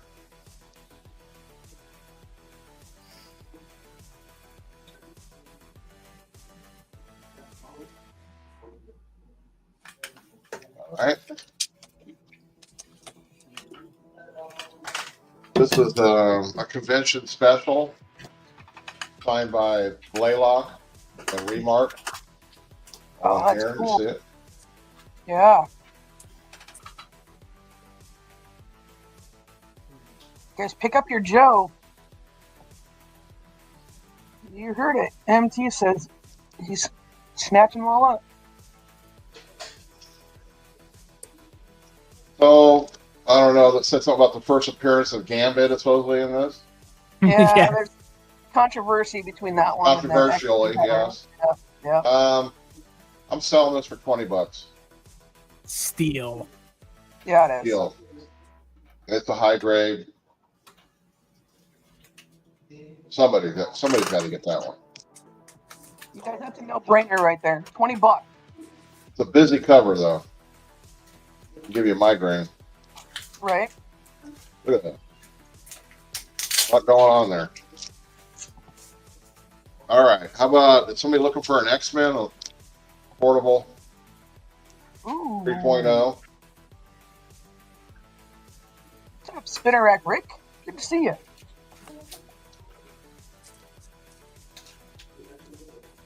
X-Men 24, guys. Yeah. How about an X-Men 39? Wow. 5.0 to 5.5. Claim X-Men 121. Okay, that's the The Gambit. and that is Tony. Tony NY. What's up, Tony? Good to see you. Hope you're doing good. So that was for 20, right? Yes, sir.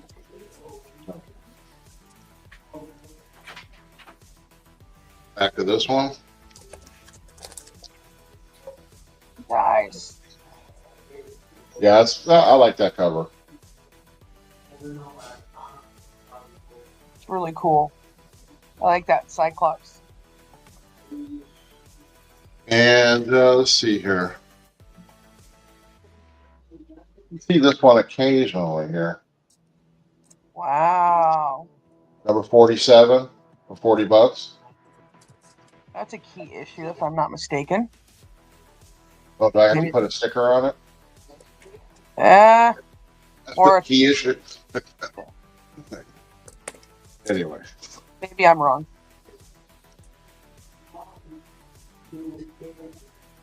Twelve picks. 111 UK edition here. Oh, wow. $30. In a newsstand? Yep. Somebody claimed 47, it looks like. Tony must like the X-Men, huh? Oh, yeah. Darth Janger is asking how much was the X-Men annual? And I think Tony picked that up, Darth. It was for $20. The one that Tony got was $20 before, right? Yeah. Yeah. And he's also going to pick up your UK edition right there. This one? Yes, sir. That's Tony as well. I think we know what Tony likes. I know. I didn't know that. Okay, do you have an annual? Do you have an X-Men annual that you showed? I just want to make sure. Yes, I do at the beginning. Or was it? Wasn't that the Gambit? Yeah, somebody claimed it, right? Yeah, okay, yeah. Tony claimed it. Yeah, Tony claimed it, Darth. Yeah, so it is claimed, yes. Yeah, sorry about that. Oh, the Gambit one you didn't claim?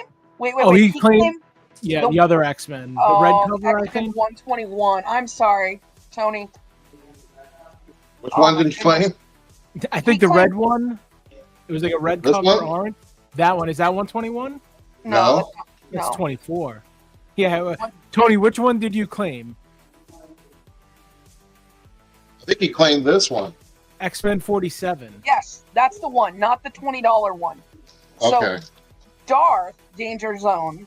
I'm sorry, guys. I'm a bomb. It's been a minute, y'all. I'm sorry. Darth got that one that we had written down for Tony. Correct.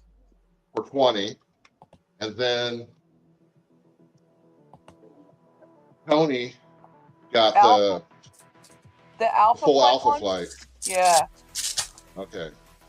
I know, James Willie. I'm sorry, guys. I'm just getting off of work. I know, one job. I know, but like literally, All right. my brain's still on work, so I apologize. No, it's cool. Come on, it's no big deal. All right, here we go. X-Men 114. This is pretty high grade, $50.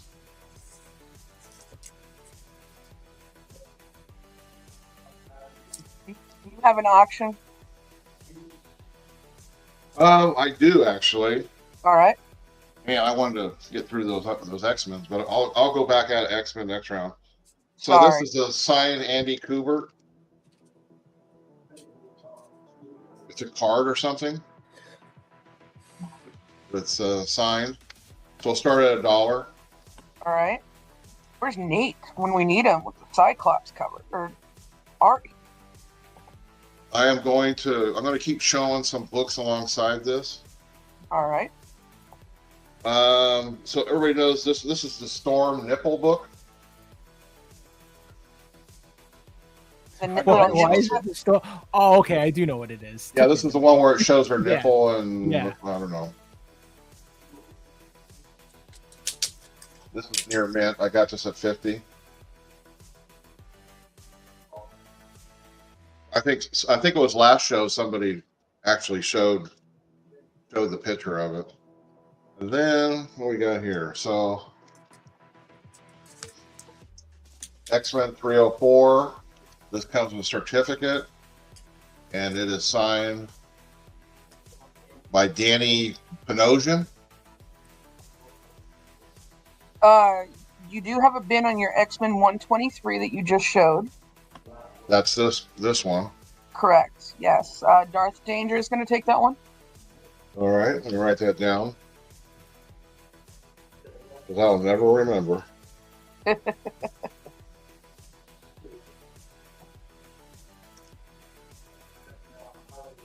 Okay. Where was I? So yeah, on this one here, certificate. I lost my little sticker, so I'm just going to shoot the number at this. I'm going to go $20 on this one. Oh wow. Yep. Signed with the COA, y'all. Panosian. 304.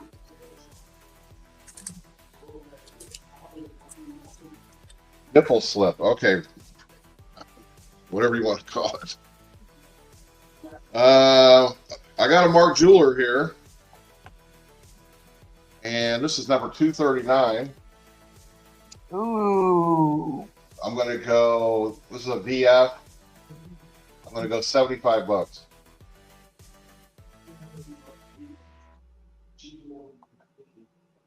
Nice. That's number 239. Who did the artwork on this? Mark Silvestri? I'm not sure. Replays would know more about X-Men than I do. I'm sorry. I'm a bum. Okay, we got a minute, so I'll keep showing some books. David Cockrum. This is one of the 6%. $20, number 145. That's a great cover right there with Dr. Doom and Storm on it. What kind of slabs are you looking for? X-Men slabs? I wasn't really pulling out too many slabs. I probably do have it. X-Men 184, this is a 9.0. First appearance of Forge. I'll go $20 on this one. It's a key issue.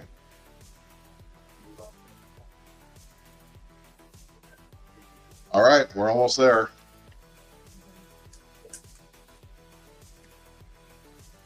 James Willie's in at $1. I know, right? Yep. Claim X-Men 145 to Tony NY. Okay, I got you, Tony. All right, guys, and that timer has expired. It looks like we're going to get a signed art print by Kubert. Oh, Brew Front's in at 2. Resets that clock. right at the end. So we are going into overtime. Here we go. $4 back to Brewfront. I got to pay for that Matty Freeze book. I know, right? Oh, Yeah. Did you pick up another Maddie book tonight? Oh, you missed it. Oh, man. Sorry, guys. Oh, you missed Work it. calls. Maddie's got to show that picture. Oh, I Maddie. will. I will. I'm up next. Oh, you're up. Yeah, show her a picture. You're up next. That's right. All right, Brewfront's in at 6. Resets that clock. We got a Donnybrook. Oh, we had one. It's over. I think so. All right, I will go ahead and drop that end line since we are in overtime. Here we go. End line's coming in for warning. Looks like Brewfront's going to take this one since we had a fold. All right, there we go. All right. There it is, guys. So, nice. Brewfront slaying it. He spent Wow. $6 with me tonight, and he got 2 books. Heck of a steal. Firstborn territory. I don't know what that means. So those $6, right? Yep, $6 to Brewfront. Yes, sir. All right, guys. We're going to go ahead and jump on over to Mr. Matty Freeze. Here we go. What do you got, Matty? Oh, hi. How So are this you? is what Ed picked up. Oh, damn. Yeah. So yeah, it was crazy. Beautiful piece. I'm happy that he Wow. got it. So Dude, that is already in the awesome, 9/8 Matty. lab. So yeah, he picked that one up. Wow, dude. Yeah. I appreciate it. And are you using a glow stick right there Where? to make that shine your background right there? No, actually, it's not. I do have a black light, but it's not on this angle. Oh, okay. Yeah. I was curious using a glow stick. All right. So no bins, just gonna be an auction. So hopefully there's still some bronze horror fans out there. Give me a start line of 70. This is a total of 11 books. I picked up some of these again, so I'm actually happy, but whatever, you collect and then you sell. So this is Unexpected, number 220. This is from 1982. It's a Joe Kubert cover, pretty much like Christmas feels. These in greetings. Put that here. Are Goes you into... speaking from experience there, Brewfront? Oh, yeah. This is issue number 189. This is from 1979. First time all 3 horror series collab on an Unexpected wraparound cover. So you have Witching Hour, House of Secrets, and Unexpected all together in the same book. First time that happened. Then you got this special. This is a Luis Dominguez cover. Issue number... That's a special. I don't think it actually has an issue number. Goes into issue number 68, another Luis Dominguez, 1975. Goes into 1975 100-page Nick Cardy cover. This is a 100-pager, I think. Yeah, so it's a thickie. Goes into another Nick Cardy, 1973, issue number 149. Yeah, my thing's messed up. It's weird because it's not blinking when it's here, but it just, for some strange reason, the camera makes it blink. I don't know why. That's a cool cover. I That love last this one? cover. Oh, the Nick Cardy? Yeah. Yeah, where they're coming out of the hands sewer. coming out of the earth. I like that. 1973. It's right till he's plays at 12. This is issue number 148, another Nick Cardy. Little girl telling her mom, I guess, her babysitter, that they're about to get pieced out.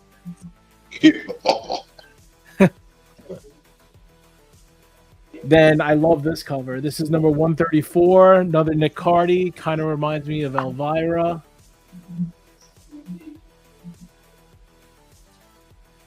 And my cat is walking on my desk, which is fantastic. He's going to probably blow his snots on me. This is issue number 123, another Nick Cardy. It's not blinking. Yeah, like trust me. Like maybe if I put my camera closer to it, it's not blinking. It is 12:01 my time. 109. This is Dream Curl Jack Sparling cover. And then if you are a Unexpected, this one is the big book. This is issue number 105, 1968. This is when the title changes and becomes a horror-based key. Becomes horror-based. This is a key issue. I wrote it on there. But this is actually, this book itself in this grade is probably like a $30 plus book. Go look it up. Unexpected 105. This is when it becomes a horror series. And all these books at 70. Give me one moment while I move my cat because he is right on my face. Here, kitty. Oh, Jesus.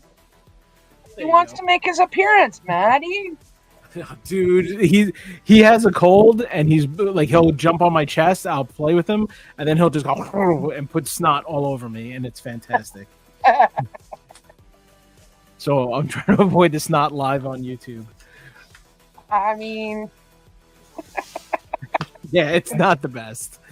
Is his nickname Slimer or what? It should be. All right, guys, starting bid $70. Come on, guys, get in on this. Yeah, there's a issue you want to see straight up. I'll pull it, but like I said, 105 is a pretty much the number one key for Unexpected. This is when the series became horror. 1968. I'll move that so you can see the grade. Me, I always undergrade everything. I'll call this one probably like 5. It's probably way better, but my lighting is doo-doo. There's a little tick right there. Some at the bottom.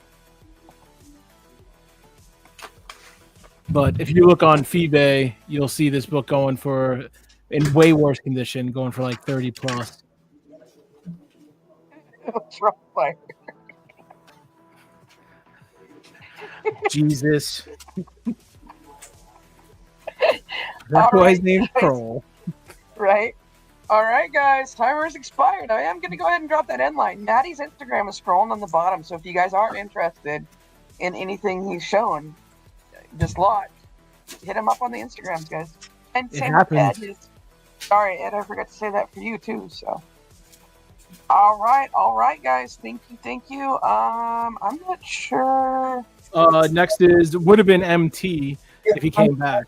I'm back, and Okay. I actually want to.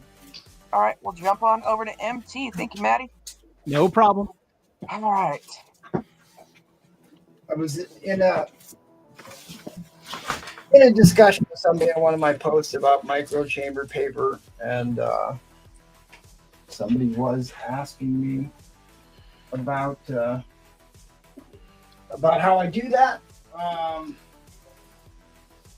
and of course, the replay loves to give me a hard time about where I put my micro chamber paper to show you. And I'm not sure if I've got a book that has it in there, but we will muddle through. You ever find things when all right, well, at any rate, this is a book this was the Gen 2 slab that I cracked out, right? So this is back, if you see I posted the video on my Instagram, and you can see, because it was only a half a sheet stuck in the middle, right? And you can see how much whiter the interior of the book is versus like the top and the bottom where there wasn't any paper.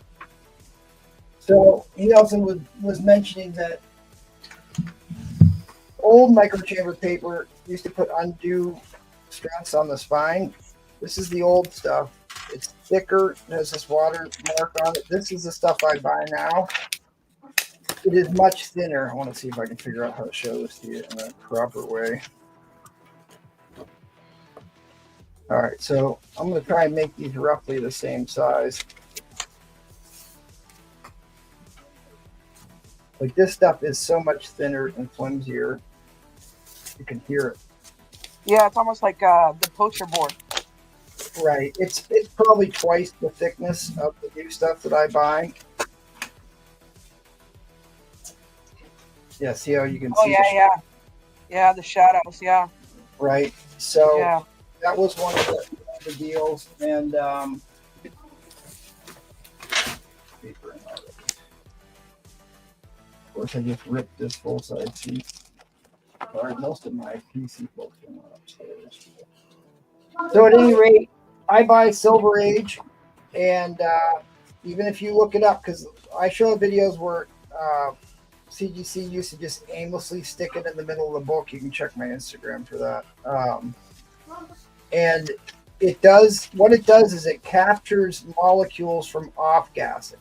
So remember I talked about how the acid is imbued in the paper, but the oxidation of that acid, essentially off-gassing,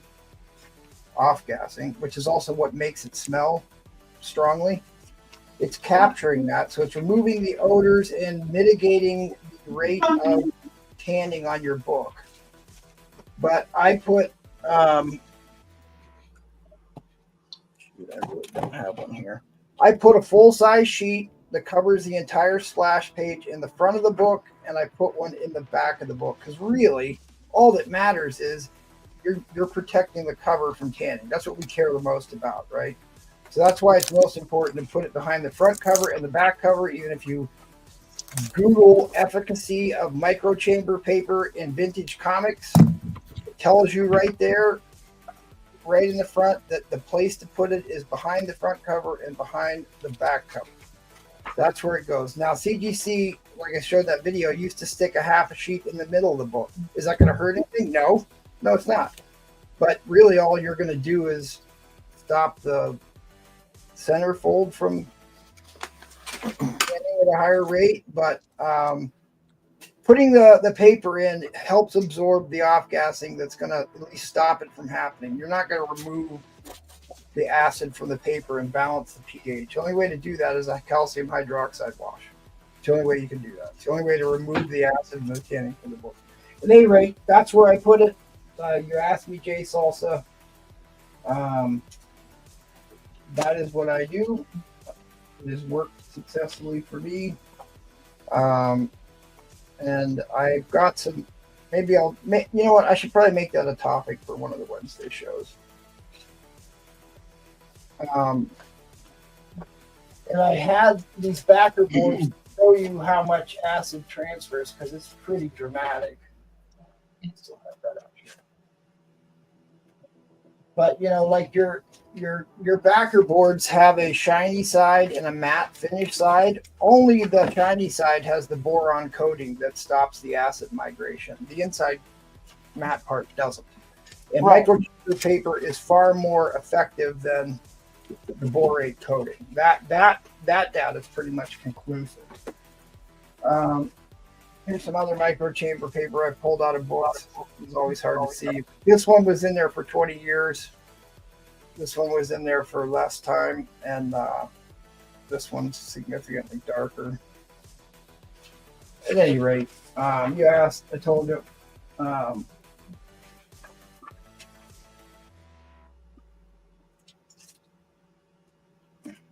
I don't know. I've got a ton more Avengers books. I just haven't gone through all of them yet. I still have this Bill Foster, first appearance of Bill Foster, who was the first African-American Marvel comic book superhero. Makes his first appearance in this one. He was in the movie, too. He was played by Lawrence Fishburne. All right, I want to show this book off. I guess maybe we'll auction it off. So this is the first solo titled Medusa book. I paid $110 for this book because I really thought it was going to be a 9.4 better. It is gleaming white pages. Wow. It is gleaming white pages. this book had a lower grade one of this too. They like the ink was wet. It didn't stick to the cover real well, so all of them have ink transfer from one cover to the other. And I've seen it be really lenient on the grading with this. It's the first solo Medusa. It is impressively white pages. And again, like even if these have acid in the paper, if you keep it in a cool, dry place that it doesn't suffer from moisture and heat, you won't get the same tanning as if you left it laying out in a room with a lot of heat in it or in a warm climate. At any rate, I thought I could get this book was going to be a 9.4. It's got some of the ink transfer problems. The corners are absolutely perfect. Well, go ahead. I'll just action this off. I'll just take the hit on this. I'll just take the hit on this. I had to buy it now at $75. I paid $110 for this book, and I've already cleaned it. But I don't. How badly they hit the ink transfer problem is probably subjective, but look how impressive the white pages are on this book. What's up, Jet? Mess. Good to see you. And it's a really good centering of the cover. Like you can read the text on the edge the whole way. It's not crunched. The corners are not broken. It presents really, really well. So Marvel Superheroes, there was a bunch of first appearances, and then they started going into reprints, but this is one of the original comics. What are you wanting to start on? $1. $1. All right. Emptying his craziness. Yeah.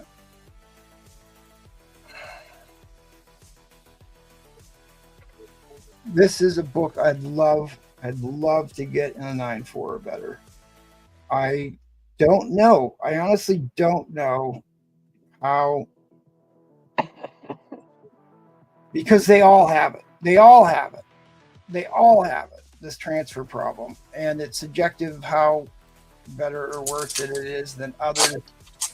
I still think it's a VF plus book. First solo appearance of Medusa.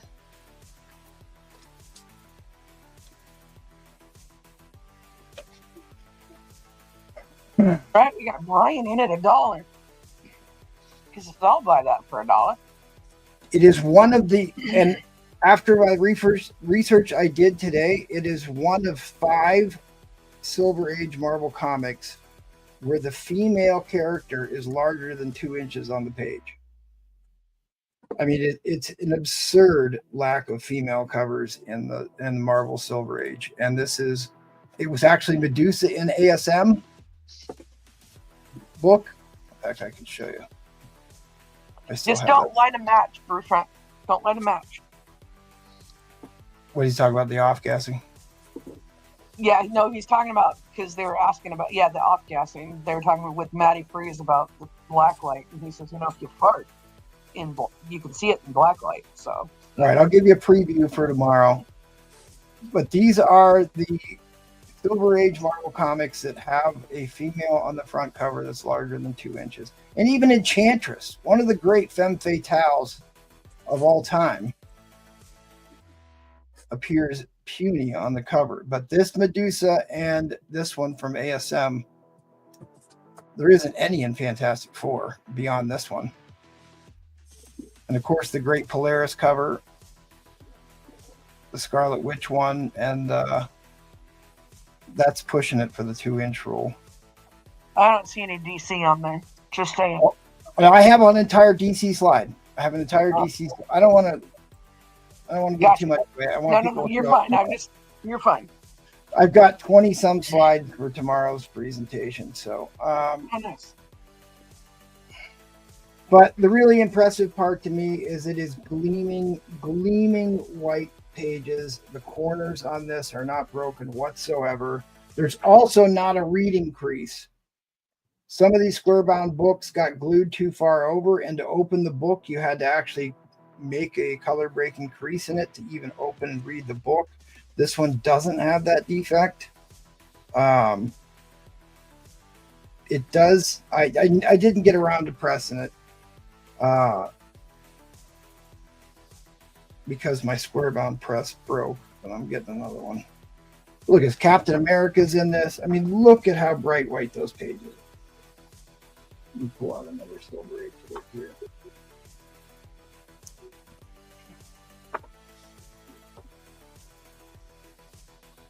This is one this is another one I broke out of a slab. They called these white pages. Let's see if I can do this without hurting anything. This might be tricky.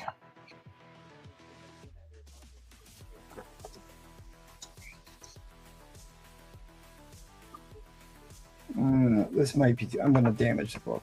I'm not going to risk it.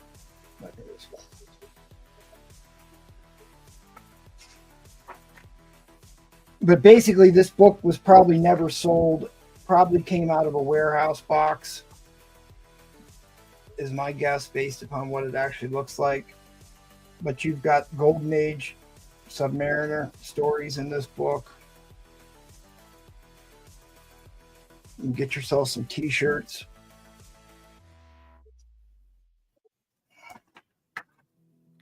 I'm obviously going to take a hit on this. What year is that? 1968. This is the same run that the first appearance of Captain Marvel was in. It was the first appearance of Carol Danvers was in this run. Becomes Miss Marvel later on. 9.8 of that book, which is issue number 13. This is issue number 15. Issue number 13 just broke a record sale for $28,000. All right, guys, we are in overtime. I just set the clock. We got Robin Roberts in at $30. Tony NY is in at $32. I mean, I paid up $110 for this because the rest of the book looks immaculate. It does. But it's just the ink transfer problem that they all suffer from. You always look, you can see that in the top. Some are better than others, but is there any buffing it out of it? Well, here's the thing is like, it's actually the same ink that they put on the book, so it's like the gloss coat. Gotcha. Went over it. Gotcha. The gloss coat goes over the ink, so it's like basically you have to take the gloss coat off to remove. It's not like overspray that's laying on top of the book. Right. So that's why it's more of a printer error, right? Bindery defect, printing error versus straight damage to the book. All right, guys. Tony NY's in the lead at $32. Timer has expired, y'all. Yeah, I mean, So, you're gonna do go this. ahead and Brian comes back at 34 right at the end here, right as I was getting ready to drop that end line. 35 back to Tony. MT, why was the price 25 cents at that time? It's a double size. It's a double sized issue.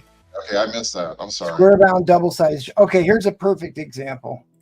Perfect example of why some are better than others.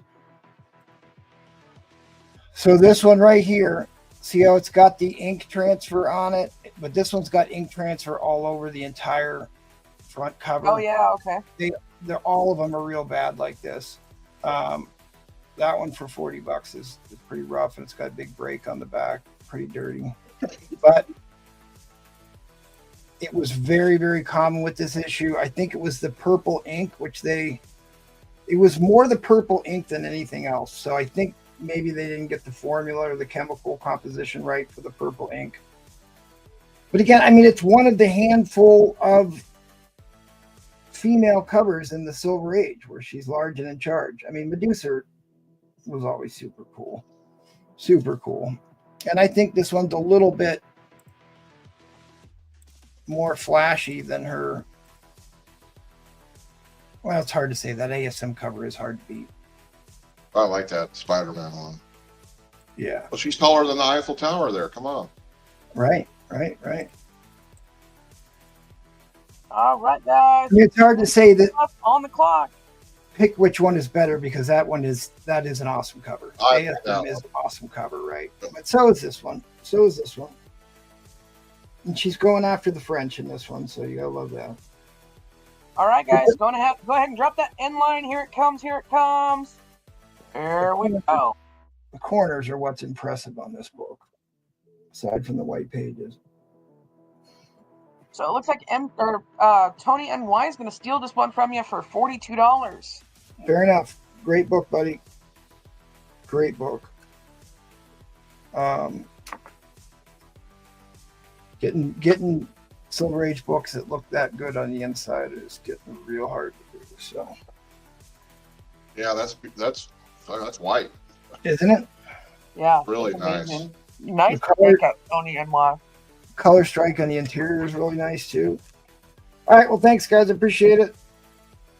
There's Black Knight story in this one. All right. I don't know how many more rounds y'all want to go. I think maybe we'll do one more round and call it a night. So, all right, I'm going to go ahead and jump on over to Mr. Robin Robert. Oh, wait. I got to do PSAs. Hold on, guys. Sorry. All right, guys, if you haven't, make sure you guys tune in to Astonishing Comics on Thursdays. Oh, my God. Tuesdays, Thursdays, and Sundays. See, I haven't done it for a minute. Sorry, guys. I apologize. Make sure you guys tune in for our regular channel shows. If you guys haven't, make sure you guys are tuning in this Saturday on the White Whale. We've got Keys, Grails, and White Whales all starting at $100. And again, you guys are learning all kinds of educational things tonight with MT, as well as our show tomorrow night and the whale auction. You'll see some amazing books. And you know what? Maybe you can't afford it, but please make sure you guys tune in. We do appreciate it, and we look forward to seeing you guys. We've got Paul's pop-up scheduled for next Saturday. So not this coming Saturday because that's the whale show, but the following Saturday. Make sure you guys tune in and hang out with Paul and his groupies. Also, if you guys aren't, make sure you guys are subscribed to the Astonishing Comics. And make sure you guys tune in for tomorrow night's show. Probably starting about the same time. Yeah, MT? Yeah, all our shows start at the same time. All right, so tune in 5:30, guys, for an hour or so of us talking about comics. Great comic book pinup art. MT's kind of gave you guys sneak peeks of what's happening tomorrow night. So make sure you guys tune in, hang out, ask questions, engage, and, just chill with us. We appreciate it. Also, you guys, make sure you guys are tuning into the Madhouse. Go give them a sub. They are our brothers, sisters over there every Mondays and Wednesdays. They usually start their shows at 6, not 5 lately. So make sure you guys are tuning into that. Also, thank you to all the patrons. Huge shout out to all of you guys that have signed up. We greatly appreciate you guys. If it wasn't for you, we wouldn't be here. And if you guys are interested, hit MT up and interested in selling. Hit MT up and on his Instagrams. And yeah. And sad news, huge shout out to Army Joe. Rest in peace, good sir. I just hope the family's doing well. So, all right, let's go ahead and start with Mr. Robin Roberts in this next round. Waffle, waffle, waffle. $10 a spot. Get it while it's hot. We're slowly starting to get there. Top of all right, is wonderful, isn't it, Dark? Got some buy it nows. I always try to mix it up so you get different ones. This is White Widow number 4, Rose Besh, 1 in 50. I got you, Gatekeeper. White Widow number 4, Rose Besh, 1 in 50 for 25. Let me write that down right now.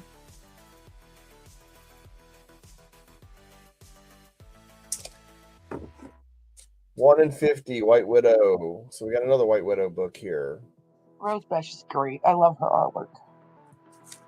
We have an Ultimate X-Men #1. This is a 1 in 100.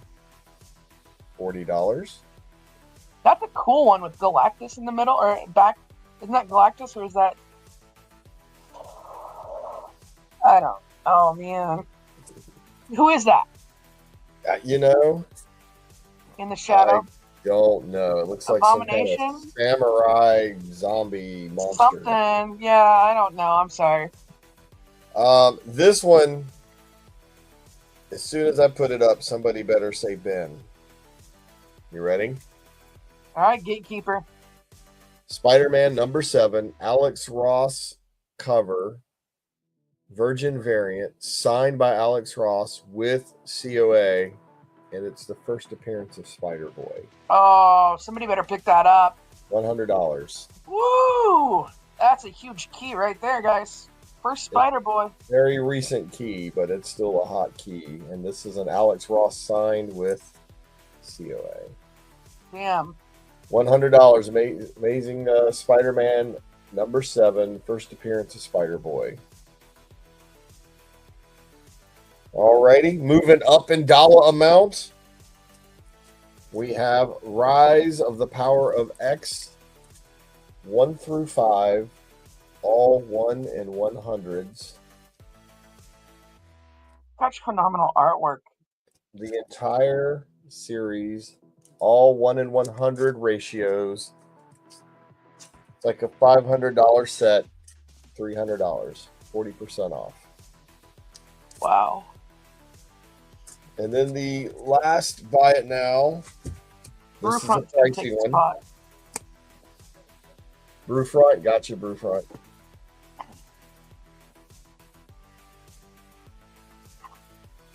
Surprised nobody's picked up that freaking Alex Ross. Man. Here's a Spider-Boy. All right, this is Wolverine 41 through 50. These are all 1 for 100s, except for number 50 is a 1 in 50. This is a $950 retail value stack of books. This is 41. So if you're a Wolverine fan, these are some great Wolverine covers. This is 42. Happy birthday. This is 43. These are out of my PC, by the way.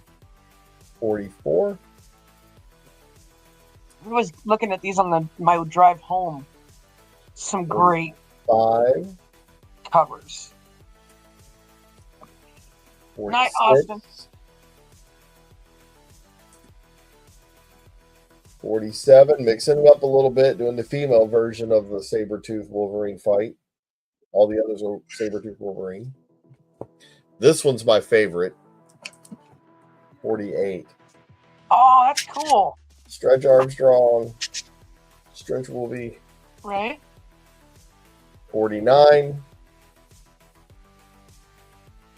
And 50. This one's a 1 in 50. All the others are 1 in 100s. This is a $950 retail lot. Make me an offer. I might take it. I'm not going to throw out a number. You guys throw out a number to me. All right. Oh, and I had one more of these. This is Teenage Mutant Ninja Turtles #1, the 2024 series. Peach Momoko, 1 in 100 cover. She's got 120 on it. I will take 60 right now if somebody wants it. Half off. Peach Momoko. All right. For an auction, I want to do a new thing. It's a builder. We're going to start at $10. And I'm going to pull a book out of the $10 pull box. So now you get to see the book before you bid on it. We're going to start with... Ooh, still in the poly bag. Still poly bagged. Wow. For $10? $10. Man. And we're just going to build through the pull box until somebody goes, nah, not interested in that one. All right, Brewfront says I'm All right, in. we're in. If we get to 20,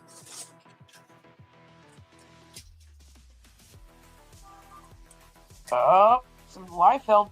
New Mutants 100, first appearance of X-Force. This one's in. If we get to 20, this one's in. And I got There's another a one. Domino on that cover. That's more than 2 inches, isn't it? Well, yeah. Brewfront's in at 20. All right, Brewfront. Do you want the next pull to be copper or silver? Oh, I got my hand on 2, copper or silver, since you're in the lead.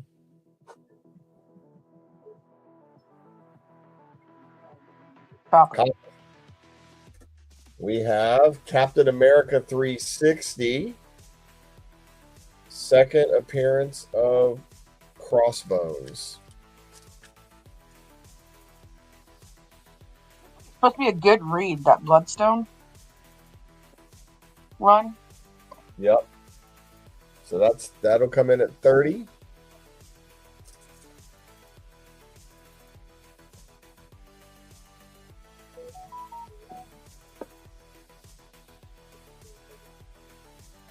Oh. And then the next one will be a very rare Xenoscope girly book. Uh-oh, Gatekeeper. You've heard that. Xenoscope.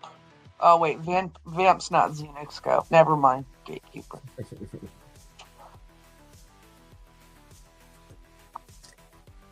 So right now we have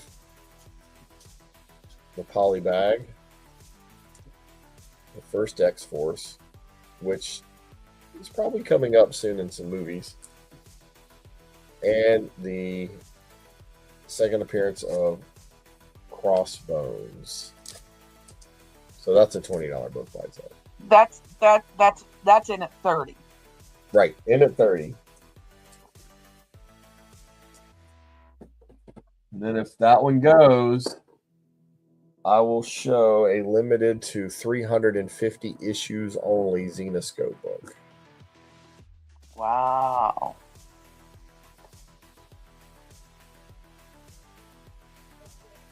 I know who your real weakness is, and I had a 2-book Vampy lot, and I didn't pull it out, buddy. I'm gonna just keep it to the side for you. Oh, man. But somebody needs to jump this up to 30 so you can see this next book. And if we get to 50, you're also going to get a spot on the waffle for free. All right, guys. $30 brings in that Captain America, and we know what's going to be coming next. It's a rare book. For $10, guys, so don't sleep on this. We got about 30 seconds left on the timer. Looks like Brewfront might be stealing this lot for $20 here. Oh, we went straight to 50. Oh, hell. Well, Brewfront, here you go. This is Bell Beast Hunter, limited to 350. This is a $45 book. And all right, Brewfront, the next one you want, let's see. Oh, this is a good one. How about this one? Ooh, Daredevil. Frank Miller. Newsstand. And a spot on the waffle. Now, if we go to 60, Godzilla's 70th anniversary, 1 in 25. That's a thick boy right there. It's a 1 in 25 ratio, 70th anniversary Godzilla book for just $10.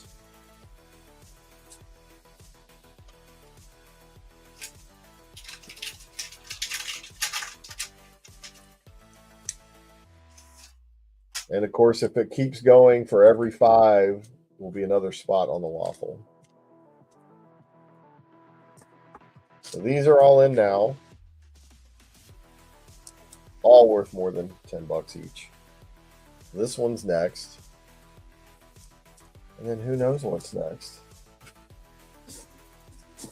See some Deadpool. See some more. See some bronze. All right, guys.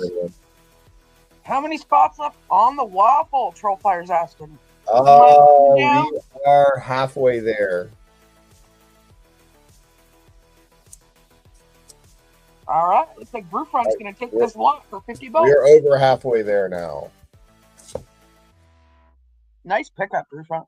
Brewfront, I need to mail you some books. And thank you again. I'm putting your name down one more time. Anybody else want some pulls for a spot? Was it $2 lot, a buy it now, or an auction? I don't know. Which one was that? You were talking about the $2 lot of Vampirilla. You said you. Dude, I didn't show it tonight. Gatekeeper, I've just got it set aside for you when you're ready, man. Don't worry. I didn't want to tempt you with it tonight because it's sexy. Oh. It's the regular cover and then the virgin version of that's very limited. So I've got those set aside for you.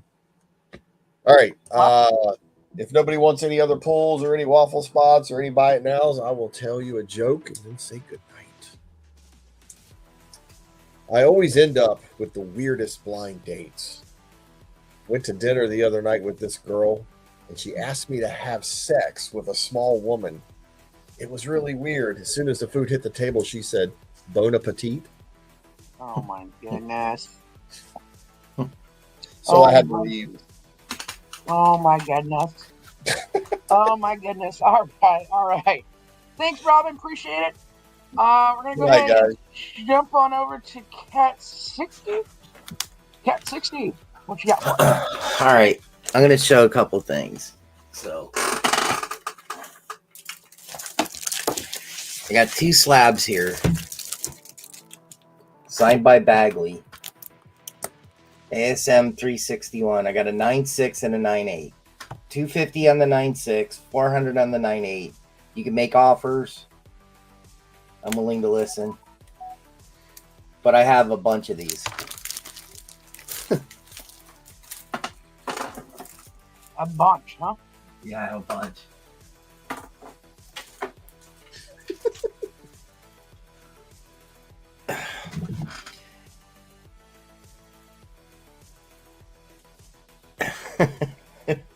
Need you to hit me up for boner pills? Really? All right. Fuck. Are they all direct on the signed ASMs? Yeah, they're all direct. 1, 2, 3, 4. Fuck.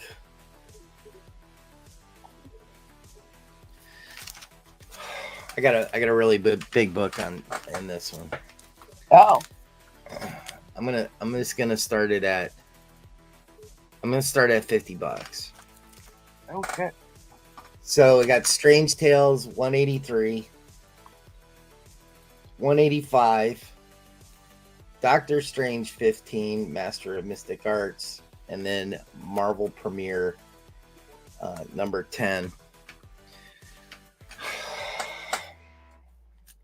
Marvel Premiere number 10 is probably in a 9.2. These sell for $225 in a 9.2. So be kind to me.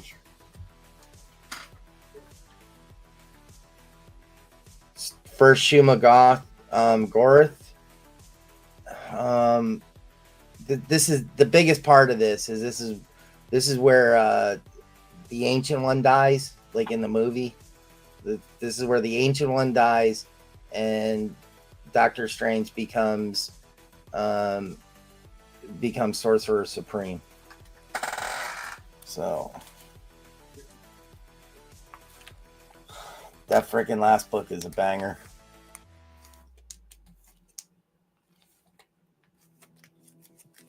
Profile's in at 50.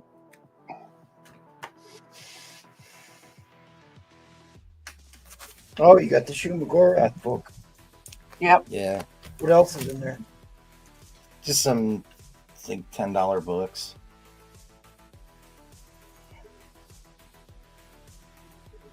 Ooh, that's nice. Oh yeah, it's really nice. It's in good shape.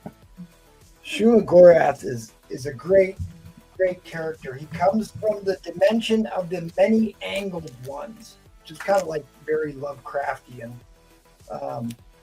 Also known as the Cancerverse, that has ties to Captain Marvel, the second Captain Marvel. Actually, Captain Marvel. The other ones, like these Strange Tales, they're high grade. They're probably 9.0s, 9.2s, all of them, are in that condition.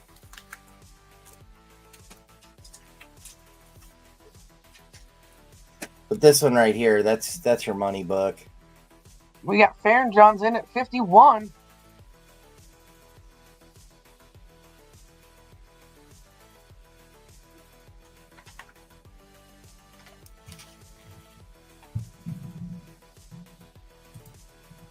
Definitely not a $50 book right here, guys. And everything else is just extra. I searched through eBay. Everything on eBay is freaking way lower grade.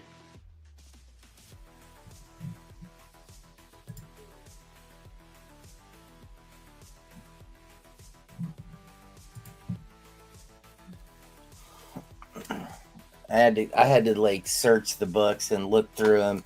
They're all in freaking shit grade. Eternals #1. Ooh. In a high grade, probably a 9.4. It'd be $30 on it.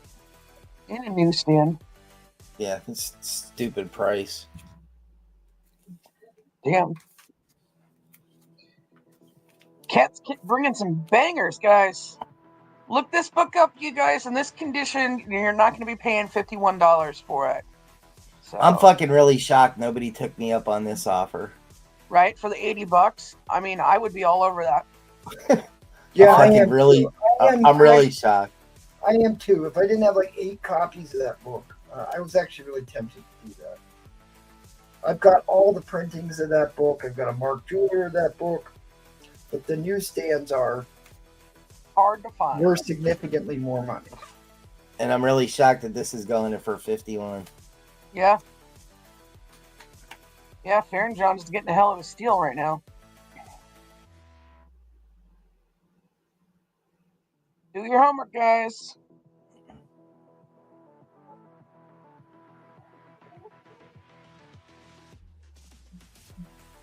All right, we got about 30 seconds on the timer, and then we will be going into overtime, y'all. So, all $10 books included in this lot. So really, honestly, what do you got? 5 books? You're only paying $10 for this book, and it's a huge key issue. Come on, guys. This is the funny thing about this book here is that they showed the set images from Doctor Strange 2, and the monster that came out of that portal was clearly Shuma Gorath. Problem is, the rights is held by Capcom for Shuma Gorath, and they put a cease and desist on it, and then they changed it to Gigantos, who was another octopus-type monster that appeared in the Submariner comic. But it's almost a dead ringer for Shuma Gorath in that movie. They just kind of like got in trouble and changed the name, but it was clearly Shuma Gorath. And if you like space comics and Doctor Strange stuff, the whole concept behind Shuma Gorath is incredibly fascinating. And if you're a video game player, you can play him in the Capcom Marvel PvP not side scrolling. What do they call those? Cat 60, you know? What's that? Capcom fighter games. The one-on-one, like Mortal Kombat style. I have no idea, dude. Oh, they had this really great Marvel. Ask Maddie. Maddie would know. And it had Shuma Gorath in it. And they were the ones who actually owned the rights to Shuma Gorath, from my understanding. But super cool character, and it's a key book. That's still. I mean, I think one of the biggest things is because he was always called Master of the Mystic Arts, is that this is the book that changed him to Sorcerer Supreme. Sorcerer Supreme, right. Because the Ancient One died, and I mean, this is the movie, you know, in a nutshell. Right. Let me look this up for you. That's Marvel Premiere, right? Yeah, Marvel like Premiere number 10. They mentioned Shumagorath in like a previous comic book, like they just mentioned him by name, but they didn't appear until this book. Of course, it sends me the magazine size. Come on, people. All right, we got Edwin at 67 here. Farron went 69. I would have too, Farron. I mean, there's a lot of expensive books in the Marvel Premiere run. I mean, that Warlock #1 is in this run.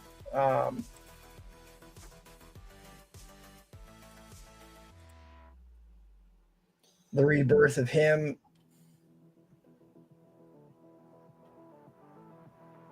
There's the first mention of Shumagorath, $165 book. So there's the book value on a Marvel Premiere. First appearance of Shumagorath, incredibly powerful elder god, death of the Ancient One, killed by Doctor Strange to vanquish Shumagorath, becomes Sorcerer Supreme after the Ancient One sacrificed himself to bequeath his powers to Strange. Better do a quick troll fire. You got 10 seconds left on the clock. So it's always been a important key book, and one of the more valuable ones in the Marvel Premiere behind the Warlock book. It's the second most valuable book in the whole run. Third, I'm sorry, because you got Iron Fist. Sorry, Iron Fist made his first appearance in this too, so it's probably behind that one. But still, top three most valuable Marvel Premiere books.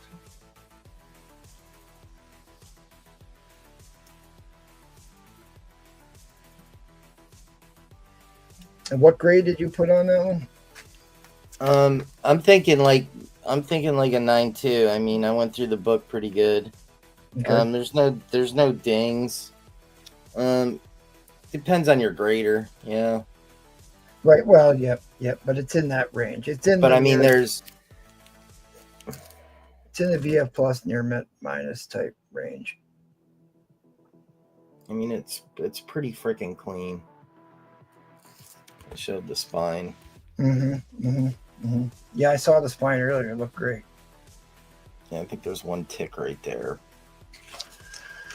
So you're still in the VF near net minus type range. So yeah, I think it's pretty safe at least $100 just for this book. Wow, Mr. Price is in at 99. At $120, I'll toss this in. There you go. First Eternals. I just sold a high grade copy of that for a penny the other night, unfortunately. But that's a book, that Eternals book. You should be buying the high grade copies right now because that book won't stay cheap.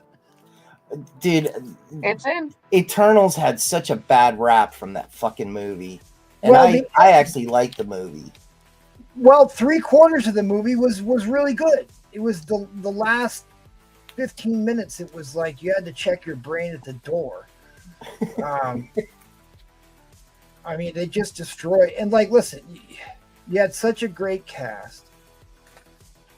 Such a great cast in that movie, and the premise from the comic book run it was more or less based on was the Neil Gaiman run, and they focused on Sprite being the villain because he was mad because he was stuck in a kid's body. That would have made so much more sense in that movie, and it looked like they were headed in that direction for a while. But then they had the milquetoast girl who didn't show any signs of leadership or responsibility, They just made her the leader, and all of a sudden there's a Eternal, which would have thrown off the axis of the Earth, hanging in the middle of the Indian Ocean. All right, guys, the timer has expired. Edwin Price did fold, so I'm going to go ahead and drop that end line. Looks like Mr. Farron John's going to get this one. Nice pickup, Farron. That was good, man. That was a good pickup. But the whole premise of the movie was great. I thought 3/4 of that movie was still really good. But, I liked it. I just, the thing that upset me is that this big giant freaking thing out of the earth. And for how long did it take before they actually brought it up? Oh, what is this fucking thing? Yeah. Yeah, I know. And there was a lot of shows, even just shows in between, not just movies. It was an absurd,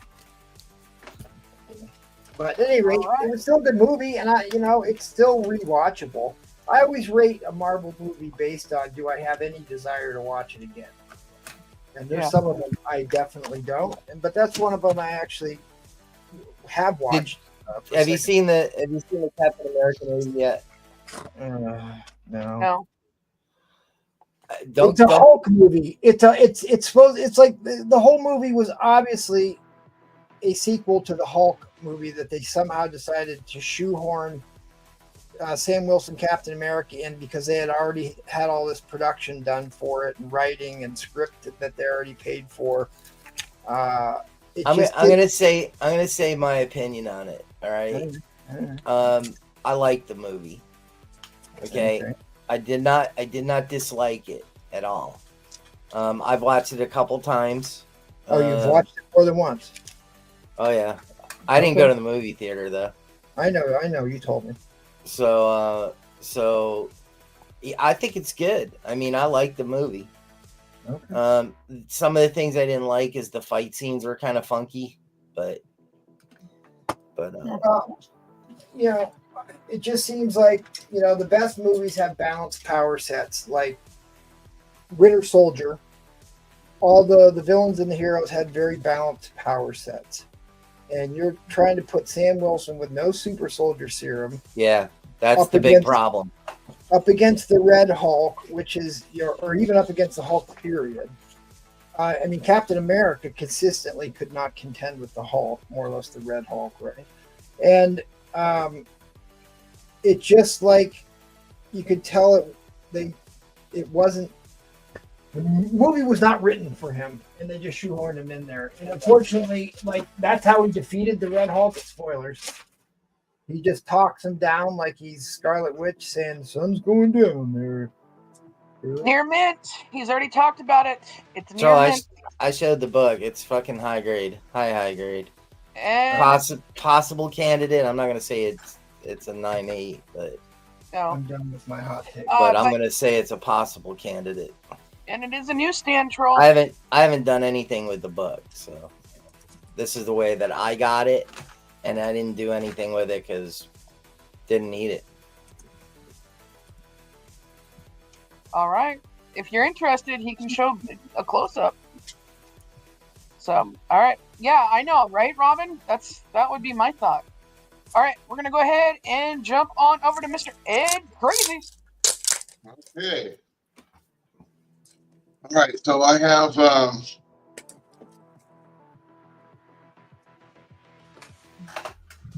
so we have, I don't know how to say that guy's name there at the bottom. Asanova?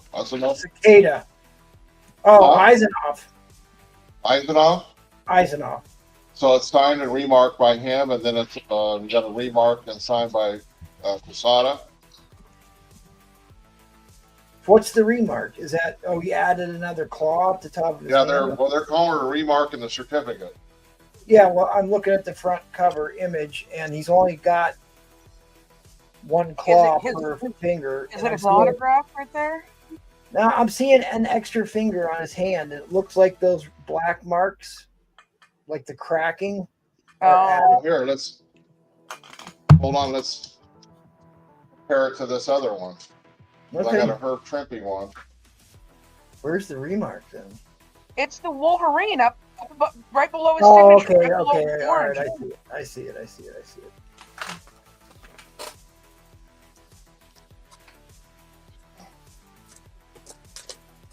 I have a cat that's going crazy right now. You can see him in the background there. Same here before. Chasing balls around that he ripped out of his. Oh, this one's the one. I showed the other one. This is the Herb Tramping one. He's got a scratch pad that has these built-in balls. He ripped them out of there. Yeah, because he wanted to chase him. Yeah, he's doing that all right. This could be a big book. The only one I found on eBay is 9.8 right now, selling for $340 or something. And this is a high grade. I'm not sure what it brings. I'll put it at $100. Gives you room to get it graded and everything. But this is Michael Turner sign. Damn. There's no past sales on eBay of this. At least not signed by Michael Turner. All right, so we'll move on here. No, James, I don't think all X-Men did sell, but he's showing different ones this round. So hang tight, bud. So here's an X-Men from 1969, Marie Severin, 7.0 for 40.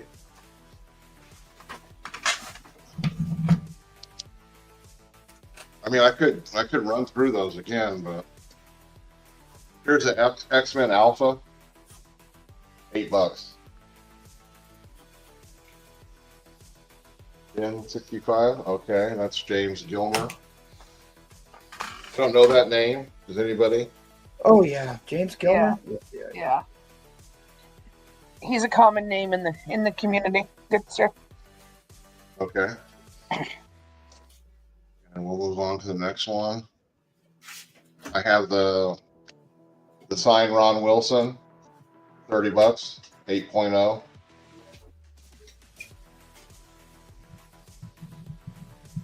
You know, maybe Paul signed that, I'm not sure. Yeah, it's probably his Paul's signature right there. Okay, James. Let's see. So I'll just quickly run through these X-Men's. I had this for 20. Cat 60, will you please look at Instagram? This Maybe. is the Mark Jeweler I had for 75. This is a VF.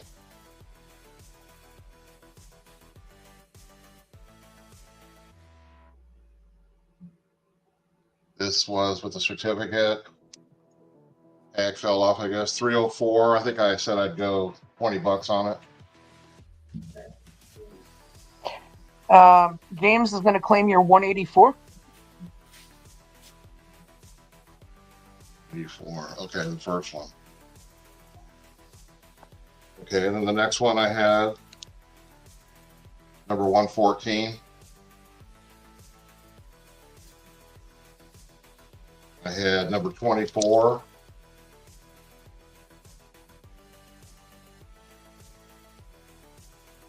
And I had number 39. 39, sorry. He's going to take the Then 24. Okay. And then, like I said, that was the last one that I had. Which one is that? 39? 39. Okay. It's a cool cover, that one. Okay. So that's it on the X-Men. So I got him with these two. He wants the 39 as well if you throw in free shipping. 39 free shipping. No, Yeah, well, we could do that. He wants the He 39. wants the 39 or 239? No, he wants the 39 with free shipping. So since he's claiming all these other books, he's asking if he wants free shipping. That guy. Yep. Okay, got it. Okay, let's keep moving. I got an X Factor. Number 92, the hologram signed by Joe Quesada. You can see that hologram.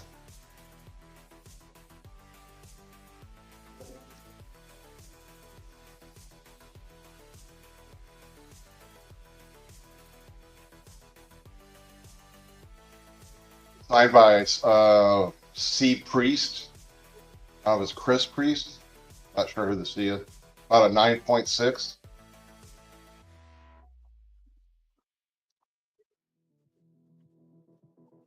Oh my God, that cat is just going fucking bonkers.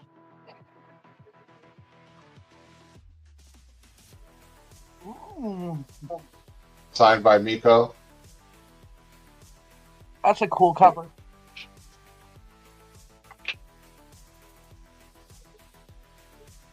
Do they make a cat sedative?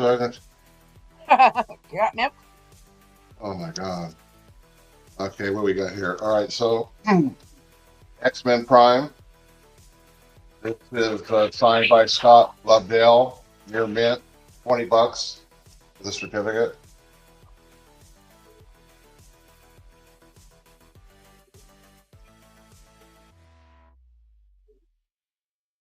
I have to get me a squirt bottle. So this is signed by Josh Williamson and I don't know how to say the other one. Francis Yu, near mint, $10 with a certificate.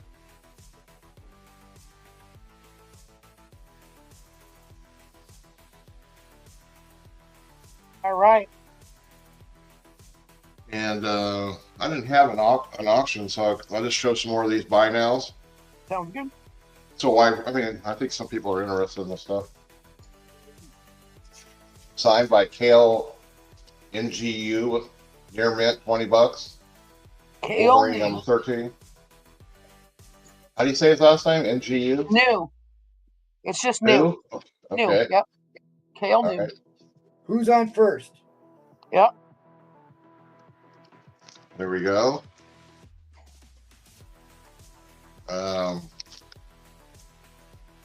Debut of Epic Comics. First appearance of Red Star. About Wow. a 9.0 plus. And it's signed by Jim Starlin. Wow. There's the certificate from them. The real Jim Starlin, not the one Yep. that Paul goes on about. So I did make that video clip, but I need to upload that to StreamYard, but that'll hit funnier on Sunday or something when he's on. Joe Posco. Signed. For 25 comes a certificate.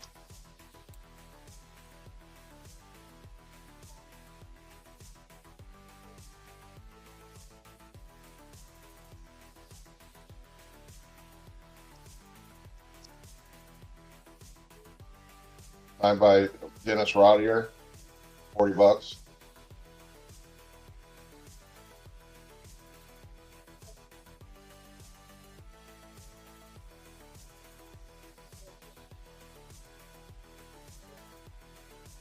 X Universe. Let's see. This is signed by. I'll let you just see it here. Alex Ross, Jim Kruger, Doug Braithwaite, and Bill Reinhold. Wow. I didn't even have a price on that. I'll go $30. Wow. Yep. It's a hell of a steal for 4 signatures. Heck of a deal there, guys. Don't sleep on that. If you play this back, just hit me up on IG and Yeah. here's a signed Amanda Connor, a 9.2, signed by Jimmy Palomati. Signed by both. Yep. $40.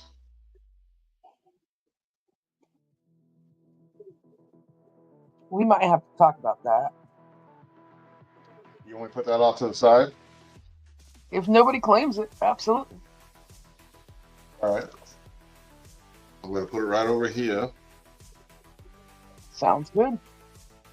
And what we got here? Marvel Tales. 1956 for 4.0 for 40.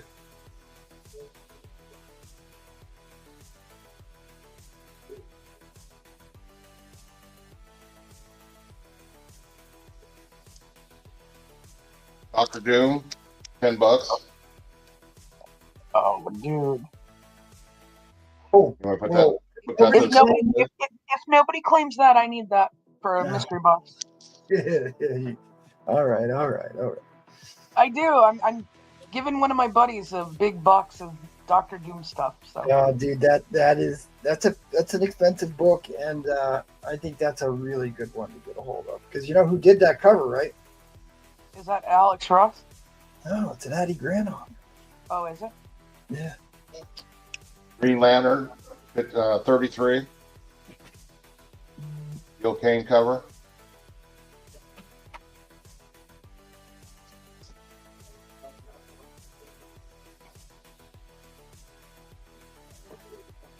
New Gods, Jack Kirby, $20. Ooh. Have you opened it up to see if his signature's in there? No, I haven't. Ooh. There you go, guys. $20.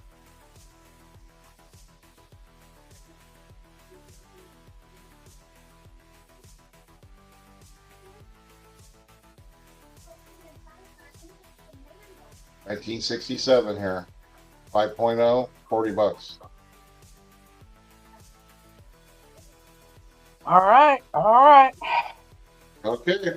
All right, guys. If you see anything that he's put up on this round besides the Doctor Doom and the Harley Quinn, please hit him up on the Instagrams, guys. Even on the replay, hit him up, guys. So, all right. Thank you, Ed. Appreciate you. You'll know you're on the right Instagram when you see my new Matty Freeze book I put up there. There you go. Yeah. Nice score, Yeah. dude. That's insane. I can't believe that. All right, let's jump on over to Maddie's Freeze. Speaking of Maddie Freeze. Oh, hello. So this is just going to be auction again. Sorry, I don't have my books, my usual Maddie books. They're all coming late. I know. I'm not happy. So this is 17 books. Give me a start line of 45 bones. What? 17 books? Yeah, if someone wants it, they take it. It is what it is. Gosh, So this is a Fantastic Four lot. We got Ooh. issue number 300. This is the marriage of Johnny Storm and Alice Masters. In a newsie. Goes into 286, the return of Jean Grey's setup intro to the X Factor. Is that a Claremont cover? I'm not sure. Got me. Yeah, okay. No, I'm the worst. Again, this is from the Brother box. Oh. 285, not a key, just a cool cover. Goes into 284. Invisible Girl becomes Invisible Woman. Let me fix the lighting. I see there's like a weird shade going on. Go this way. Should be better. 279, just a cool cover. Looks like Gladiator in the back, but it's probably not.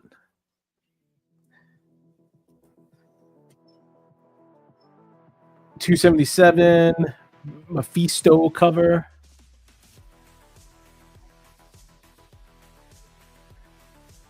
This is $274, Thing cover, Clobber in Time.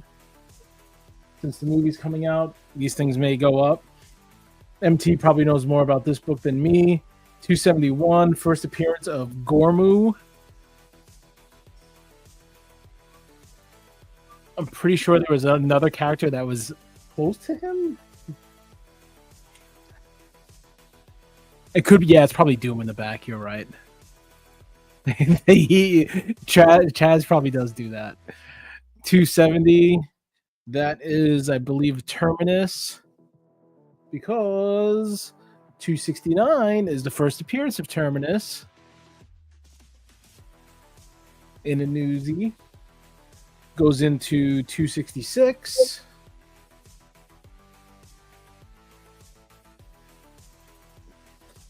Then 260.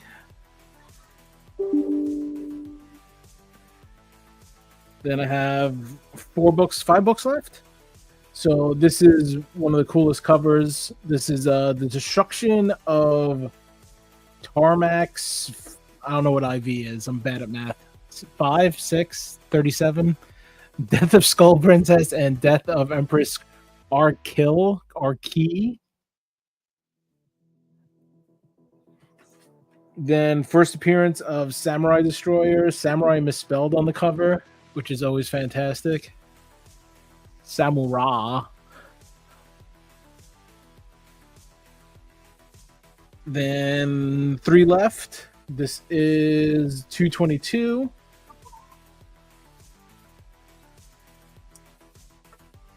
Oh, it's Doom in the back of that cover, by the way. Yeah, the one I said Gladiator, I think.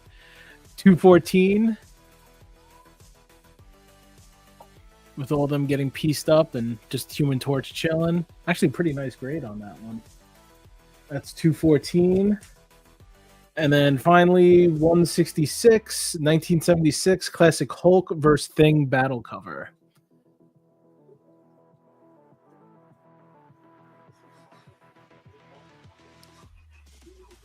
All together, all 17 books, $45. Take it or leave it.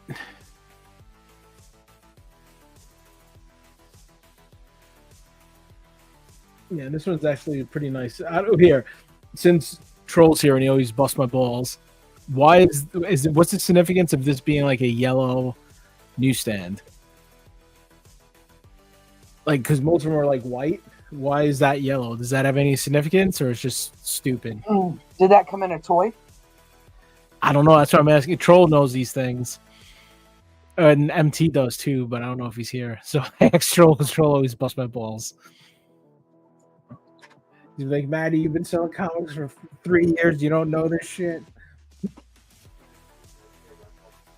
I'm waiting for Troll's comment. What are you putting up? Oh, I thought you had more smut books. No, no more smut. I know. They're all coming in the mail. I'm not happy. You got a Herbie? Is there a Herbie in there? That's the right era for Herbie. I was wondering why this is yellow. Well, it's the thing in his natural state. He's kind of a yellow-bellied guy. So I don't know. They did that to a couple books that were like that. All right. There's no significance. It's just whatever. Well, let me see the top of it real quick. It's 214. All right, so it's a 47. Okay, because they did that to a few of the early Whitmans before they took the UPC symbols out. I don't think that's right. It just happened to a couple books. That's all. Yeah.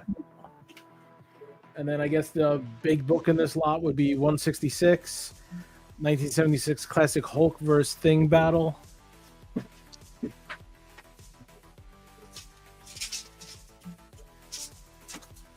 A lot of John Byrne goodness. Again, I don't know. Like, I priced it at 45. I could be right. I could be wrong. I think I undervalued it. So, just want to move it if anybody's interested. The Invaders lot previously did go. So I just got these. Usually I have bins of like weird, naughty, cool books, but the problem is weird, naughty, cool books. You mean garbage? What do you mean? There's tits on them, man. Those are amazing. But hopefully they come here tomorrow and then I can restock. They were supposed to be here today, but the mailman said, fuck you, Matty Freeze. He's usually tossing up Miami mice and shit. My mailman didn't even come get my books yesterday. Left them out to get snowed on. Snowed on? What Danger Zone knows. It's snowing up there? Yep. Is it? You're not too far from me. Oh, that's right. He's in Canada. It's fucking cold. It snows right up until Easter. Don't tell people that. Ooh, so Darth Danger Zone's in here. There's probably something in here that I don't know about. That's probably a lot in here I don't know about. Samurai is spelled wrong. I do know that. Samurai. Yeah, Samurai. All right, we got Darth in at 45. And then this cover is always sick. I've got a pin-up.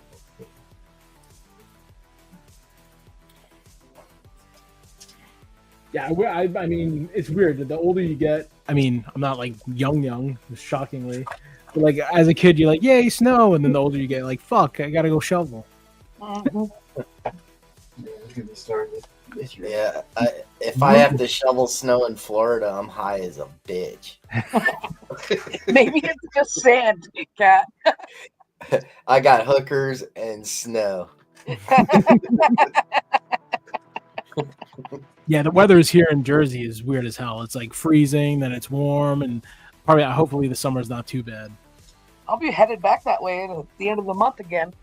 Oh, so you have the first appearance of Shala Bell in this? Or no, All right, it's one of her guys. appearances. One of her appearances. Maybe. Like I said, I just took it from my brother. I looked at key collector. I wrote down some of the keys and said, I looked up the prices on a couple and I was like, yeah, 45. It looks like it's way more than that, but I was like, screw it. See what happens. Well, it John looks like Barncover. Darth Danger is going to steal this one from you for $45. Going to go ahead Take and it. drop that end line. Here it comes. All right, Nice. here we go. Happy you got a steal. Heck yeah. All right, MT, are you ready to rock and roll? No. But we'll make do. All right. Last seller of the evening, y'all. Last seller of the evening. Fair warning. Get your bids in, claims in. Get yourself a waffle spot, guys. Get yourself a waffle spot on his or Robin Roberts. I thought this was first Ultroid's appearance, but I guess maybe they don't consider that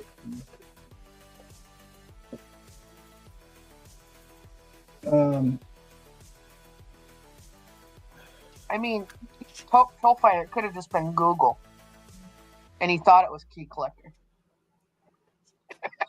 I do mad research, bastards. Patreon giveaway this month. Ooh. Old Man Logan, 9.8 white pages. I have another. I might give away another one. I've got a Bronze Age Nova slab too. I might give away. But anyways, 9.8 Old Man Logan. So who won all the goodies last month? My doppelganger Mike Tinson won a ton of them. Then he donated one of them back. Oh man.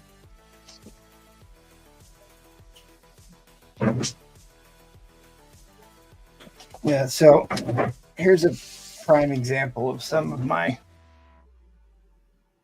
concerns about page color with CGC. They consider this off-white to white pages.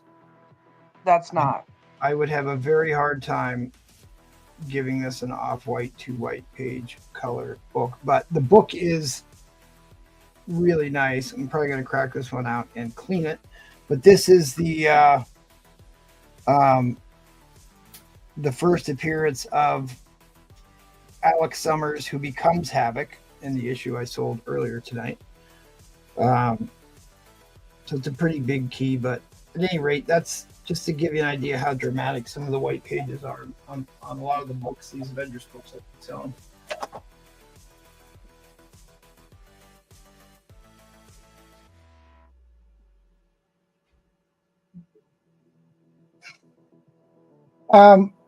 ESAD Rivik, 1-25 ratio variant. This book continues to climb. It's the Robert Downey Jr.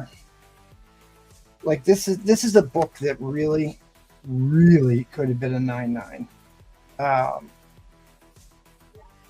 How many spots left on the waffle? 964 gate. And you have to buy 963 in order for him to run it. It's not quite half, not quite halfway. No. It is halfway. It's just over half. There's like 14 spots left. 14 There you go, guys. 14 spots left. You know what? Let's just do this. I think it's going to be the last round. Let's do...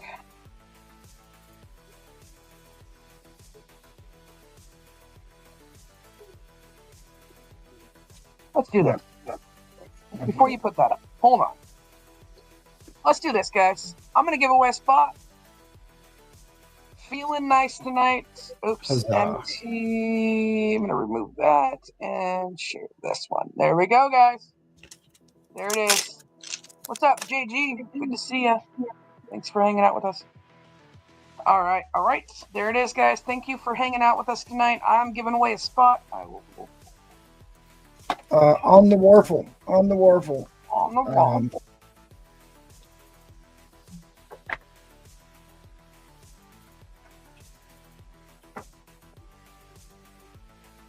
And this is what I would call an off-white to white type book. That other one. Yeesh. There we are. And like, there's this like difference between an off-white and a white page colored book on the front. Right, that one was quite yellow. Right. So this is, I should probably just try and sell the whole Kree Skrull War together. This one I would put in the like the 9.2 range.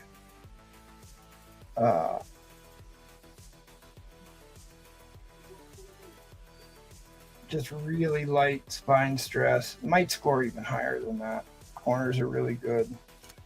This one, however, after a press is in the 9.4 range. This particular copy. It does need clean though. This is part 2 of the Kree Skrull War. I would do I'd do $70 on that copy. And it's was there an Invaders fan here tonight? I'm not sure. You said I thought it was Inhumanoids. I thought Maybe you said it is Invaders. Is there somebody that's looking for Invaders, y'all? I sold Invaders already. So this is a white page copy of Giant Size Invaders #1. It's a square bound. It is a slight overwrap, so not the perfect centering, but still they're not supposed to deduct for that. The Fortress Europa. I've got this one, which is probably in the VF plus range, but it's also white pages. And I will throw in the What If the Invaders Stayed Together After World War II. I'll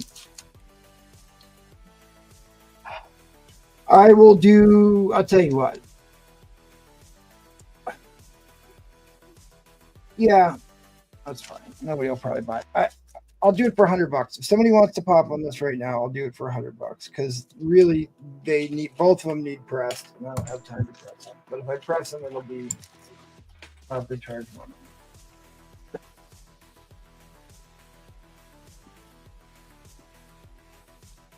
Like this book, I'd put in like a 7.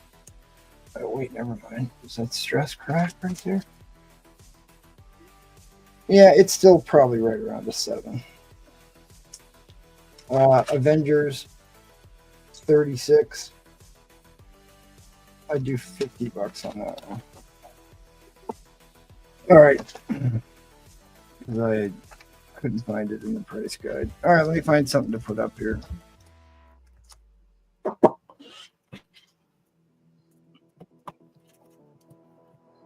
I don't know. What do you guys want? You guys want naughty books, or you want something Silver Age-ish, or what?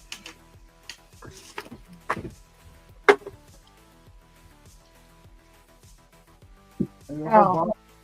Got a whole box full of Silver Age Avengers here. Free is good. I mean, a free spot, yeah, that's good. But I got a Silver Age Fantastic Four laying here. I got an Uncanny Tales issue #1. Got some Invincible books I don't want to sell.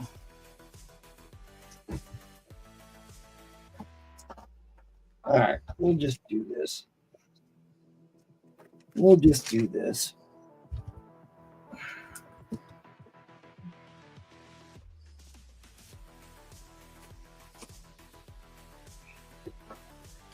All right, give me a $1 starting bid.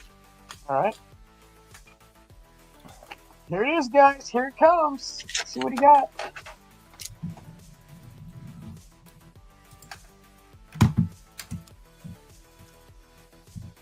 All right, we'll do this as a builder. We shall do this Already in it, as don't. a builder. First Serpent Society, issue number 33. It's like a VG book. Probably like 3.5 to 4.0 because it's got a chip on it. Then I would put in this issue number 30 headshot book. This book is a VG copy. And then I would put in Avengers 18 and up the game a bit.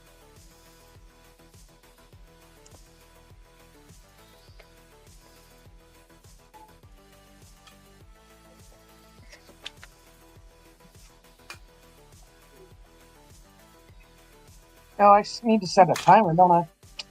My bad. Such a bum. I mean, basically, we're just giving these away, so it's close enough. I mean, we're at $2, so yeah. Give it away, MT.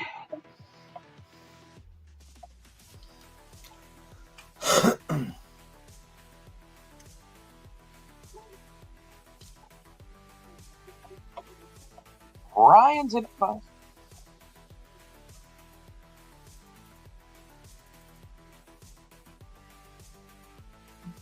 All right, sorry. This is the second appearance of the Sons of the Serpent. Second appearance of the Sons of the Serpent.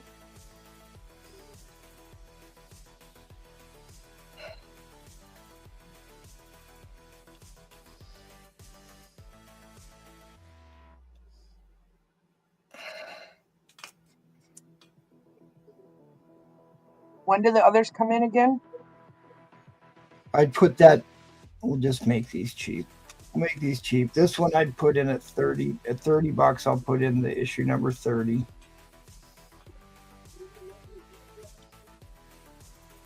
Which has got Giant Man. This is back when the Swordsman was on the Avengers before he broke bad again. Captain America, Hawkeye, Waspy, Black Widow, Hank Pym as Giant Man, and the Swordsman. Swordsman.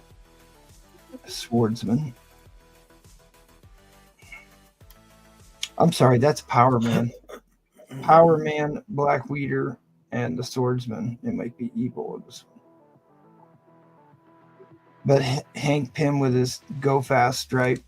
And then Avengers 18.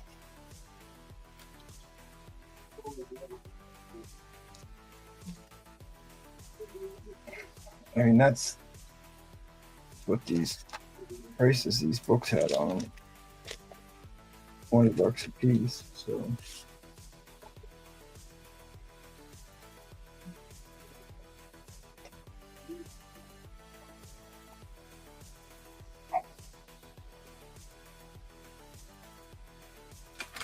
oh, I see. The cover is detached on this one. Might as well just reattach it, sell it for more money.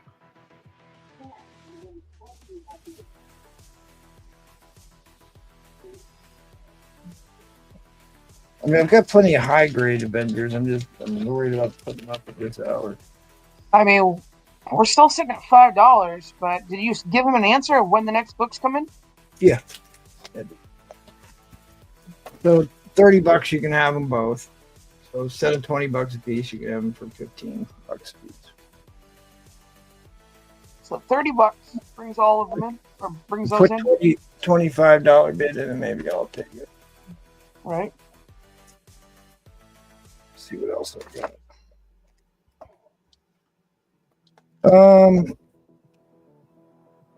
Oh, I have a higher grade copy of 33.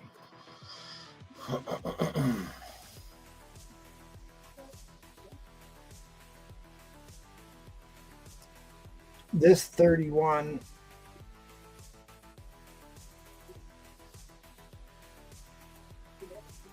This issue of 31, I would put in at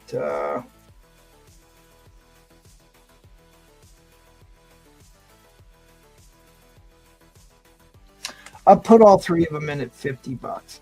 How's that? That's a screaming deal. That's giving them away. But this is an Immortus issue.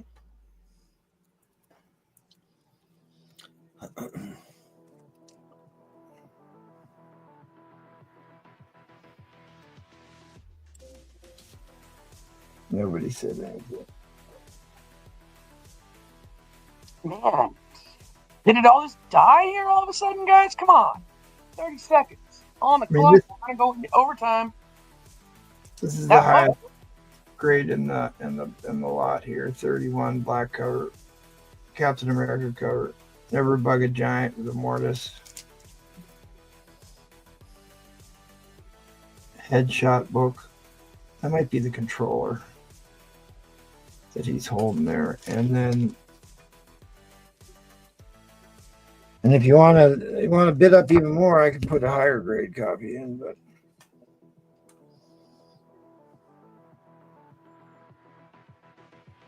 all right. We're going into overtime, guys. Here we go. Overtime clock has started. $5, you guys, and each book comes in. $30 brings them all, brings the other two in. Come on, guys. It's a no-brainer, y'all.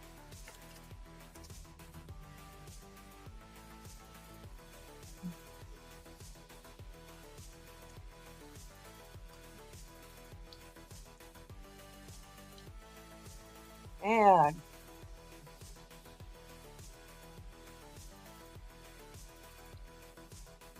I would put in an issue of 32.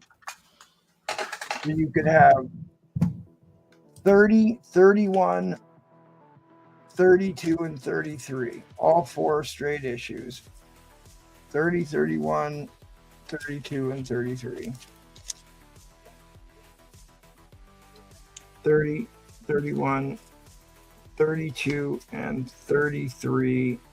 I will put them all in at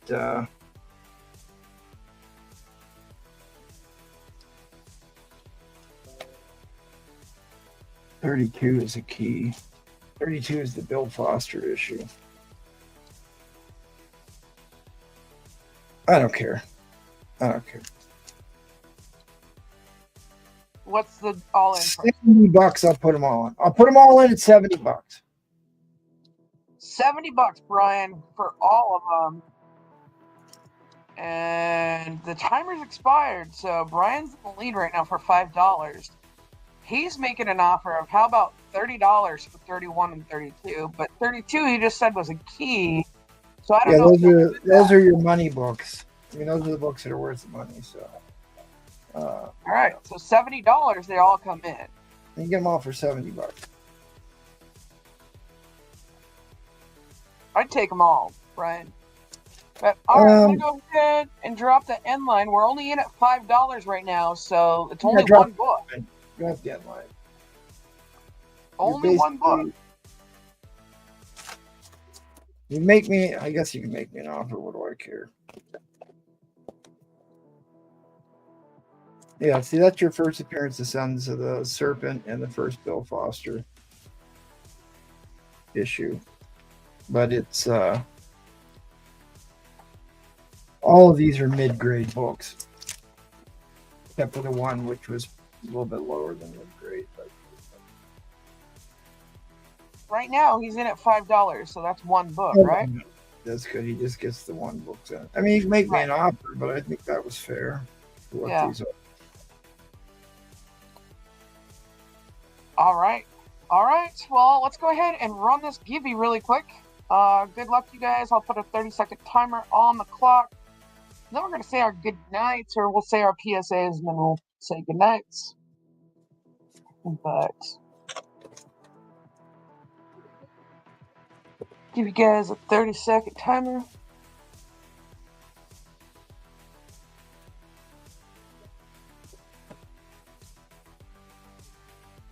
Adamantium. That's a new name, but good to see you. To me, it is. Adamantium Blade Comics and Collectibles. Hopefully, he's on the right channel and has subscribed tonight. Heck yeah. All right. Good luck, you guys. Good luck. I'm going to go ahead and drop that end line. Here we go. Spinner Rack Rick is on the wrong channel.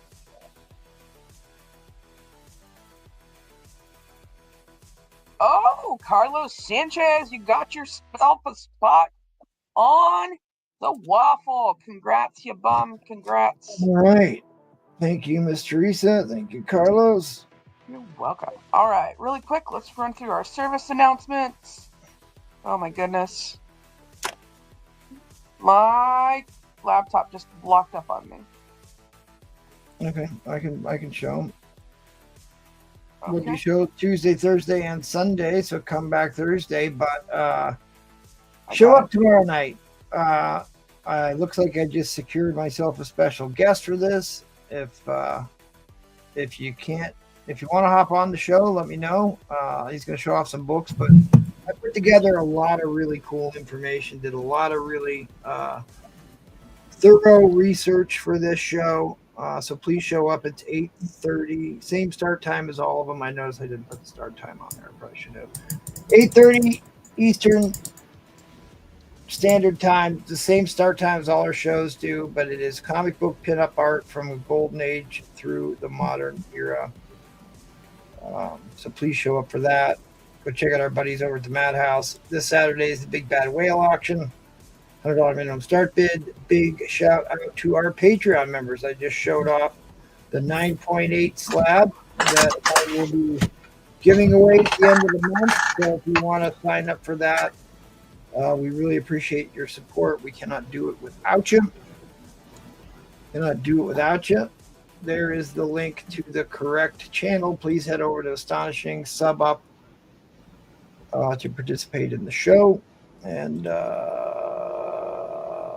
again, we lost Army Joe just a few days ago, a valued member of our community. So thoughts and prayers out to his wife and the rest of his family. Relatively young guy. So, if you too want to subject yourself to this abuse, hit me up on the Instagram or the emails. If you want to become a seller, we'll get you on here, get you sorted out. All right, you got any closing insults to throw there, Cat 60? Dude, I got nothing. Tired. I'm old. I'm sore. What the fuck you want from me? All right, thanks, buddy. Let's head on That was over his to twin. That looked like his twin there. Yeah, I It did.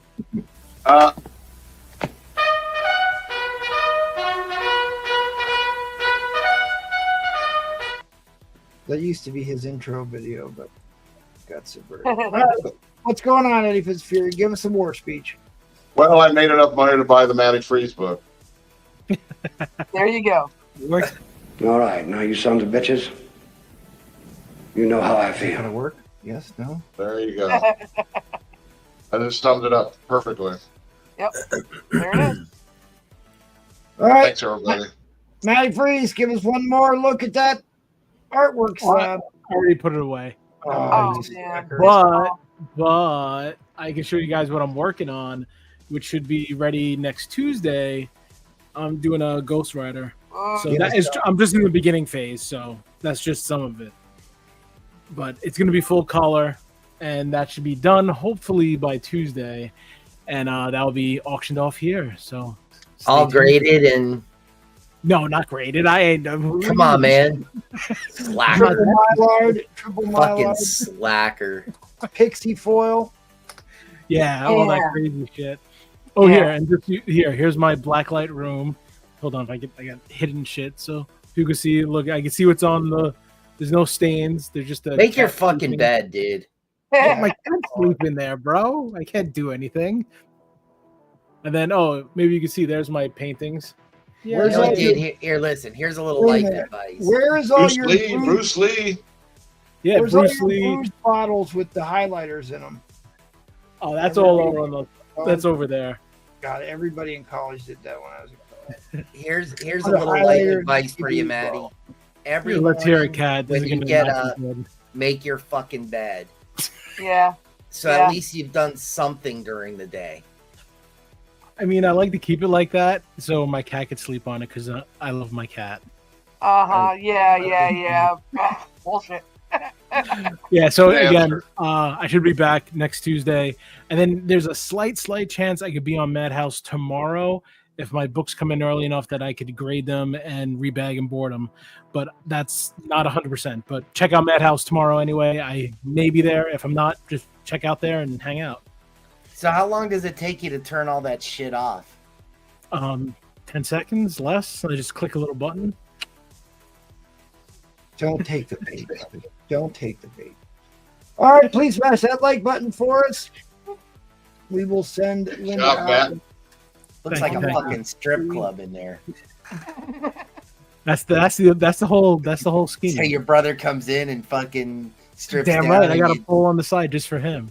And you put dollars in his butt. Jesus. It's not the only thing I put in there, Cat. Okay, all right. Oh my gosh. I think this is brew front night here. Come on.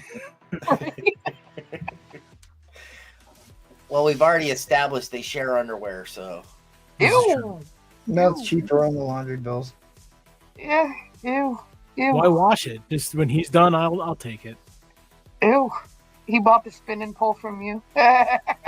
Well, now that we're also kind of shooting the shite here, anybody is welcome to come on the arena show. Any seller for sure, you're welcome. If you're a member of the Patreon, you can come on for sure. If you're just a regular member of the chat, you can hit me up and we'll get you vetted. But if you want to pick, if you got an interesting topic that you would like to do, I'm always open to that because I really want to make it a community show, and I think we might do some comic book conservation tips, collecting and stuff like that maybe the next week. But hit me up. So all right, since Miss Therese is here, I got to give her a chance to get on the trivia board here. Oh gosh, please don't kill me. See, it's not really moving right now too much, but it is 1:46 a.m. Yeah. All right. Well, if you show up on the arena, you got more chances to get on the board. But I'm going to give you a Mickey Mouse. Oh, I really want to ask you this question, although I'm not 100% sure that you know what it is. So I'm going to give you two questions because the first one is about as easy as they come. What is Thor's mischievous brother's name? Loki. Oh. What superhero has a sidekick pet named Tippy Toe?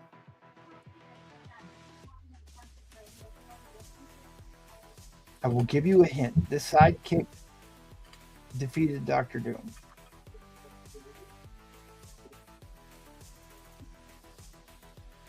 I mean, I'm not 100%, but I'm going to guess Iron Man. I'm not a huge Marvel fan. That's right. All right. That's right. Oh, did somebody put it in the chat? Yeah. It's Squirrel Girl. I just thought it was funny. Well, Squirrel Girl is the strongest character in the Marvel universe. Yeah. Off panel. Teresa, he asked me a Mickey Mouse question. He'll never ask me another one. Uh-oh. It was a great answer. Uh-oh. Yeah. Did I miss it? Spider-Man got his powers. Does anybody else want to? Wait. Actually, you might get this one, Miss Teresa. You can test me. I don't know. What was the name given to Marvel's first all-female team of Avengers? Oh. Yeah, you don't want my answer. Rather recent book. It's a rather recent book. Sluts. Oh. Oh, so Brian Twelvish is on the board. You are on the board with that answer. Hellfire Gala? Is it the Gala? Is it? It had She-Hulk. Oh my god. She-Hulk was the biggest character on the cover. Had a yellow background, and it was like the first appearance of some entity too, or something. A-Force. Is it? Yeah. A-Force? Okay. Anal. Huh. All right, I'll open this up to anybody on the panel can get on the board with this. If not, it goes to the chat. Oh man. All right. Which superhero coined the Avengers team name? Which Marvel superheroes named the team the Avengers? Nick Fury. Incorrect. Okay.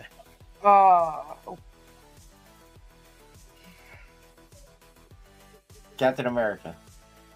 Incorrect. Iron Man. Trollfire says Iron Man. Incorrect. Brian Twelvish says Cap. Incorrect. James Willie says No, it was the guy. It wasn't Nick Fury, but it was one of the guys from the TV show. Like, not the he was on the TV show. Oh, the guy with the glasses? Yeah, it was. All right, I will give you this hint. I will imagine that you will be very happy with the answer of this question, Mr. That you will maybe be surprised, but it was a character that was killed off at the end of Secret Invasion.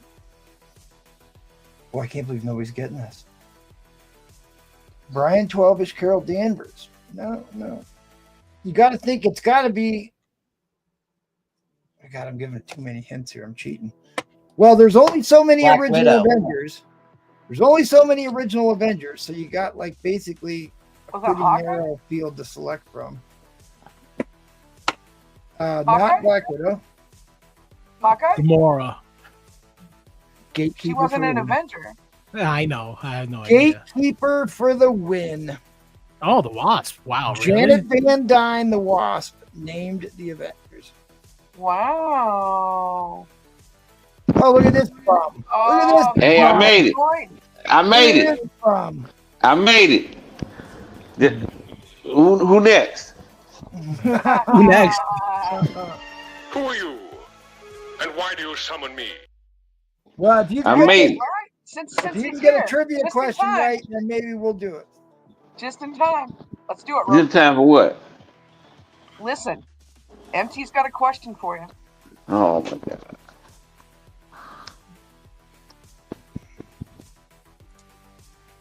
Oh, this will be great. This will be a good one for you, Romker. I could give you the Mickey Mouse, who's the king of Wakanda. I'm not going to do that. Which superhero proved herself mentally unstable when she attacked her fellow Avengers and killed her ally, Hawkeye? That's the White Tiger, the one that's on there now. Right? White Tiger's a guy. No, I get two of them are women. Uh-huh. All right, I'll open this up to the chat before I give clues out. Which hero proved herself mentally unstable when she attacked her fellow Avengers and killed her ally, Hawkeye? Black Widow. Right? I thought it was White Tiger. Basically, The Belova chick. Buford Gooch.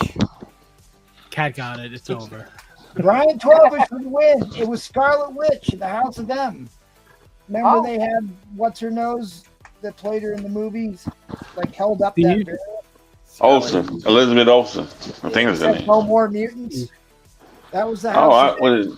the Disassembled series. Hey, same could be said about men, Trollfire. Just saying. Same can be said about the White Tiger. Well, I mean, look at the cast of unstable people we have on this channel. So, I mean, it's hardly anybody stable on this channel. All right. Well, I gave an opportunity there. So Brian 12ish is on the board. Gatekeeper's on the board. Right? Or did Brian 12ish get 2 of those right?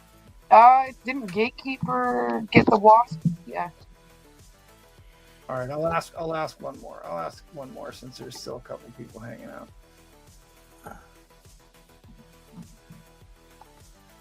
Roman Curtis still has 2 points. So he's tied in the lead with Bree Play. James. I mean, I got 1. Roman Curtis and hey, I'm in second. He jobbed me on 1 because I ain't MT. I supposed to have 3. MT jobbed me on 1, but I ain't gonna say no, he got like 2.5 questions. All right. Yeah, well, I'll give away something to the community. The panel just gets bragging rights. Yeah. I mean, Brian 12ish did get Squirrel Girl. Just saying. All right, this is. Yes, yeah, he got 2 of them right. Yeah, you got 2 of them right. Okay. Wait a minute. Who got Wasp? Gatekeeper got the Wasp question right. Yeah. Yeah, that was Gatekeeper, and then Nobody got Scarlet the Witch was Brian. Nobody got the A-Force question right. No. Right. Squirrel Girl was Brian 12ish. What else did Brian 12ish get? Oh shit, he did get A-Team. He wrote A-Team. Yeah, but that's not. It's A4. Oh, okay. Oh, okay, sorry. Squirrel Girl? Yeah. Squirrel Yeah, I Girl think you're right. and Scarlet Witch. He got 2.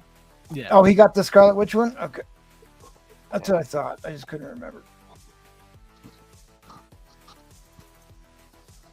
All right, I'll answer one, and like the panel has a couple second head start, so if they get it before the chat, then it's opened up to anybody here. Okay, well, this was a Mickey Mouse question. Here's a Mickey Mouse question, some redemption. What was the name of Doctor Strange's longtime assistant? It's a Brufront answer. I'm not gonna answer that. Oh, I'm trying to think. I know his name, but it's not coming to me. He was in the damn movie. Oh my god, I'm not gonna answer. They're making like a Strange Academy. Yes, Wong. Yeah. Yep. Jane and Willis, he was on. Will's on the board. He's also in Shang-Chi. Yeah. Or Shang-Chi. They're supposed to be doing like in the- Wong Academy or something. He is such a great actor too. That guy is great. I don't know. He's in a lot of movies that I actually like. All right, we're just going to read off the whole card. That was the easiest. We're going to work our way to the most difficult. What villain killed Spider-Man's girlfriend, Gwen Stacy?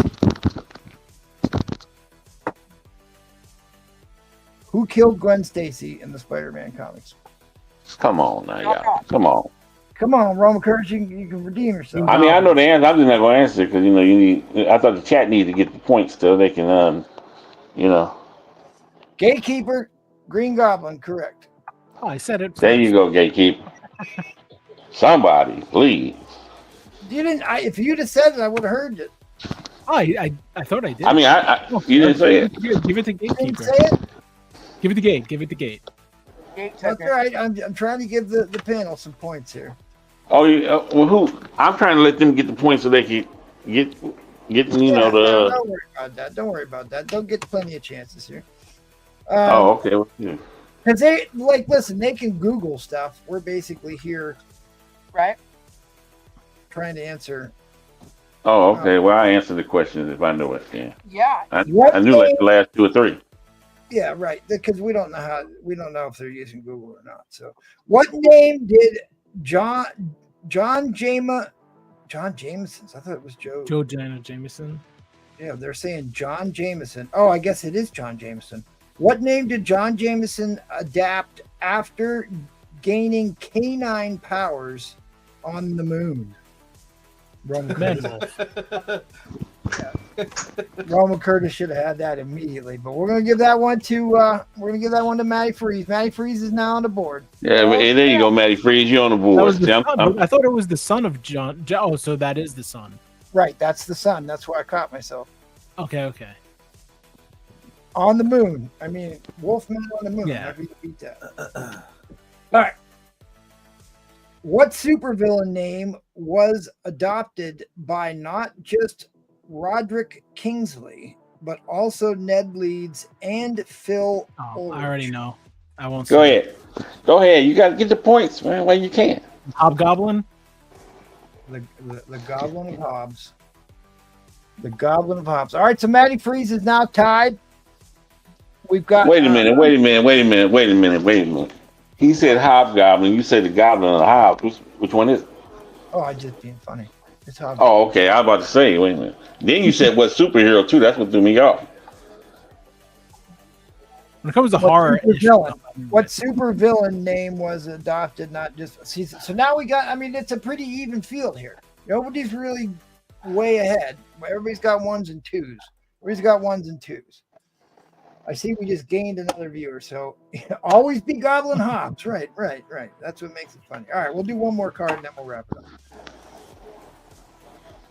Oh my goodness, this is a Mickey Mouse question. There you go. Pick another one. Pick another one.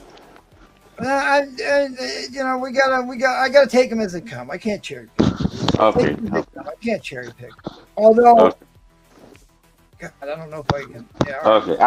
Hey, everybody! I start my Amazing Fantasy 15 at $1 tomorrow, or the next time Sunday. If Kat answered this question right. Right. What metal coats Wolverine's claws? What? All right. So as soon as I get Amazing Fantasy 15, I'm gonna sell it. All right, Cat 60 gets his point. All right. What unusual career did Peter Parker briefly attempt before becoming a superhero? Prostitution. I was wrestling. Pro wrestling. Rowan Curtis. I had to get a point tonight, y'all, just because he just lobbed that up to me. I had to dunk that.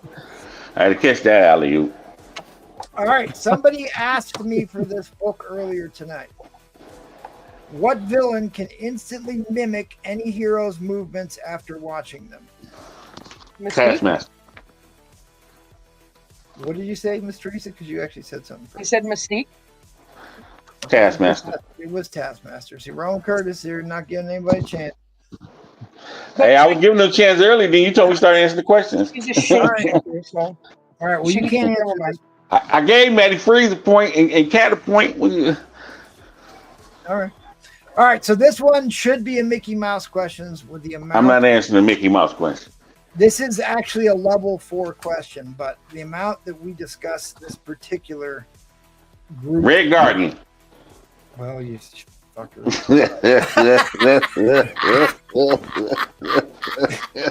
What Canadian team of heroes included members Red Guardian or the Guardian, Alpha Flight, fucking North Star? Not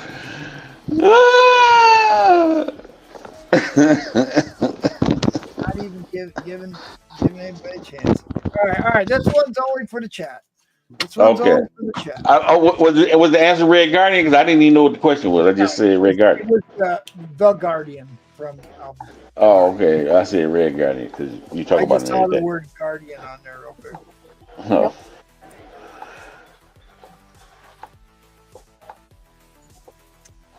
All right. Because Miss Teresa hasn't had as many chances here, I'm going to give her the first Mickey Mouse question, and then I'm going to open the second one up to the chat. Who is the longtime partner of the original Ant-Man, Hank Pym? The Wasp. The Wasp. Janet Van Dyne, the Wasp. I mean, that's a no-brainer. I hope people know that. But what appropriate name does Black Widow give to the blasts fired from her wrist gauntlets? Trust me, I don't even know that. Level 2 question, but it is. I would have put this at a level 4 question. I don't think many people are going to know this. I don't even know that. You obviously want to say something that has to do with Sting, but I don't even know that. It's probably something. It's probably something to describe Sting. So Black Sting, or it's going to take a while. I don't think anybody here is going to know it offhand. So, all right, chat. There it is. Chat. You start Googling. I'm not going to look it up because I think I just assume it has something to do with Sting. We're going to ride into the danger zone. He's on the board. Monthly Fury. Men have them too, Trollfire. Just saying. Oh, they're daily. They're not monthly. You were right. Widow's Bite is absolutely the correct answer. All right, we're just going to finish Hey, the card. widow's bite stings. It stings. See, like this one, this level 3 question is way easier than the last one. What hero has been referred to as the Golden Avenger and Shellhead? Let's see my guess. If nobody answering in 5 seconds, you ought to be ashamed of yourself. Is that Cat? Shellhead, the Golden Avenger, and Shellhead. Oh, Iron Man. Yeah, okay. Yeah, Brian. Yeah. Was my Okay. guess. Brian 12ish for the win. I just wouldn't answer that question. Yeah, that one was too easy. All right. Yeah, I must be a fake fan. Sorry, guys. I don't know any Marvel answers. No, it's all right. I mean, it's some of these. We got no DC question. What a DC question? I know. I right? mean, they really like called him Shellhead in the copper, maybe silver and copper age, and then they didn't really do that much after that. So you would have had to read some old. And the Golden Avenger was back when he was wearing his gold armor, which was only a couple issues back in the 60s. So it isn't. I actually think Trollfire had it more accurate.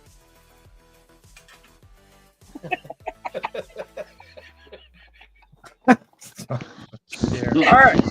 Last question of the night. Level 4. What was the name of the famous spaceship employed by the Guardians of the Galaxy? Woo! I forgot that one. Woo! I ain't Googling it. I just forgot it. I'm sorry.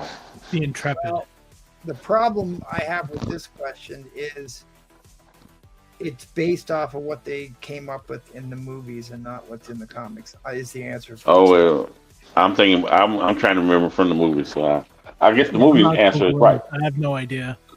Well, was named after a famous sitcom, Teenage Heartthrob. Oh, Brian got it, I guess. Oh, North Cali was close. Or North Cali. Which one was first? The Milan. God, you were cleaning up, Brian 12. You were cleaning up. I like Willie's answer better. You're tied with Roman Curtis. Good times. Yeah, that's what it was.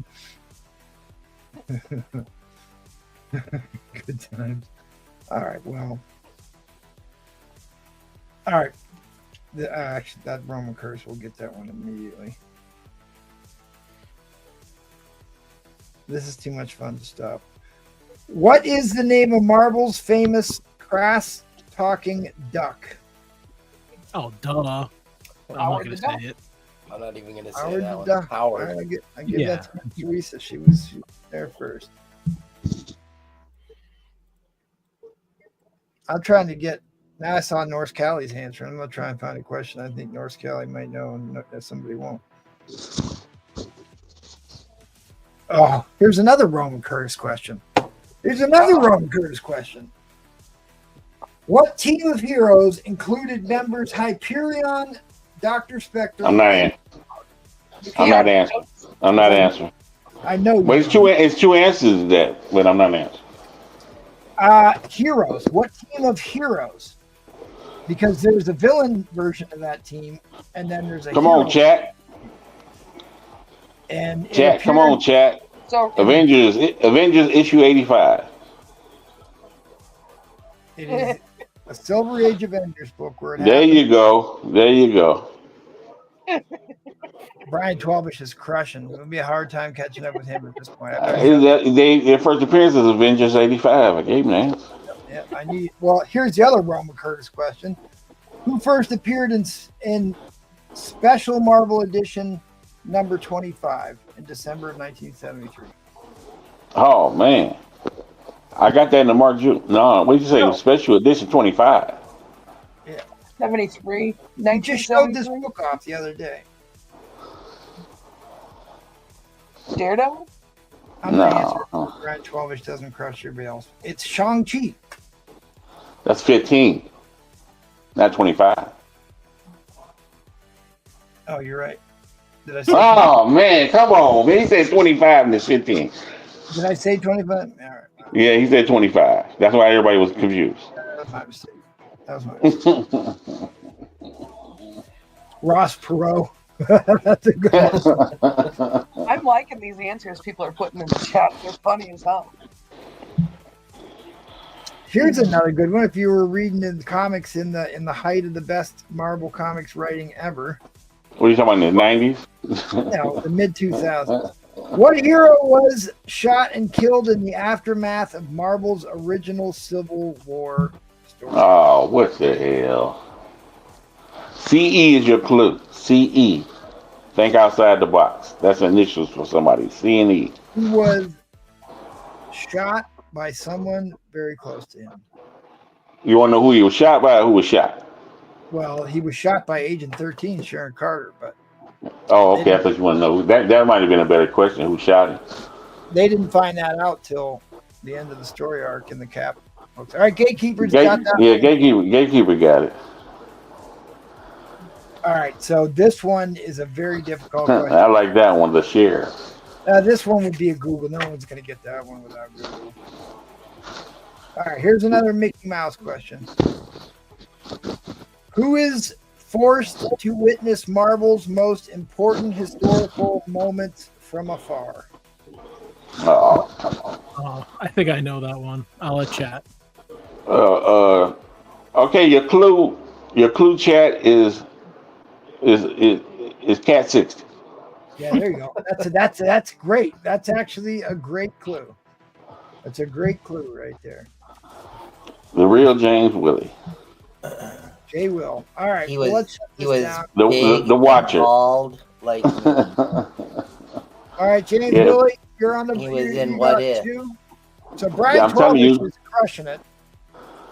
Cat is a whole 5-1 when he stands on the milk crate. Followed by Roman Curtis. Then Gatekeeper, Cat 60 are tied at 3. And then we got a bunch of people at 2. T-Bums at 3. So come back for the arena tomorrow. We'll do some more trivia battle.